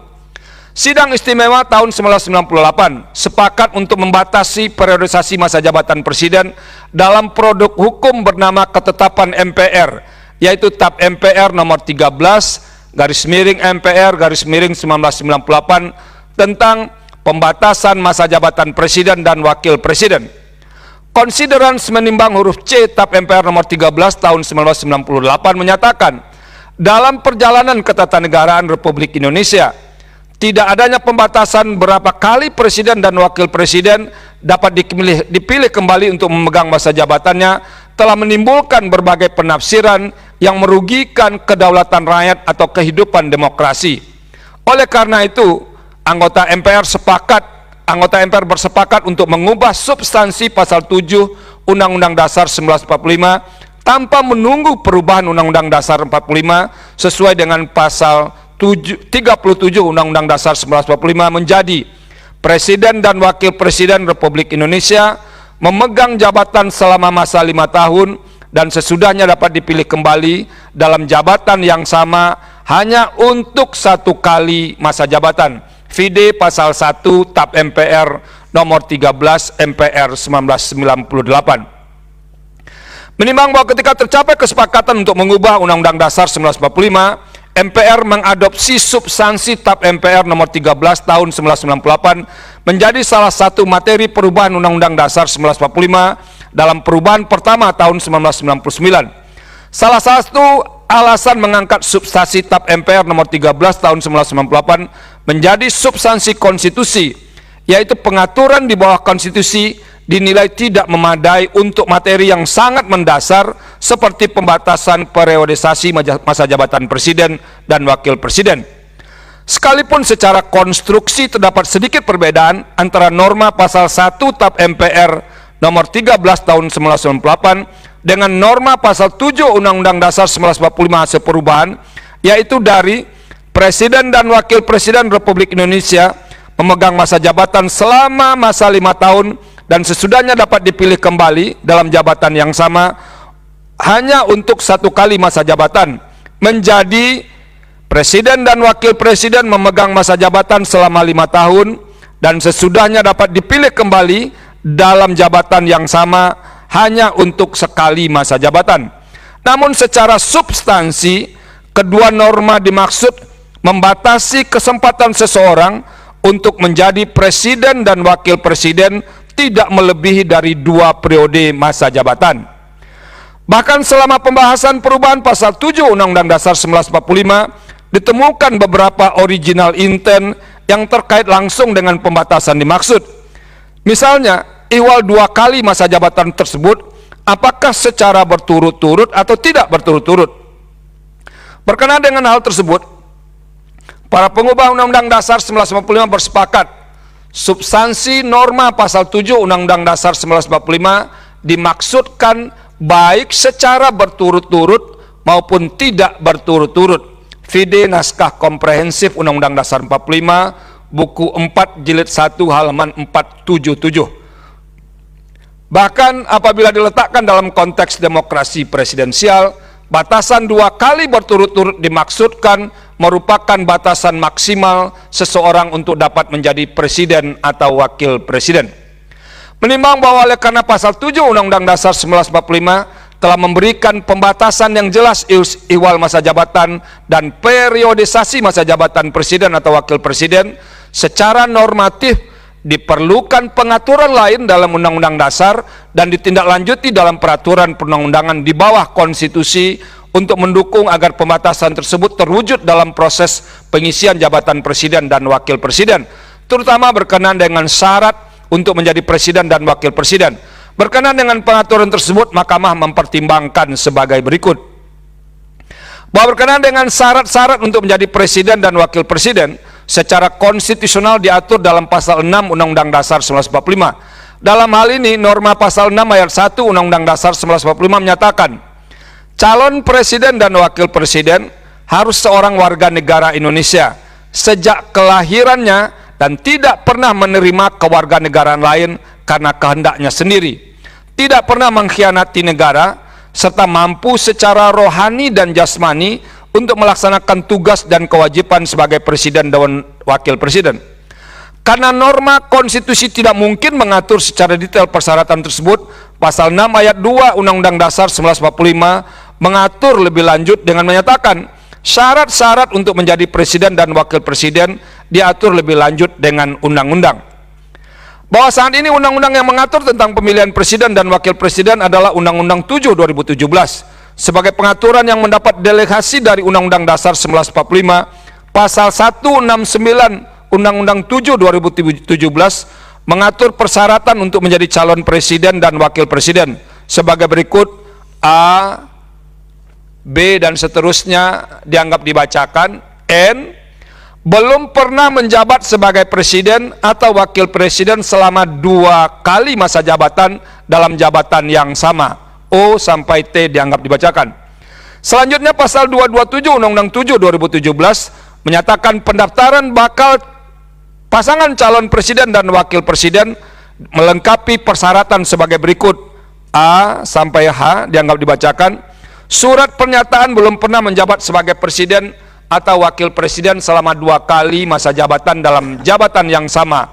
J sampai P dianggap dibacakan. Bahwa salah satu persyaratan untuk menjadi calon presiden dan calon wakil presiden yang diatur dalam pasal 169 huruf N dan pasal 227 huruf I Undang-Undang 7 2017 sebagaimana disebutkan di atas adalah belum pernah menjabat sebagai presiden atau wakil presiden selama 2 kali masa jabatan dalam jabatan yang sama yang diikuti surat pernyataan belum pernah menjabat selama 2 periode tersebut adalah norma yang dimaksudkan untuk mempertahankan substansi norma pasal 7 Undang-Undang Dasar 1945. Bahkan khusus penjelasan pasal 169 huruf N Undang-Undang 7 2017 juga menegaskan maksud belum pernah menjabat 2 kali masa jabatan dalam jabatan yang sama adalah yang bersangkutan belum pernah menjabat dalam jabatan yang sama selama 2 kali masa jabatan, baik berturut-turut maupun tidak berturut-turut, walaupun masa jabatan tersebut kurang dari 5 tahun, juga merupakan penegasan terhadap maksud pasal 7 Undang-Undang Dasar 1945. Dengan demikian, ketentuan yang tertuang dalam pasal 169 huruf N dan pasal 227 huruf I Undang-Undang 7 2017 merupakan panduan yang harus diikuti oleh penyelenggara pemilihan umum dalam menilai keterpenuhan persyaratan untuk menjadi calon presiden dan wakil presiden. Selain itu, kedua norma dimaksud adalah untuk menjaga konsistensi dan untuk menghindari degradasi norma pasal 7 Undang-Undang Dasar 1945 dimaksud. Menimbang bahwa berdasarkan seluruh pertimbangan hukum di atas, menurut Mahkamah telah ternyata pasal 169 huruf N dan pasal 227 huruf I Undang-Undang 7 2017 tidak menimbulkan persoalan ketidakpastian hukum sebagaimana dijamin dalam pasal 28D ayat 1 Undang-Undang Dasar 1945. Dengan demikian, dalil pemohon adalah tidak beralasan menurut hukum untuk seluruhnya. Menimbang bahwa terhadap dalil-dalil lain tidak dipertimbangkan lebih lanjut karena tidak terdapat relevansinya. Konklusi. Berdasarkan penilaian atas fakta dan hukum sebagaimana diuraikan di atas, Mahkamah berkesimpulan. 1. Mahkamah berwenang mengadili permohonan akuo. 2. Pemohon memiliki kedudukan hukum untuk mengajukan permohonan akuo. 3. Pokok permohonan tidak beralasan menurut hukum. Berdasarkan Undang-Undang Dasar Negara Republik Indonesia tahun 1945 dan seterusnya, amar putusan mengadili menolak permohonan pemohon untuk seluruhnya.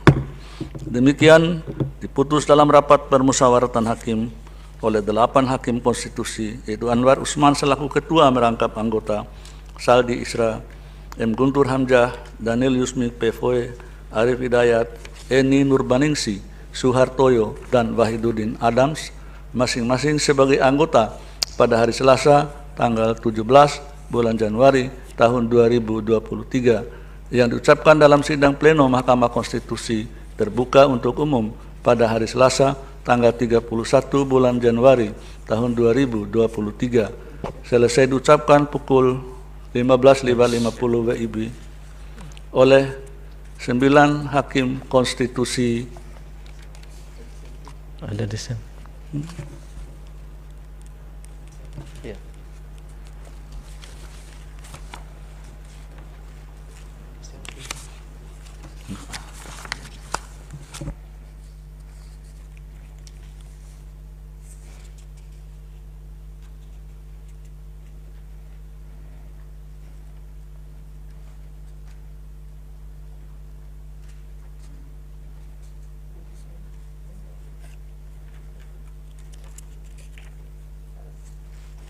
Ya, kami ulangi, pendapat berbeda terhadap putusan Mahkamah Konstitusi Akuo, satu orang hakim konstitusi, yaitu Hakim Konstitusi Daniel Yusmik PFOE, memiliki pendapat berbeda sebagai berikut. Dipersilakan Yang Mulia. Baik, terima kasih Yang Mulia Ketua. Saya Hakim Konstitusi Daniel Yusmik PFOE mengajukan pendapat berbeda, dissenting opinion terhadap putusan Mahkamah Konstitusi dalam perkara Akuo sebagai berikut. Poin 1, 2, 3, 4, 5 dianggap dibacakan. 6. Bahwa berkenaan dengan syarat adanya hak dan atau kewenangan konstitusional pemohon yang diberikan oleh UUD 1945 dan syarat hak dan atau kewenangan konstitusional tersebut oleh pemohon dianggap dirugikan oleh berlakunya undang-undang yang dimohonkan pengujian. Setiap partai politik memiliki hak konstitusional untuk mengajukan pasangan calon presiden dan wakil presiden dalam pemilu sepanjang telah memenuhi seluruh persyaratan dan tata cara untuk menjadi peserta pemilu sebagaimana ditentukan dalam Undang-Undang Inkasu, Undang-Undang 7 2017, serta ditetapkan sebagai partai politik peserta pemilu berdasarkan keputusan Komisi Pemilihan Umum berdasarkan keputusan Komisi Pemilihan Umum nomor 518 tahun 2022 tentang penetapan partai politik peserta pemilu, anggota Dewan Perwakilan Rakyat dan Dewan Perwakilan Rakyat Daerah dan partai politik lokal peserta pemilihan umum anggota Dewan Perwakilan Rakyat Aceh dan Dewan Perwakilan Rakyat Kabupaten Kota tahun 2024. Selanjutnya disebut keputusan 518/2022 sebagaimana telah diubah dengan keputusan Komisi Pemilihan Umum nomor 551 tahun 2022 tentang perubahan atas keputusan Komisi Pemilihan Umum nomor 518 tahun 2022 tentang penetapan partai politik peserta pemilihan umum anggota Dewan Perwakilan Rakyat dan Dewan Perwakilan Rakyat Daerah dan partai politik lokal Aceh peserta pemilihan umum anggota Dewan Perwakilan Rakyat Aceh dan Dewan Perwakilan Rakyat Kabupaten atau Kota tahun 2024. Selanjutnya disebut keputusan 518/2022. Pemohon tidak memenuhi syarat sebagai peserta pemilu 2024 dan karenanya bukan merupakan partai politik peserta pemilu 2024. Hal ini juga diakui oleh pemohon dalam sidang dengan agenda perbaikan permohonan. Fide Risalah Sidang Perkara nomor 117/PUU Srebdata 20 Romawi/2022 tanggal 9 Januari 2023. Dengan demikian pemberlakuan pasal 169 huruf F, huruf N dan pasal 227 huruf I Undang-Undang 7 2017 sama sekali tidak membatasi atau mereduksi hak pemohon untuk mengajukan pasangan calon presiden dan wakil presiden sepanjang telah memenuhi persyaratan dan mekanisme penetapan partai politik peserta pemilu. Bahwa berkenaan dengan syarat kerugian konstitusional tersebut harus bersifat spesifik atau khusus dan aktual atau setidak-tidaknya potensial yang menurut penalaran yang wajar dapat dipastikan akan terjadi.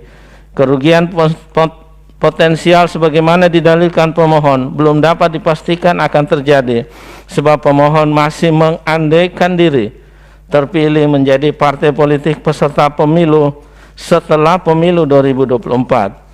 Sekalipun pernah ditetapkan menjadi partai politik peserta pemilu 2019, dalil potensi kerugian pemohon baru dapat dipastikan terjadi apabila ternyata pemohon memenuhi persyaratan untuk ditetapkan sebagai partai politik peserta pemilu, sebab setiap partai politik pada kekatnya memiliki hak dan kesempatan yang sama yang dijamin oleh UUD 1945 untuk ditetapkan sebagai peserta pemilu dan mengajukan calon presiden dan wakil presiden sepanjang telah memenuhi persyaratan dan mekanisme yang ditentukan dalam undang-undang. Lebih lanjut, dalil kerugian pemohon yang pada pokoknya menyatakan hak konstitusionalnya dirugikan untuk mengajukan pasangan calon yang sedang menjabat berdasarkan hasil pemilu sebelumnya atau incumbent untuk maju kembali dalam pemilu berikutnya.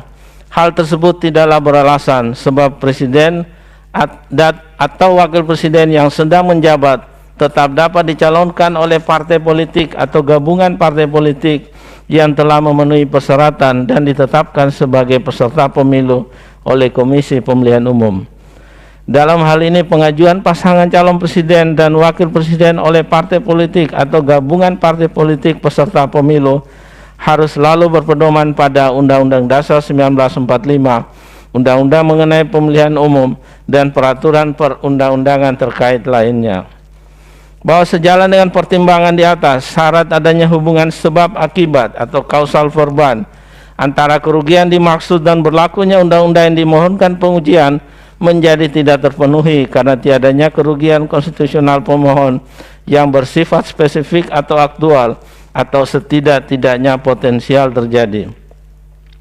Lagi pula dalam pertimbangan hukum subparagraf 3.7.3 pada putusan Mahkamah Konstitusi nomor 36/PU dan seterusnya 2018 yang diucapkan dalam sidang pleno terbuka untuk umum pada tanggal 28 Juni 2018 halaman 31, Mahkamah telah menegaskan bahwa dengan logika demikian dalam batas penalaran yang wajar pula setelah membaca konstruksi pasal 169 huruf N dan pasal 227 huruf I Undang-Undang Pemilu hanya mungkin dapat dinilai telah menimbulkan kerugian konstitusional bagi seseorang yang pernah atau sedang menjadi presiden atau wakil presiden selama 2 kali masa jabatan dalam jabatan yang sama tetapi tidak secara berturut-turut dan memiliki keinginan untuk mengajukan diri kembali sebagai calon presiden atau calon wakil presiden. Bahkan jika hendak dimaknai dengan lebih longgar, kerugian atau potensi kerugian yang di dalamnya dapat menunjukkan adanya causal verban. Pihak yang mungkin dapat dinilai mengalami kerugian konstitusional dengan berlakunya norma akuo adalah partai politik yang memenuhi persyaratan sebagaimana ditentukan dalam pasal 6A ayat 2 UUD 1945. Sikap Mahkamah tersebut kembali dikutip saat menilai atau mempertimbangkan kedudukan hukum para pemohon dalam mengajukan permohonan pengujian penjelasan pasal 169 huruf N Undang-Undang 7 2017 sebagaimana tertuang pada putusan Mahkamah Konstitusi nomor 40/PU dan seterusnya 2018 yang diucapkan dalam sidang pleno terbuka untuk umum pada tanggal 30 Mei 2018. Sementara itu, pendirian Mahkamah perihal kedudukan hukum atau legal standing dalam pengujian norma pasal 169 huruf N Undang-Undang 7 2017 juga dapat ditemukan dalam putusan Mahkamah Konstitusi nomor 101/PU dan seterusnya 2022 yang diucapkan dalam sidang pleno terbuka untuk umum pada tanggal 9 November 2022 yang pada pokoknya menyatakan bahwa norma akuo diperuntukkan bagi seseorang yang pernah atau sedang menjabat menjadi presiden atau wakil presiden selama 2 kali masa jabatan yang sama dan memiliki kesempatan untuk dicalonkan kembali menjadi calon presiden atau calon wakil presiden. Bahwa apabila dicermati ketentuan pasal 221 dan pasal 222 Undang-Undang 7 2017, pasangan calon presiden dan wakil presiden diusulkan oleh partai politik peserta pemilu yang memenuhi persyaratan perolehan kursi paling sedikit 20% dari jumlah kursi di DPR atau memperoleh 25% dari suara sah secara nasional pada pemilu anggota DPR sebelumnya. Terkait hal tersebut, selain bukan merupakan partai politik peserta pemilu 2024, sebagaimana juga diakui oleh pemohon dalam persidangan video risalah sidang perkara nomor 117 dan seterusnya 2022 tanggal 9 Januari 2023. Pemohon juga tidak dapat membuktikan bahwa pemohon sedang menjalin koalisi atau bergabung dengan partai politik lain untuk mengajukan pasangan calon presiden dan wakil presiden pada pemilu 2024.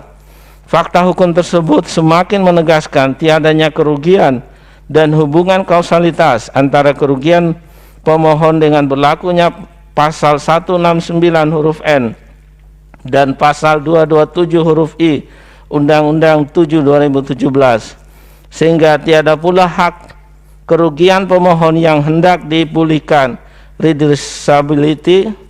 Dengan demikian, syarat adanya kerugian bahwa dengan dikabulkannya permohonan, maka kerugian konstitusional seperti yang didalilkan tidak akan atau tidak lagi terjadi, dengan sendirinya tidak terpenuhi.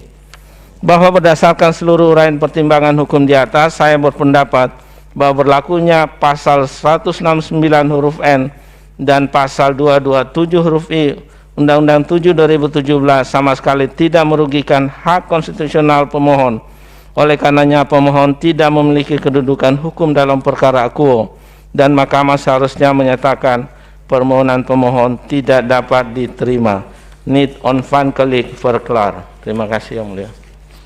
Demikian diputus dalam rapat permusyawaratan hakim oleh 8 hakim konstitusi, yaitu Anwar Usman selaku ketua merangkap anggota, Saldi Isra, M. Guntur Hamzah, Daniel Yusmik Pevoe, Arif Hidayat, Eni Nurbaningsi, Suhartoyo, dan Wahiduddin Adams, masing-masing sebagai anggota pada hari Selasa tanggal 17 bulan Januari tahun 2023 yang diucapkan dalam sidang pleno Mahkamah Konstitusi terbuka untuk umum pada hari Selasa tanggal 31 bulan Januari tahun 2023 selesai diucapkan pukul 16.03 WIB oleh 9 hakim konstitusi, dibantu oleh Saiful Anwar sebagai panitera pengganti, dihadiri oleh pemohon atau kuasanya, Dewan Perwakilan atau yang mewakili, dan Presiden atau yang mewakili.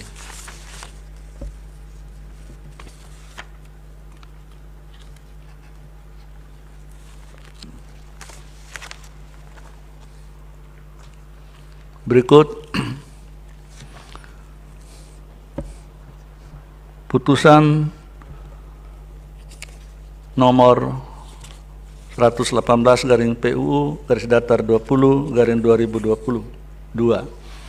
Demi keadilan berdasarkan ketuhanan yang Maha Esa, Mahkamah Konstitusi Republik Indonesia yang mengadili perkara konstitusi pada tingkat pertama dan terakhir menjatuhkan putusan dalam perkara pengujian Undang-Undang Nomor 1 Tahun 1946 tentang peraturan hukum pidana terhadap Undang-Undang Dasar Negara Republik Indonesia tahun 1945 yang diajukan oleh 1 Juliana Helemayana sebagai pemohon 1, 2 Asril sebagai pemohon 2. Berdasarkan surat kuasa khusus masing-masing nomor SK garing 01 dan seterusnya, dan nomor SK garis miring 07 dan seterusnya, memberi kuasa kepada Faigi Asa Bawamenewi SH dan kawan. Selanjutnya disebut sebagai para pemohon. Membaca permohonan para pemohon, mendengar keterangan para pemohon, memeriksa bukti-bukti para pemohon, duduk perkara dan seterusnya dianggap dibacakan. Pertimbangan hukum kewenangan Mahkamah mempertimbangkan bahwa perkara aku menjadi objek yang dapat diadili oleh Mahkamah Konstitusi. Oleh karena itu Mahkamah berwenang mengadili permohonan aku. Kemudian berkaitan dengan kedudukan hukum, Mahkamah mempertimbangkan bahwa para pemohon memiliki kedudukan hukum untuk mengajukan permohonan aku. Menimbang bahwa oleh karena permohonan aku menjadi kewenangan Mahkamah dan para pemohon memiliki kedudukan hukum, maka selanjutnya Mahkamah akan mempertimbangkan pokok permohonan. Menimbang bahwa dalam mendalilkan inkonstitusionalitas norma pasal 79 angka 1 KUHP, para pemohon mengemukakan argumentasi sebagaimana selengkapnya telah dimuat dalam bagian duduk perkara yang pada pokoknya sebagai berikut. Angka 1 dianggap dibacakan. Angka 2, bahwa berdasarkan dalil-dalil di atas, para pemohon memohon kepada Mahkamah agar menyatakan pasal 79 ayat 1 KUHP yang sama dengan pasal 137 huruf A rancangan KUHP bertentangan dengan pasal 28 di ayat 1 di 1945 secara bersyarat dan tidak mempunyai kekuatan hukum mengikat. Sepanjang perasa mengenai pemalsuan atau perusakan mata uang, tenggang waktu mulai berlaku pada hari sesudah barang yang dipalsu atau mata uang yang dirusak digunakan. Tidak dimaknai mengenai pemalsuan surat, tenggang waktu mulai berlaku pada hari sesudah surat palsu itu dan atau keturunannya diketahui oleh korban dan pihak yang dirugikan dan digunakan, serta untuk perusakan mata uang tenggang waktu mulai berlaku pada hari sesudah mata uang yang dirusak digunakan. Menimbang bahwa untuk mendukung permohonannya para pemohon telah mengajukan alat bukti surat atau tulisan yang diberi tanda bukti P1 sampai dengan bukti P16. Menimbang bahwa oleh karena permohonan aku telah jelas, maka Mahkamah berpendapat tidak terdapat urgensi maupun kebutuhan untuk mendengar keterangan pihak-pihak sebagaimana disebut dalam pasal 54 Undang-Undang MK. Menimbang bahwa setelah Mahkamah membaca secara seksama permohonan para pemohon, memeriksa bukti-bukti yang diajukan dan mempertimbangkan argumentasi para pemohon sebagaimana selengkapnya dimuat dalam bagian duduk perkara, maka mempertimbangkan sebagai berikut.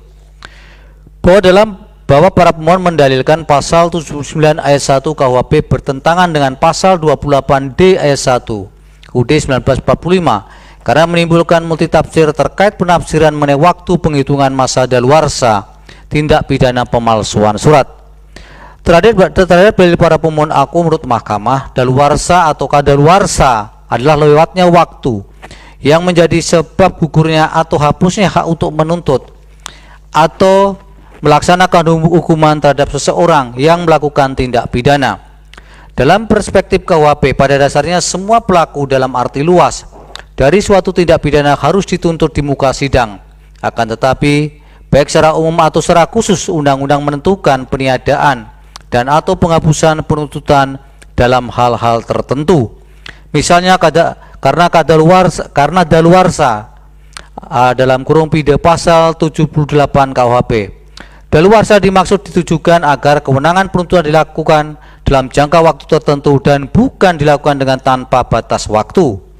Ketentuan daluarsa memberikan kepastian hukum terhadap status tindak pidana yang dilakukan agar pelaku tidak terus-menerus berada dalam keadaan tidak tenang tanpa batas waktu karena ketidaktenangan hidup sebelum masa daluarsa berakhir.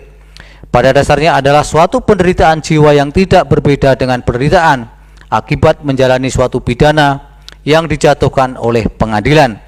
Lamanya tenggang waktu daluarsa untuk peniadaan penuntutan pidana didasarkan pada berat ringannya ancaman pidana atau berat ringannya tindak pidana yang diperbuat.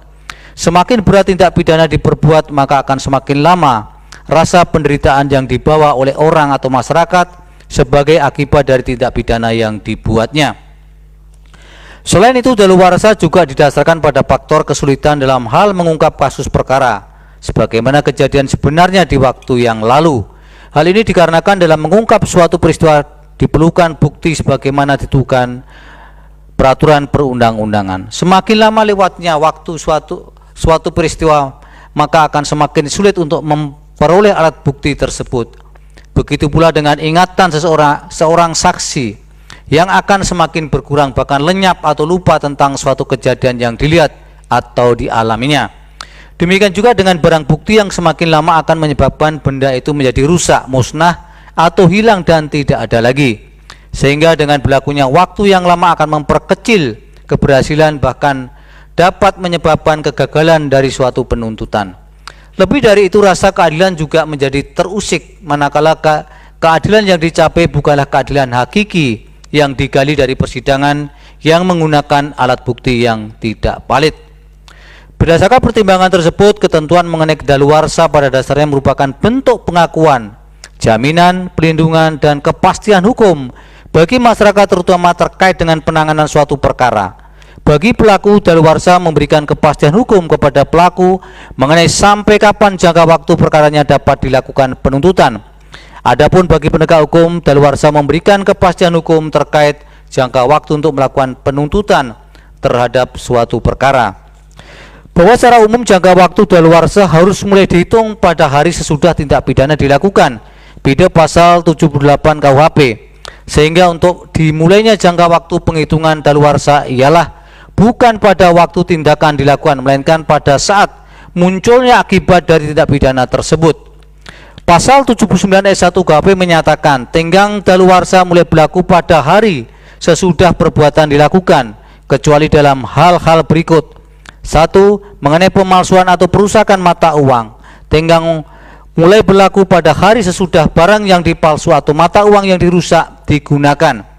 Ketentuan ini memberikan pengecualian terhadap berlakunya tenggang waktu daluarsa yang umumnya mulai berlaku pada hari sesudah perbuatan dilakukan, yakni berlaku pada hari sesudah barang yang dipalsu atau mata uang yang dirusak digunakan. Bahwa terkait dengan tindak pidana pemalsuan surat diatur dalam bab 12 Romawi buku 2 KUHP, yakni pasal 263 KUHP sampai dengan pasal 276 KUHP, yaitu pemalsuan surat pada umumnya pasal 263 KUHP, pemalsuan surat yang diperberat pasal 263 KUHP, menyuruh memasukkan keterangan palsu ke dalam akte otentik dan mempergunakan akte otentik pasal 266 KUHP, pemalsuan surat keterangan dokter pasal 267 dan pasal 268 KUHP, pemalsuan surat-surat tertentu pasal 269, pasal 270 dan pasal 271 KUHP, dan pemalsuan surat keterangan pejabat tentang hak milik pasal 274 KUHP. Adapun dalam permohonan aku, pemalsuan surat yang dimaksudkan oleh pemohon diulang oleh para pemohon ialah yang terkait dengan pasal 263 KUHP yang menyatakan ayat 1, ayat 2 dianggap dibacakan. Dalam ketentuan tersebut, pemalsuan surat merupakan tindak pidana yang diancam pidana penjara, yaitu paling lama 6 tahun penjara. Sehingga jika dikaitkan dengan pasal 78 ayat 1 angka 3 KUHP, kewenangan penuntutan atas tindak pidana pemalsuan tersebut akan menjadi hapus karena daluarsa sesudah 12 tahun. Bahwa yang dimaksud dengan surat dalam pasal 263 KUHP adalah 1. Yang dapat menimbulkan suatu hak, 2. Yang dapat menimbulkan suatu perjanjian atau perikatan, 3. Yang dapat menimbulkan suatu pembebasan utang, 4. Yang dapat dipergunakan sebagai keterangan bagi sesuatu perbuatan atau peristiwa. Bentuk pemalsuan surat dapat dilakukan dengan cara membuat surat palsu, memalsu surat, memalsu tanda tangan, dan menempel foto orang lain dari pemegang yang berhak. Pengertian membuat surat palsu adalah perbuatan membuat sebuah surat yang sebelumnya tidak ada atau belum ada, yang sebagian atau seluruh isinya palsu, sehingga surat palsu yang dihasilkan dan perbuatan ini disebut dengan surat palsu. Sementara memalsu surat adalah segala wujud perbuatan apapun yang ditujukan pada sebuah surat yang sudah ada dengan cara menghapus, mengubah, atau mengganti salah satu isinya surat sehingga berbeda dengan surat semula, atau disebut juga surat yang dipalsukan. Pasal 263 KUHP merupakan delik sengaja, baik perbuatan sengaja maupun sengaja sebagai maksud, dan tidak ada delik kelalaian atau kulpa dalam pemalsuan surat. Ketentuan ini pada dasarnya melindungi kepentingan umum, yakni kepercayaan warga dalam hubungan masyarakat, serta timbulnya kerugian yang mungkin ditimbulkan sehubungan dengan pemalsuan berdasarkan pasal 263 KUHP tidak harus kerugian yang bersifat material, melainkan juga apabila kepentingan masyarakat dapat dirugikan. Misalnya penggunaan surat yang dipalsukan tersebut dapat menyulitkan pengusutan suatu perkara. Oleh karenanya pasal 263 KUHP merupakan delik pemalsuan yang secara spesifik sangat penting bagi pergaulan masyarakat, dan pidana tambahan yang dapat diterapkan ialah pencabutan hak serta tidak ada pidana perampasan. Dalam pemalsuan surat juga harus ternyata 1. Pada waktu memalsukan surat itu harus dengan maksud akan menggunakan atau menyuruh orang lain menggunakan surat itu seolah-olah asli dan tidak dipalsukan. 2. Penggunaannya harus dapat mendatangkan kerugian. 3. Tidak hanya untuk yang memalsukan tetapi yang dihukum juga yang sengaja menggunakan surat palsu, yaitu orang yang menggunakan itu harus mengetahui benar bahwa surat yang ia gunakan itu palsu. Jika ia tidak tahu akan hal itu, maka ia tidak dihukum. 4. Surat dianggap mempergunakan, misalnya menyerahkan surat itu kepada orang lain yang harus mempergunakan lebih lanjut, atau menyerahkan surat itu di tempat di mana surat tersebut diperlukan. 5. Dalam hal menggunakan surat palsu atau harus pula dibuktikan bahwa orang itu bertindak seolah-olah surat itu asli dan tidak dipalsukan. Demikian pula perbuatan itu harus dapat mendatangkan kerugian.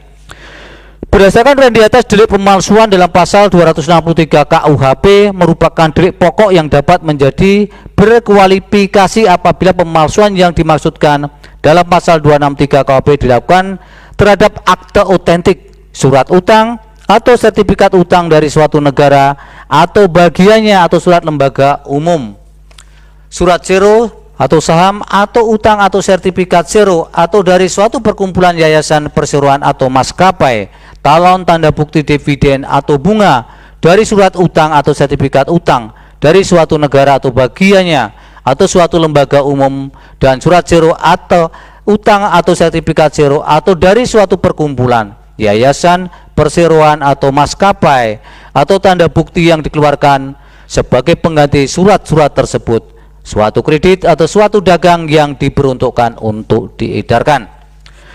Bahwa berdasarkan uraian pertimbangan dalam subparagraf 310.2 di atas dikaitkan dengan ketentuan pasal 79 ayat 1 KUHP, menurut Mahkamah, penghitungan daluarsa sebagaimana diatur dalam ketentuan pasal 79 ayat 1 KUHP adalah setelah seluruh unsur dari perumusan tindak pidana pemalsuan surat terpenuhi, yaitu pada hari sesudah barang yang dipalsu tersebut diketahui, dipergunakan, dan menimbulkan kerugian. Ketiga unsur dimaksud haruslah dimaknai secara kumulatif.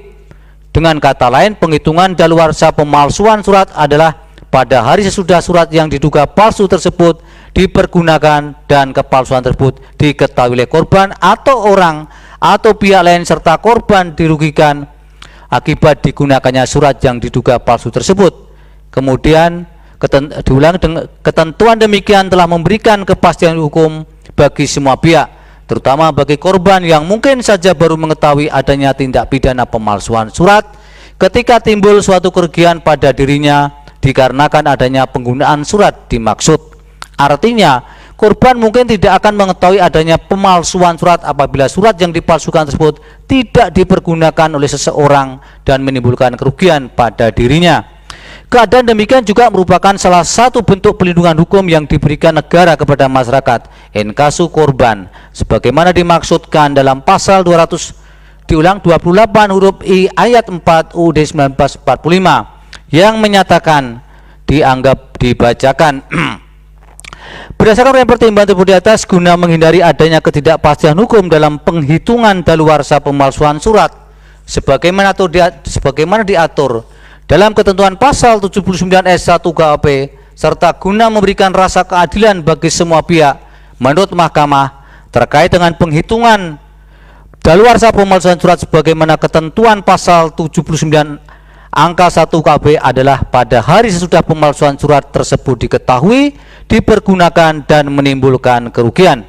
Dengan demikian, adanya penafsiran yang berbeda-beda oleh aparat penegak hukum di dalam mengimplementasikan ketentuan norma pasal 79 angka 1 KUHP yang juga sebagian didalilkan oleh para pemohon dapat dihindari. Menimbang bahwa berdasarkan seluruh pertimbangan hukum di atas, Mahkamah berpendapat dalil-dalil permohonan para pemohon berkenaan dengan penghitungan daluarsa pemalsuan surat sebagaimana ketentuan pasal 79 angka 1 KUHP menimbulkan ketidakpastian hukum sebagaimana diatur dalam pasal 28D ayat 1 UUD 1945 adalah dapat diterima. Namun oleh karena pemaknaan akan syarat dimulainya penghitungan masa daluarsa berkenaan dengan ketentuan norma pasal 79 ayat 1 KUHP sebagaimana didalilkan para pemohon tidak sama dengan pendirian mahkamah, maka dengan demikian permohonan para pemohon adalah beralasan menurut hukum untuk sebagian. Menimbang bahwa terhadap hal-hal lain dan selebihnya termasuk pasal 137 huruf A RKUHP tidak dipertimbangkan lebih lanjut oleh mahkamah karena dipandang tidak ada relevansinya. Konklusi. Berdasarkan penilaian atas fakta dan hukum sebagaimana diuraikan di atas, Mahkamah berkesimpulan: 1. Mahkamah berwenang untuk mengadili permohonan akuo. 2. Para pemohon memiliki kedudukan hukum untuk mengajukan permohonan akuo. 3. Pokok permohonan para pemohon beralasan menurut hukum untuk sebagian. Berdasarkan Undang-Undang Dasar Negara Republik Indonesia tahun 1945 dan seterusnya, amar putusan mengadili: 1. Mengabulkan permohonan para pemohon untuk sebagian. 2. Menyatakan pasal 79 angka 1 Undang-Undang Nomor 1 Tahun 1946 tentang Peraturan Hukum Pidana diumumkan pada tanggal 26 Februari 1946 bertentangan dengan Undang-Undang Dasar Negara Republik Indonesia tahun 1945 dan tidak mempunyai kekuatan hukum mengikat secara bersyarat sepanjang tidak dimaknai, mengenai pemalsuan atau perusakan mata uang, tenggang mulai berlaku pada hari sesudah barang yang dipalsu atau mata uang yang dirusak diketahui, digunakan, dan menimbulkan kerugian, sehingga Pasal 79 angka 1 Undang-Undang Nomor 1 Tahun 1946 tentang peraturan hukum pidana diumumkan pada tanggal 26 Februari 1946 yang semula berbunyi tenggang daluarsa mulai berlaku pada hari sesudah perbuatan dilakukan kecuali dalam hal-hal berikut. 1. Mengenai pemalsuan atau perusakan mata uang, tenggang mulai berlaku pada hari sesudah barang yang dipalsu atau mata uang yang dirusak digunakan. Menjadi selengkapnya berbunyi, tenggang daluarsa mulai berlaku pada hari sesudah perbuatan dilakukan kecuali dalam hal-hal berikut. 1. Mengenai pemalsuan atau perusakan mata uang, tentang mulai berlaku pada hari sesudah barang yang dipalsu atau mata uang yang dirusak diketahui, digunakan, dan menimbulkan kerugian. 3. Memerintahkan pemuatan putusan ini dalam Berita Negara Republik Indonesia sebagaimana mestinya. 4. Menolak permohonan para pemohon untuk selain dan selebihnya. Demikian diputus dalam rapat permusyawaratan hakim oleh 8 hakim konstitusi, yaitu Anwar Usman selaku ketua merangkap anggota, Suhartoyo, Saldi Isra, M. Guntur Hamzah, Arif Hidayat, Daniel Yusmik PFOE, Eni Nurbaningsi, dan Wahidudin Adams, masing-masing sebagai anggota pada hari Rabu tanggal 18 bulan Januari tahun 2023 yang diucapkan dalam sidang pleno Mahkamah Konstitusi terbuka untuk umum pada hari Selasa tanggal 31 bulan Januari tahun 2023 selesai diucapkan pukul 16.23 WIB oleh 9 hakim konstitusi dibantu oleh Rizky Amalia sebagai panitera pengganti, dihadiri oleh pemohon dan atau kuasanya, Dewan Perwakilan Rakyat atau yang mewakili, dan Presiden atau yang mewakili.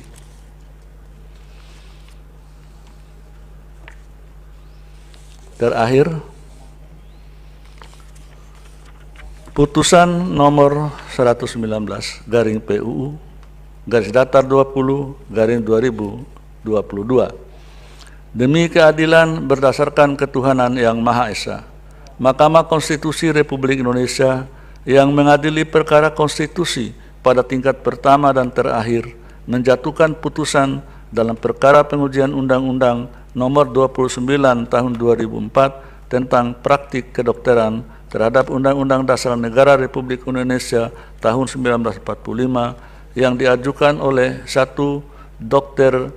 Gede Eka Rusti Antara sebagai pemohon 1, 2. Dr. Imade Adi Keswara sebagai pemohon 2, 3. Dr. Heryani HS Parewasi sebagai pemohon 3, 4. Dr. A. Wahyudi Parababari sebagai pemohon 4, 5. Dwi Bagas Andika sebagai pemohon 5. Berdasarkan surat kuasa khusus masing-masing bertanggal 10 November 2022, 1 Desember 2022, dan 23 Desember 2022 memberi kuasa kepada Victor Santoso Tandiasa SHMH dan kawan, selanjutnya disebut sebagai para pemohon, membaca permohonan para pemohon, mendengar keterangan para pemohon, memeriksa bukti-bukti para pemohon, duduk perkara, dan seterusnya dianggap dibacakan. Pertimbangan hukum, kewenangan Mahkamah 3.1, 3.2 dianggap dibacakan. Mahkamah berwenang mengadili permohonan aku. Kedudukan hukum pemohon 3.3, 3.4, 3.5 dianggap dibacakan. Para pemohon memiliki kedudukan hukum untuk bertindak sebagai pemohon dalam permohonan akuo. Menimbang bahwa karena Mahkamah berwenang mengadili permohonan akuo dan para pemohon memiliki kedudukan hukum untuk bertindak sebagai pemohon dalam permohonan akuo, selanjutnya Mahkamah akan mempertimbangkan pokok permohonan. Pokok permohonan 3.7 menimbang bahwa dalam mendalilkan inkonstitusionalitas kata menteri dalam pasal 60 dan frasa mengikat dokter gigi dan Konsil Kedokteran Indonesia dalam pasal 69 ayat 1 Undang-Undang 29 2004, para pemohon mengemukakan dalil-dalil yang pada pokoknya sebagai berikut. Dalil-dalil para pemohon selengkapnya telah dimuat dalam bagian duduk perkara putusan ini. 1, 2, 3 dianggap dibacakan. 4. Bahwa berdasarkan dalil-dalil permohonan di atas, para pemohon memohon agar Mahkamah mengabulkan permohonan dengan menyatakan a. Kata menteri dalam pasal 60 Undang-Undang 29 2004 bertentangan dengan Undang-Undang Dasar 1945 dan tidak mempunyai kekuatan hukum mengikat sepanjang tidak dimaknai Konsil Kedokteran Indonesia, sehingga bunyi selengkapnya menjadi anggota Majelis Kehormatan Disiplin Kedokteran Indonesia ditetapkan oleh Konsil Kedokteran Indonesia atas usul organisasi profesi. B. Frasa mengikat dokter gigi dan Konsil Kedokteran Indonesia dalam pasal 69 ayat 1 Undang-Undang 29 2004 bertentangan dengan Undang-Undang Dasar 1945 dan tidak mempunyai kekuatan hukum mengikat sepanjang tidak dimaknai bersifat rekomendasi dan mengikat dokter gigi setelah mendapat keputusan Konsil Kedokteran Indonesia serta tidak dapat dijadikan sebagai dasar untuk mengajukan gugatan perdata atau pidana, sehingga bunyi selengkapnya keputusan Majelis Kehormatan Disiplin Kedokteran Indonesia bersifat rekomendasi dan mengikat dokter gigi setelah mendapat keputusan Konsil Kedokteran Indonesia serta tidak dapat dijadikan sebagai dasar untuk mengajukan gugatan perdata ataupun pidana. Menimbang bahwa untuk menguatkan dalil-dalil permohonannya, para pemohon telah mengajukan alat bukti surat atau tulisan yang diberi tanda bukti P1 sampai dengan bukti P29. Menimbang bahwa oleh karena permohonan para pemohon telah jelas, maka dengan berdasarkan pada pasal 54 Undang-Undang MK, menurut Mahkamah tidak terdapat urgensi untuk mendengar keterangan pihak-pihak sebagaimana dimaksud dalam pasal 54 Undang-Undang Mahkamah tersebut. Undang-Undang Mahkamah Konstitusi tersebut. Menimbang bahwa setelah memeriksa dalil-dalil pokok permohonan para pemohon, masalah konstitusional yang harus dipertimbangkan oleh Mahkamah adalah 1. Apakah benar kata menteri dalam pasal 60 Undang-Undang 29 2004 bertentangan dengan Undang-Undang Dasar 1945 apabila tidak dimaknai Konsil Kedokteran Indonesia? 2. Apakah benar frasa mengikat dokter gigi dan Konsil Kedokteran Indonesia dalam pasal 69 ayat 1 Undang-Undang 29 2004 bertentangan dengan Undang-Undang Dasar 1945 apabila tidak dimaknai bersifat rekomendasi dan mengikat dokter gigi setelah mendapat keputusan Konsil Kedokteran Indonesia serta tidak dapat dijadikan sebagai dasar untuk mengajukan gugatan perdata ataupun pidana. Menimbang bahwa setelah membaca dan memeriksa secara saksama permohonan para pemohon dan memperhatikan alat-alat bukti yang diajukan dalam persidangan terhadap dalil para pemohon yang menyatakan kata menteri dalam pasal 60 Undang-Undang 29 2004 bertentangan dengan Undang-Undang Dasar 1945 apabila tidak dimaknai Konsil Kedokteran Indonesia.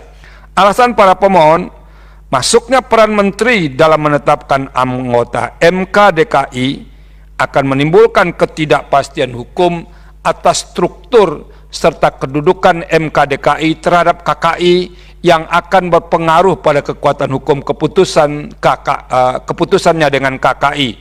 Terhadap dalil para pemohon tersebut, Mahkamah mempertimbangkan sebagai berikut. Bahwa MK DKI merupakan sebuah lembaga otonom yang independen dari KKI dan bertanggung jawab kepada KKI yang dibentuk dengan tujuan untuk menegakkan disiplin profesi dokter dan dokter gigi Indonesia. Vide pasal 55 dan pasal 56 Undang-Undang 29 2004. MKDKI dibentuk untuk melaksanakan salah satu tugas dari KKI, yaitu melakukan proses pembinaan dan penegakan disiplin dokter dan dokter gigi, memastikan apakah standar profesi yang telah dibuat oleh KKI telah dilaksanakan dengan benar, termasuk mengadili pelanggaran disiplin yang dilakukan oleh dokter dan dokter gigi hingga menentukan sanksi terhadap pelanggaran tersebut. Vide pasal 1 angka 14 Undang-Undang 29 2004. Dengan demikian, domain atau yurisdiksi MKDKI adalah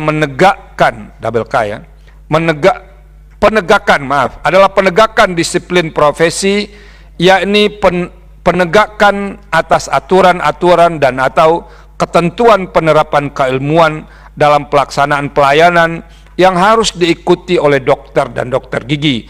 Vide penjelasan pasal 55 ayat 1 Undang-Undang 29 2004. Penegakan disiplin profesi dokter dan dokter gigi yang dilakukan oleh MKDKI diawali dengan melakukan pemeriksaan terhadap dugaan pelanggaran disiplin profesi dokter dan dokter gigi. Pemeriksaan tersebut bertujuan untuk mencari kebenaran mengenai ada atau tidaknya pelanggaran disiplin profesi dokter atau dokter gigi berdasarkan bukti-bukti yang diajukan oleh pengadu. Vide Peraturan Konsil Kedokteran Indonesia nomor 20 tahun 2014. Penegakan disiplin dokter dan dokter gigi yang dilakukan oleh MKDKI bertujuan untuk melindungi masyarakat atau pasien, menjaga dan meningkatkan mutu pelayanan kesehatan, serta menjaga kehormatan profesi kedokteran dan kedokteran gigi. Walaupun MKDKI bertanggung jawab kepada KKI, namun agar dapat memberikan perlindungan kepada masyarakat sebagai penerima layanan, dokter dan dokter gigi sebagai pemberi layanan, MKDKI dalam menjalankan tugas dan wewenangnya tidak dapat dipengaruhi oleh siapapun atau lembaga lainnya. Vide penjelasan pasal 55 ayat 3 Undang-Undang 29 2004. Pengaturan demikian dimaksudkan untuk menjaga independensi MKDKI. Bahwa berkenaan dengan hal di atas, sebelum mempertimbangkan lebih jauh ihwal kata Menteri dalam pasal 60 Undang-Undang 29 2004, terlebih dahulu Mahkamah akan mengutip pertimbangan Mahkamah dalam putusan Mahkamah Konstitusi nomor 82 tahun 2015 halaman 2219 yang diucapkan dalam sidang pleno terbuka untuk umum pada tanggal 14 Desember 2016 dan putusan Mahkamah Konstitusi nomor 80 tahun 2018 halaman 234 235 yang diucapkan dalam sidang pleno terbuka untuk umum pada tanggal 21 Mei 2019. Dalam paragraf 3.14 putusan Mahkamah Konstitusi nomor 82 tahun 2015, Mahkamah menyatakan 3.14 pertimbangan hukum 3.16 kutipan dianggap dibacakan. Selanjutnya, dalam pertimbangan hukum putusan Mahkamah Konstitusi nomor 80 tahun 2018, Mahkamah menyatakan kutipan dianggap dibacakan. Pertimbangan hukum Mahkamah dalam kedua putusan di atas telah menjelaskan tugas dan fungsi KKI, yaitu sebagai pembuat regulasi dan pembinaan terhadap penyelenggaraan praktik kedokteran dalam rangka meningkatkan mutu pelayanan medis. Oleh karena itu, apabila KKI selaku pembuat regulasi dan pembina anggota profesi kemudian menetapkan anggota MKDKI sebagaimana dimohonkan oleh para pemohon dalam petitumnya, tentu akan menimbulkan konflik atau setidak-tidaknya berpotensi terjadinya konflik kepentingan atau konflik of interest. Alasannya, pada satu sisi KKI memiliki tugas membuat regulasi yang berkaitan dengan standar profesi, sementara di sisi lain KKI juga mengangkat anggota MKDKI yang bertugas memastikan standar profesi yang dibuat oleh KKI telah dilaksanakan dengan benar. Tak hanya memastikan hal tersebut, MKDKI pun bertugas mengadili pelanggaran disiplin yang dilakukan oleh anggota profesi. Sehingga untuk menghindari adanya konflik kepentingan antara tugas dan fungsi KKI dan tidak terjadinya contradictio interminis jika KKI sekaligus juga mengangkat anggota MKDKI, maka pembentuk undang-undang mengatur bahwa untuk menetapkan anggota MKDKI dilakukan oleh menteri dengan mempertimbangkan usulan dari organisasi profesi sesuai dengan amanat pasal 60 Undang-Undang 29 2004. Terlebih lagi, tidak menutup kemungkinan MKDKI juga akan mengadili dokter yang merangkap sebagai anggota KKI yang masih aktif menjalankan profesinya dalam melayani masyarakat. Dalam desain sistem pemerintahan, ditetapkannya anggota MKDKI oleh Menteri atas usul organisasi profesi harus ditempatkan dalam bagian dari penyelenggaraan urusan pemerintahan sebagaimana dimaktubkan dalam konsideran menimbang huruf B Undang-Undang 39 2008 tentang Kementerian Negara yang menyatakan setiap menteri memimpin Kementerian Negara untuk menyelenggarakan urusan tertentu dalam pemerintahan guna mencapai tujuan negara sebagaimana diamanatkan dalam pembukaan UUD 1945. Oleh karena itu, masing-masing menteri memiliki tugas tanggung jawab dalam urusannya untuk mewujudkan tujuan bernegara. Berkenaan dengan urusan tersebut, menteri yang dimaksudkan dalam pasal 60 Undang-Undang 29 2004 adalah menteri yang menyelenggarakan urusan bidang kesehatan. Dengan demikian, secara konstitusional sesuai dengan ketentuan pasal 17 ayat 1 UUD 1945, pelaksanaan urusan dimaksud tidak dapat dilepaskan dari posisi menteri sebagai pembantu presiden. Meski demikian, dalam menetapkan anggota MKDKI, menteri bertindak berdasarkan atas usulan organisasi profesi. Artinya, menteri tidak dapat menggunakan kekuasaan dan kewenangannya untuk menetapkan anggota MKDKI secara sepihak selain dari usulan organisasi profesi. Dengan konstruksi penetapan anggota yang demikian akan menciptakan MKDKI sebagai lembaga otonom independen dalam melaksanakan tugasnya sehingga dapat mencegah kemungkinan pengaruh atau intervensi lembaga lain. Selain itu, dengan ditetapkannya anggota MKDKI oleh KKI, hal tersebut dapat dikatakan atau dinilai memberi kepastian hukum yang adil dalam proses penanganan dugaan pelanggaran disiplin. Dalam hal ini, MKDKI dapat mengakomodasi kepentingan masing-masing pihak, terutama memberi kesempatan kepada dokter teradu atau yang diadukan untuk membuktikan apakah telah melanggar disiplin kedokteran atau sebaliknya. Sementara itu, mereka yang merasa dirugikan in casu pasien diberikan haknya untuk mengadu. Proses demikian akan menciptakan kepastian hukum yang adil antara keduanya. Berdasarkan uraian pertimbangan hukum di atas, dalil para pemohon mengenai norma kata menteri dalam pasal 60 Undang-Undang 29 2004 bertentangan dengan UUD 1945 adalah tidak beralasan menurut hukum. Menimbang bahwa terhadap dalil para pemohon yang menyatakan frase mengikat dokter gigi dan Konsul Kedokteran Indonesia dalam norma pasal 69 ayat 1 Undang-Undang 29 2004 apabila tidak dimaknai bersifat rekomendasi dan mengikat dokter gigi setelah mendapatkan keputusan Konsil Kedokteran Indonesia serta tidak dapat dijadikan sebagai dasar untuk mengajukan gugatan perdata ataupun pidana adalah inkonstitusional, maka mempertimbangkan sebagai berikut. Bahwa sehubungan dengan persoalan disiplin profesi, Mahkamah dalam subparagraf 3.13.2 putusan Mahkamah Konstitusi nomor 14 2014 halaman 60 yang diucapkan dalam sidang pleno terbuka untuk umum pada tanggal 20 April 2015 mempertimbangkan sebagai berikut.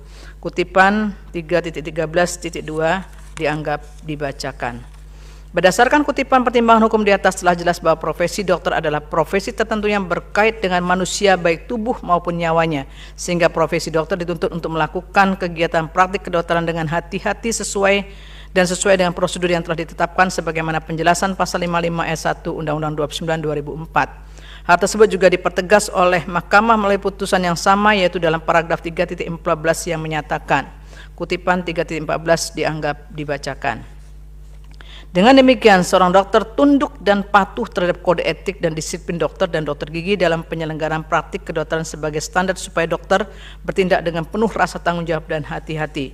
Bahwa selanjutnya persoalan yang harus dijawab Mahkamah adalah apakah putusan penegakan disiplin kedokteran kemudian tidak dapat dijadikan rujukan atau dasar mengajukan perkara perdata atau perkara pidana sebagaimana yang didalilkan oleh para pemohon. Terhadap persoalan tersebut, penting bagi Mahkamah untuk merujuk terlebih dahulu putusan Mahkamah Konstitusi nomor 14 2014 yang menyatakan sebagai berikut. Kutipan paragraf 3.18 3.19 dianggap dibacakan. Dengan berdasar pada pertimbangan putusan Mahkamah Konstitusi di atas, jelas bahwa ketentuan pelaporan secara pidana dan atau gugatan secara perdata tentu tetap diperlukan untuk melindungi hak pasien dan pemangku kepentingan pada umum dari tindakan dokter atau dokter gigi yang berada di luar cakupan disiplin profesi kedokteran, atau untuk melindungi hak pasien manakala tindakan dokter atau dokter gigi yang dinyatakan oleh MKDKI melanggar disiplin profesi kedokteran ternyata menimbulkan kerugian pada pasien. Artinya dokter yang telah diperiksa oleh MKDKI tetap dapat digugat atau dipersoalkan di pengadilan baik perdata maupun pidana. Ketentuan tersebut diberlakukan karena Undang-Undang 29/2004 bertujuan untuk melindungi masyarakat baik pasien sebagai pengguna layanan kesehatan maupun dokter dan dokter gigi sebagai pemberi layanan. Sehingga norma yang diatur dalam Undang-Undang 29/2004 tidak hanya memberikan perlindungan terhadap pasien tetapi juga perlindungan hak konstitusional terhadap dokter dan dokter gigi. Jika Mahkamah mengikuti substansi yang dimohonkan oleh para pemohon, tujuan dari pembentukan Undang-Undang 29/2004 dan tujuan bernegara sebagaimana termaktub dalam pembukaan UUD 1945 tidak akan tercapai. Dengan demikian, dalil para pemohon mengenai pasal 69 Undang-Undang 29/2004 bertentangan dengan UUD 1945 adalah tidak beralasan menurut hukum. Menimbang bahwa berdasarkan seluruh pertimbangan hukum di atas, menurut Mahkamah telah ternyata norma kata menteri dalam pasal 60 dan frase mengikat dokter, dokter gigi dan konsul kedokteran Indonesia dalam pasal 69 ayat 1 Undang-Undang 29/2004 telah sejalan dengan prinsip negara hukum dan tidak menimbulkan ketidakpastian hukum yang adil sebagaimana dijamin oleh pasal 1 ayat 3, pasal 8C ayat 2 dan pasal 20D ayat 1 UUD 1945. Dengan demikian, dalil permohonan para pemohon berkenaan dengan pengujian norma pasal 69 dan pasal 69 ayat 1 Undang-Undang 29/2004 adalah tidak berdasar berhukum untuk seluruhnya. Menimbang bahwa terhadap hal-hal lain tidak dipertimbangkan lebih lanjut karena dipandang tidak memiliki diganti ada, karena dipandang tidak ada relevansinya. Konklusi. Berdasarkan penilaian atas fakta dan hukum sebagaimana diuraikan di atas, Mahkamah berkesimpulan: 1. Mahkamah berwenang mengadili permohonan akuo. 2. Para pemohon memiliki kedudukan hukum untuk mengajukan permohonan akuo. 3. Pokok permohonan tidak beralasan menurut hukum untuk seluruhnya. Berdasarkan Undang-Undang Dasar Negara Republik Indonesia tahun 1945 dan seterusnya, amar putusan mengadili menolak permohonan para pemohon untuk seluruhnya. Demikian diputus dalam rapat permusyawaratan hakim oleh 8 hakim konstitusi, yaitu Anwar Usman selaku ketua merangkap anggota, Daniel Yusmik Pefoe, Suhartoyo, Saldi Isra, Eni Nurbaningsi, Arif Hidayat, Manahan MP Sitompul, dan Wahidudin Adams, masing-masing sebagai anggota pada hari Kamis tanggal 19 bulan Januari tahun 2023 yang diucapkan dalam sidang pleno Mahkamah Konstitusi terbuka untuk umum pada hari Selasa tanggal 31 bulan Januari tahun 2023 selesai diucapkan pukul 16:44 WIB oleh 9 hakim konstitusi dibantu oleh Dian Husnul Khotimah sebagai panitera pengganti, serta dihadiri oleh para pemohon atau kuasanya, Dewan Perwakilan Rakyat atau yang mewakili, dan Presiden atau yang mewakili.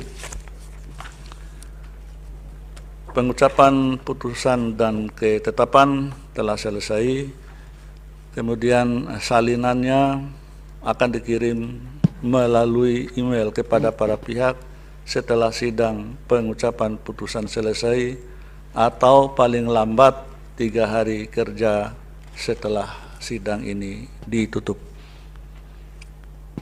Dengan demikian sidang selesai dan ditutup. Hadirin dimohon berdiri.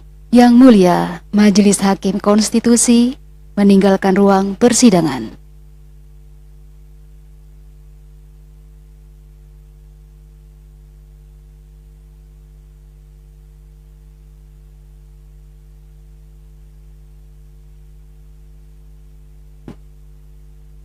Hadirin disilakan duduk kembali.